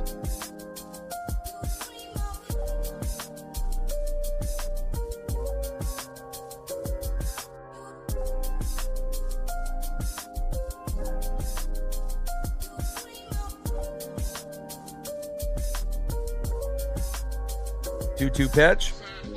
High and away. 4-seam fastball missing by Dominguez. 3 balls and 2 strikes with runners at first and second and 1 out. And the Blue Jays are starting to have a little bit of a mini meltdown here. Dominguez on the mound. Teoscar in the box.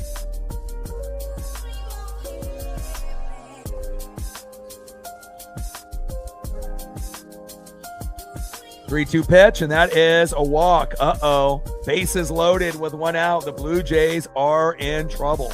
They could still end up getting a double play like the Dodgers typically do and get out of this.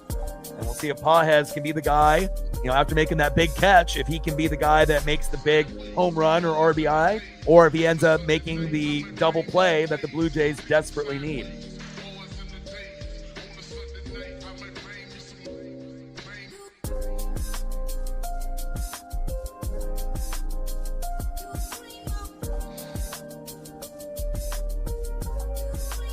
And a lot of times, at least for the Mariners, if you make a great defensive play like this, you end up usually homering, if you get up in the next inning. Now, I don't know how that will work out for the Dodgers here, considering this is a World Series Game 7. But I know with the Mariners, you make a great defensive play in the prior inning, and you're one of the first 3 batters that are typically up in the next. Usually we see big home runs happen. Let's see what Pages has in store. He's batting under 100. No home runs, 1 ribby, and obviously got benched. Big swing and a miss. Probably more likely for him to hit into a double play than hit a home run, here in this situation. But let's see what happens here. He's 0 for 11 with runners in scoring position. Bases loaded, top of the 10th, 4-4 tie. 0-1 pitch, high and inside. 1 ball and 1 strike to Andy Pages. And best case scenario for Pages is maybe getting walked so that runner from third comes home and then the Dodgers take a 5-4 lead. But does he have the patience not to swing the rest of the way? 1-1 pitch. Low and at the knees. 2 balls and 1 strike. And that was right on the corner. Could have been called strike, but it got called ball. Another questionable bad call here by the umps in the World Series.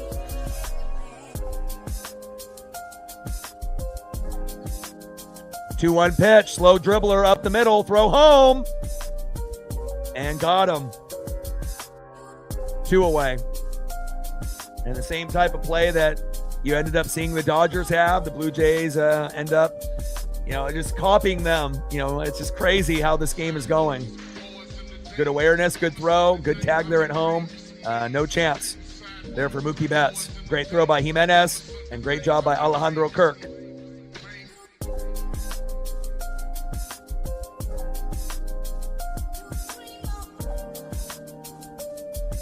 Next up is Kike Hernandez.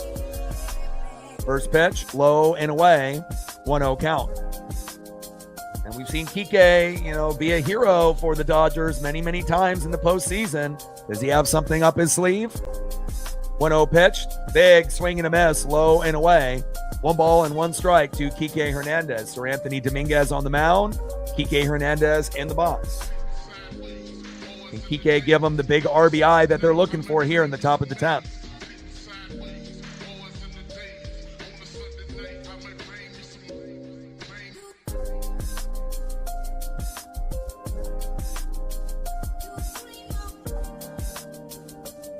And a slow dribbler towards first base. Flip. Oh, wow. So many close plays. And we said at the beginning of the game that this is a game of inches. We weren't lying. Like literally a game of inches and a game of seconds, where in a split second, if you don't touch the bag, which he misses it right away. And luckily on his second tap after he looks down, it's just before Kike gets his foot down. Unbelievable. A game of seconds, a game of inches, and obviously the game, could have ended so many different ways. And wow. First toe tap by Sir Anthony Dominguez, he misses. Second toe tap gets in by a second before Kike touches first base. Unbelievable.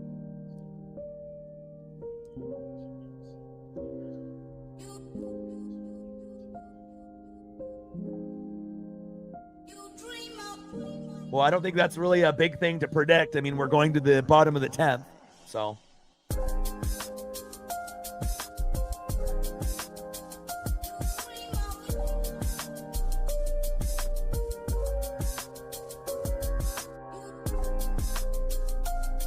Let's see if we actually have a home run hitter that could potentially do something here.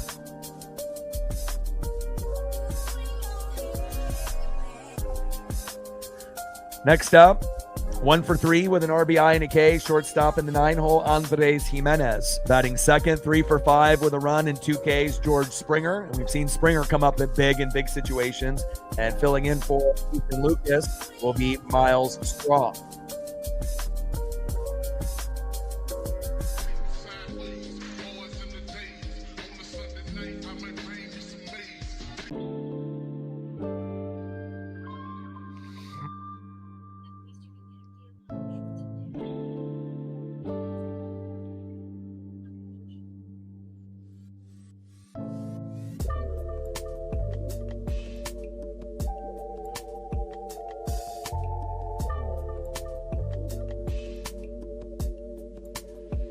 Gained another sub here. 84 subs to go to 23,300. Let's go. Like, sub, donate, comment, share. If you haven't smashed that like button yet, please do. Help us get to 200 likes, 100 on the dono train, and 5 to 15 subs. Let's get it, baby. Show some love for all the hard work that we put in on the channel all year here for the MLB.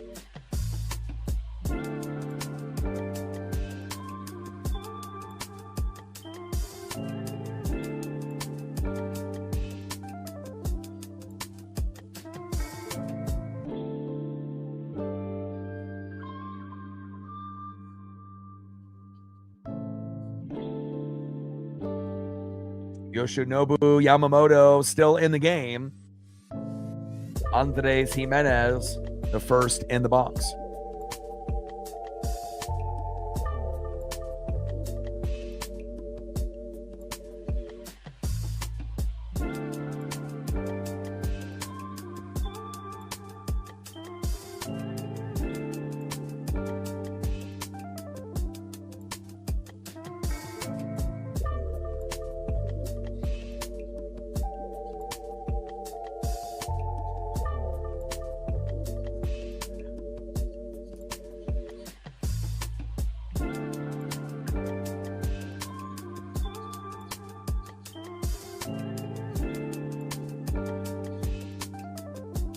Live pre-recorded play-by-play and reactions.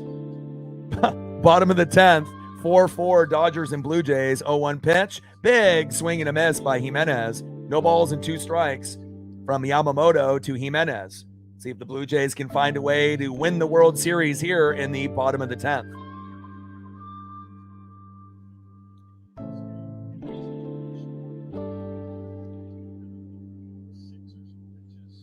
O2 pitch, slow dribbler.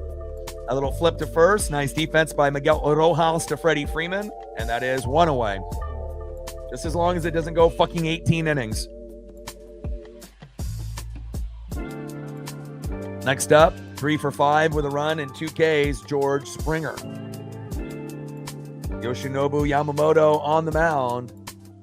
George Springer in the box.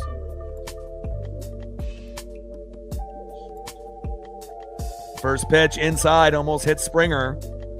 Count. And that's the last thing that you want to see if you're George. A baseball, coming right at you.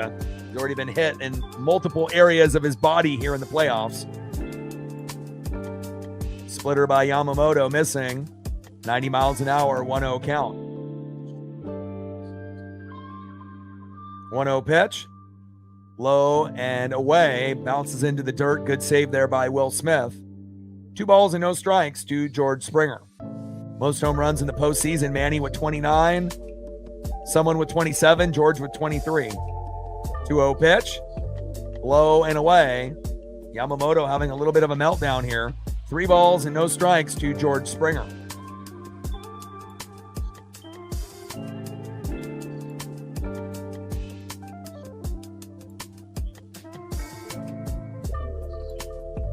.30 pitch, takes a strike looking right down the middle. Nice cutter there by Yamamoto. 3 balls and 1 strike with nobody on and 1 out. Game is tied here, 4-4, Dodgers Blue Jays in Game 7, extra innings. 3-1 pitch, takes a strike looking on the line with the splitter. Count is full. 3 balls and 2 strikes with nobody on and 1 out. Yamamoto on the mound, Springer in the box. Appreciate it very, very much. 3-2 pitch. And he fouls it off himself. Common theme. Hopefully he's okay. Count still full. 3 balls and 2 strikes to George Springer.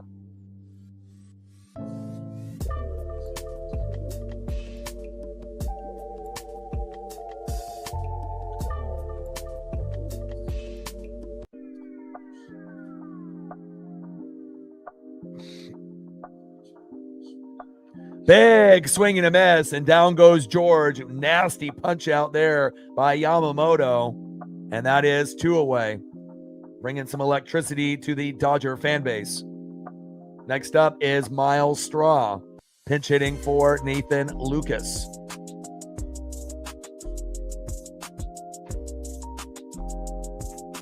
Kraken 2, Rangers 2, go Kraken. Springer with no dinger. First pitch. And Straw pops it up. And out of play.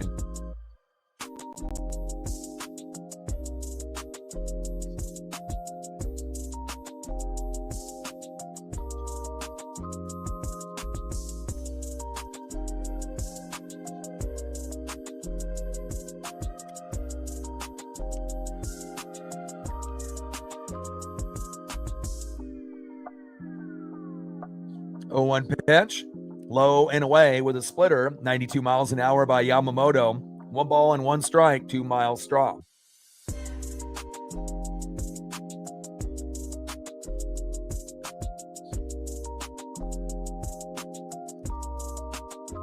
One pitch. And Straw pops it up into right field in play. Teoscar is there, and that is out number 3. Go to the top of the 11th inning, and we're tied up at 4 in the World Series Game 7. Unbelievable.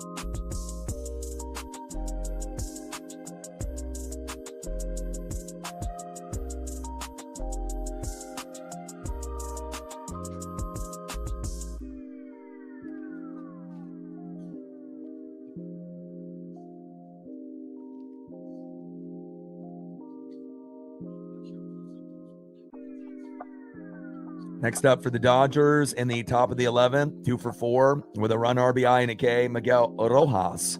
Batting second, 2 for 4 with a base on ball, Shohei Ohtani.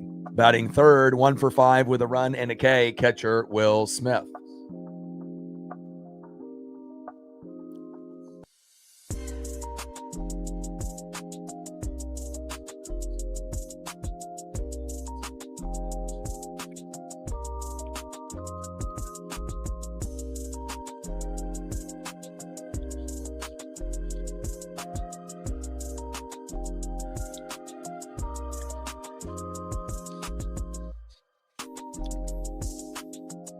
Third game, 7 to go, 11 or more innings.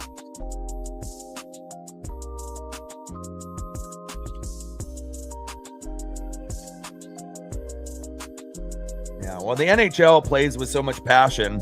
You know, even when they ended up doing, their, little tourneys and whatnot. You know, when you get the countries involved, it definitely brings A+ drama. And a lot of intensity and a lot of passion and a lot of pride, which you don't necessarily see from like the NBA, but you do see it from the MLB, the NHL, and the NFL. First pitch from Shane Bieber to Miguel Rojas, takes a strike looking. 0-1 pitch, slow dribbler to third, throw to first, got him. And that is 1 away.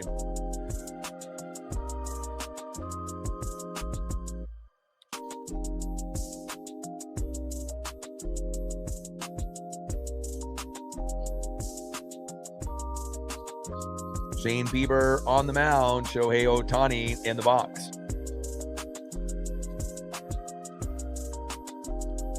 Top of the 11th inning.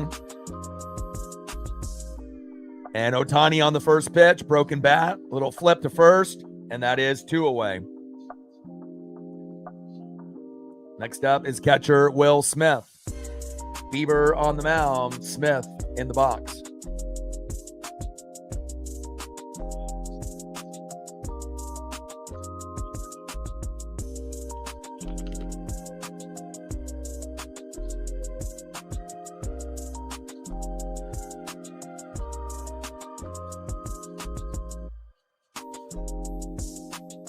First pitch from Bieber to Will Smith, low and away, 1-0 count.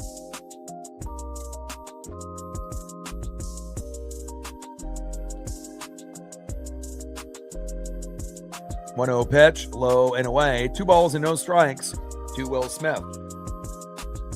Yeah, the Four Nations was insane. I love tournaments like that. 2-0 pitch, and Smith crushes it, and it is gone! Will Smith with the big home run. Oh, my. And that might be the game winner right there. Oh, my. Will Smith with the big solo dinger, 366 feet. And the Dodgers, like I said, they have the advantage in extra innings, and now they go up 5-4. Next up is Freddie Freeman, and everyone that is a Blue Jay fan is taking a collective gulp and sigh after that big home run. And again, if the Blue Jays were going to win, they needed to win in regulation. And again, like I said, they play better in extras than Toronto. And now you finally get that big home run. Not to say the Blue Jays, can't end up getting a 2-run ball, finding a way to get ribbies to win the game 6-5, but the pressure is on now. Wow. First pitch from Bieber to Freeman, low and at the knees, 1-0 count. And again, as soon as it went to extra innings, it kind of felt like the momentum shifted, after Rojas got his home run, that now Will Smith's got one, Muncy got one. So you're starting to see the impact of those guys here in extras. 2-0 pitch, takes a strike looking high and away. 2 balls and 1 strike to Freddie Freeman.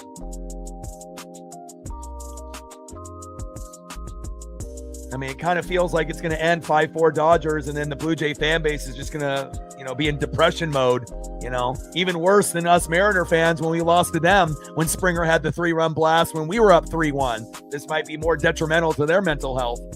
3-1 pitch, takes a strike looking high and away. Count is full. 3 balls and 2 strikes to Freddie Freeman. They just have to pray they don't hit another, because if Freddie Freeman hits one and they go up 2, they're not winning. There's no scenario where they're going to get 2. They might be able to get 1, but you're not going to more than likely get 2. I mean, still in reach, but again, the pressure is on, and, having to, kind of press a little bit, knowing that you need the big play instead of just playing baseball. That might be the end of the Blue Jays, but they'll still have one last crack at it in the bottom of the 11th. Wow. Freeman hit right up the middle. Jimenez throw to Vladdy, and that is out number 3. Wow, Will Smith. And again, you knew that some of the role players were going to come up big, and Will Smith, Max Muncy, Miguel Rojas came up big, and now you're up by 1 after being down 3-0, and it kind of feels like the Blue Jays might have missed their chance of winning this. When you go up 3-0, you need to be able to put your foot on the gas and not look back. But when you play a team like the Dodgers, they just never go away, even with their bullpen being kind of shitty, with their pitching, defense, hitting all being dominated besides Yamamoto. And again, it shows you, when you're a champion like the Dodgers, you have to put them away when you have a chance. And if you let them get back in it, sometimes, the Dodgers will come back and win. Not every time, but it's looking like they're in really good position here. Let's see who they have up next. And I don't know if I really like who I see coming up here. Next up, 0 for 4 with a run, base on ball, and a K, Vladimir Guerrero Jr. Batting second for the Blue Jays will be Isaiah Kiner-Falefa. And batting third will be 5-hole hitter, 2 for 4 with a base on ball and a K, right fielder Addison Barger. So unless Vladdy hits the home run, it kind of feels like this one's over, Like, not to say that Kiner-Falefa can't have a miracle. He could, but realistically, he probably won't. And then Barger has a better chance of homering than Falefa. But, how likely is that? It kind of feels like it's going to be a Dodger 5, Blue Jay 4 World Series Game 7 victory. But unless Vladdy hits a home run here, but he's 0 for 4, we'll see what happens here.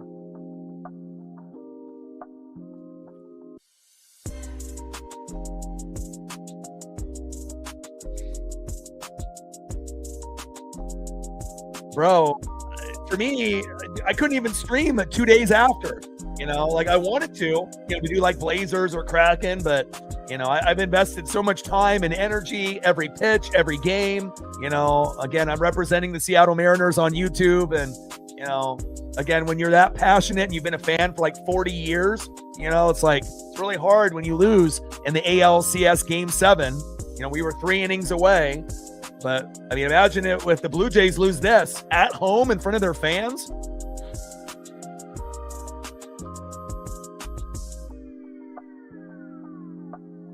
First pitch for Yamamoto to Vladdy, low and away, 1-0 count.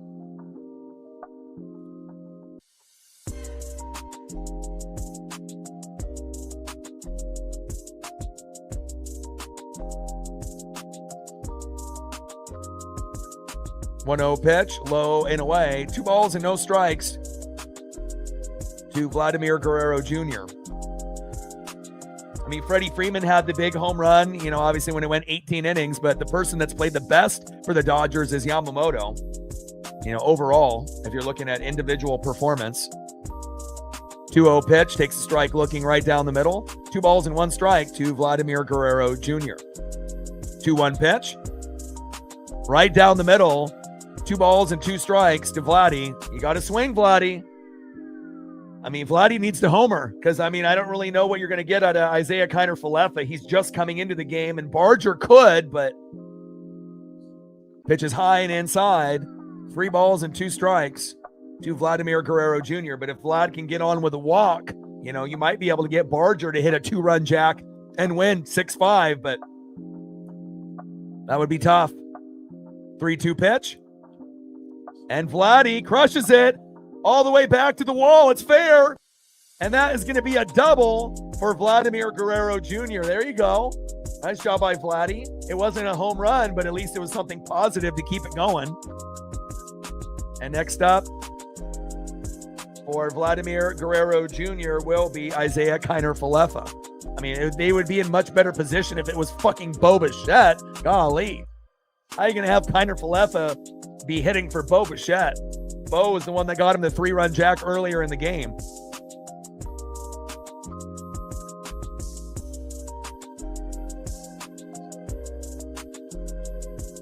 And now you're needing a strikeout and a double play, or a double play, and a strikeout at some point if we get another batter on. Bunt attempt.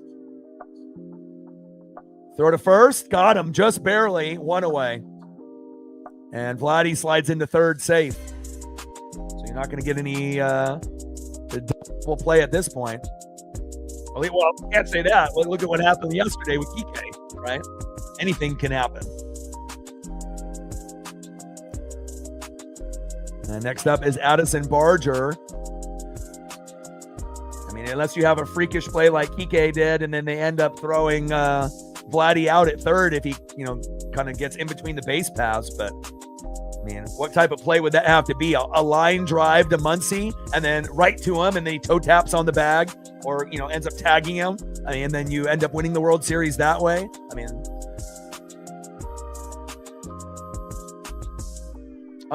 mean, we got Chiefs visiting the Bills, and then we got Seahawks and Commanders for Sunday night. So I'm definitely doing Seahawks Commanders, but depending on my pup and how I feel, I may end up doing Chiefs and Bills. I mean, that's a pretty fucking good matchup. They may not be as good as they have been traditionally, but I think it'll be a good game. A good test for Kansas City on the road, and then another game for Josh Allen to prove that he can win at home against a good team. Good rivalry. 2 for 4 with 2 singles and a walk. Can Barger be the hero here? First pitch, high and away, 1-0 count. Bottom of the 11th inning, 5-4 Dodger lead with a runner at third and 1 out. Yep, on the mound, Barger in the box. No 18 innings. 1-0 pitch, high and away. 2 balls and no strikes to Addison Barger. And if they end up walking Barger, they can potentially get the double play at that point. Slow dribbler up the middle to end up winning it, unless they end up making a miraculous Kike Hernandez type of ending like we had in Game 6.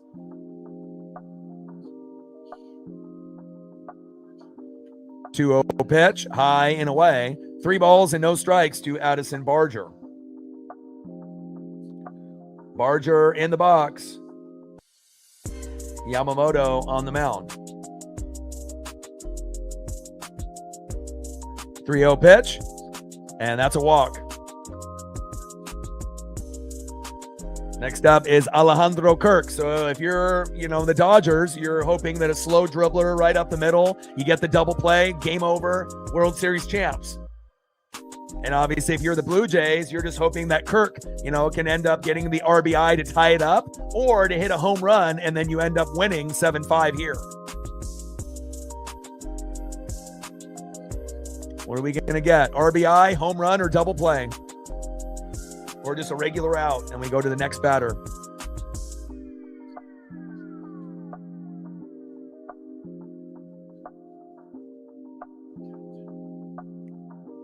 First pitch. Fouled off towards that first base line, 0-1 count.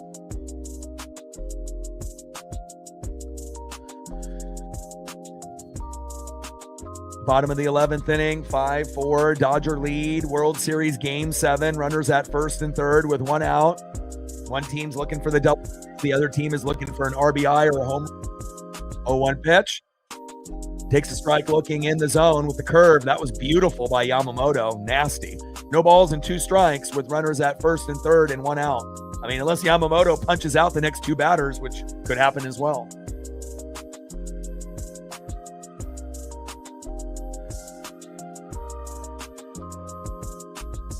0-2 pitch. Broken bat. Slow dribbler. Double play. Game over. Dodgers win. Dodgers win. Dodgers win. Yamamoto should be the MVP. And that is it. The Blue Jays lose in front of their fans. And again, you have to put the Dodgers away in regulations. You ask for the double play. You get the double play. And there it is.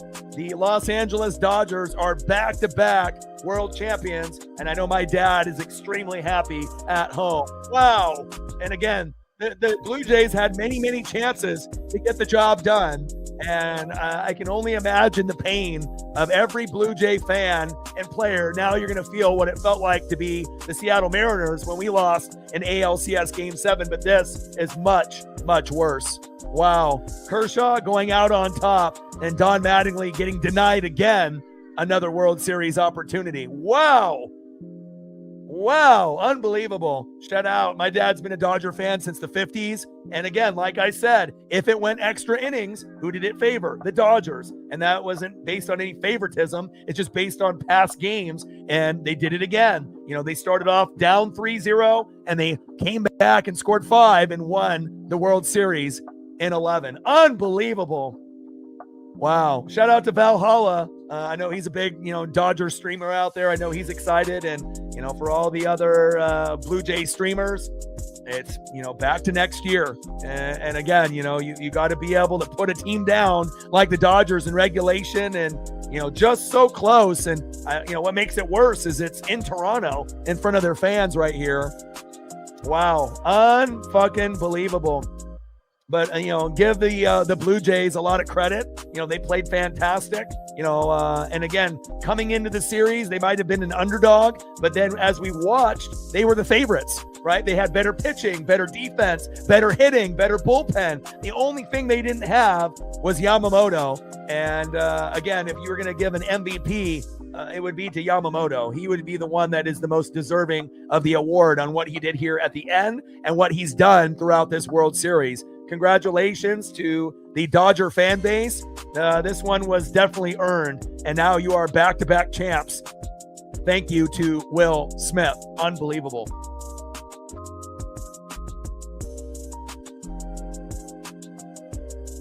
I got to message my dad.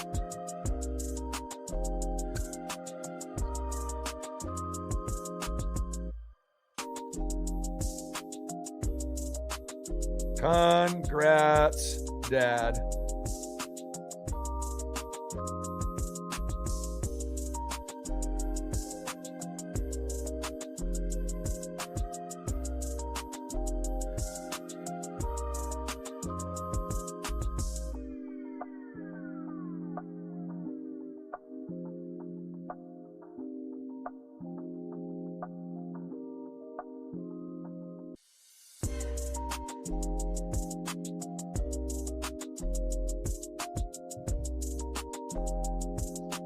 What a wild ride it's been in 2025, and crazy way, to finish off the year. It was a very memorable year, and it shows you it's never over until it's over. And again, the Blue Jays have nothing to hang their head, based off this. I mean, obviously you were so close, but also so far away. Needed to be able to win that game in regulation. And, I can't wait to be able to see what the Mariners and the Blue Jays do next year. And wow, crazy times. And I believe on the 4th of July, when I usually go to, one game or two games a year, the Blue Jays are coming to town in Seattle on the 4th of July. I can't wait to be able to see the Blue Jays and the Mariners go at it. It's going to feel like a playoff game on the 4th of July. It's going to be awesome. Love you guys, and I appreciate you guys. Thank you guys for a fantastic year of MLB baseball with the Mariners, as well as the MLB playoffs with the Blue Jays and the Dodgers. Again, we'll be continuing to do NFL, college football, NHL, NBA, WWE, NASCAR until we get to March. And then once March hits, we'll be doing Mariners, hopefully all the way to this point next year. And then the Dodgers end up dropping one to the Mariners, and the Mariners end up being champions. So love you guys, and I appreciate you guys. Tomorrow, it's either going to be 2 streams or 1. If I do 2, you'll see it in social media. It would be the Chiefs visiting the Bills around 1:30. If I don't do that game, then we will be doing the Seahawks versus the Commanders on Sunday night. So check social media, and it'll let you know if I'm doing 2 or just 1 based on Paisley and how I'm feeling with my voice. Love you guys, and I appreciate you guys very, very much. And I got one question for you. Who talk sports like us? Final score, Dodgers 5, Blue Jays 4-11. The Dodgers are World Series champions back-to-back. Congratulations, and I'm so happy for my dad. And love you guys, and I appreciate you guys. Hit that like button on your way out. Shout out to all the people that like, sub, donated, commented, shared. Appreciate you guys very much as well. ZK, Alex, Sarah, Reflect, and Dank, appreciate you, as well as TJ, and as well as the rest that have supported on the channel. Love you guys, and I appreciate you guys. Reflect, have a good rest of your night. And I got one question for you. Who talk sports like us? Your boy Ryan, Northwest Sports Fanatics, and I'm out. Go Dodgers.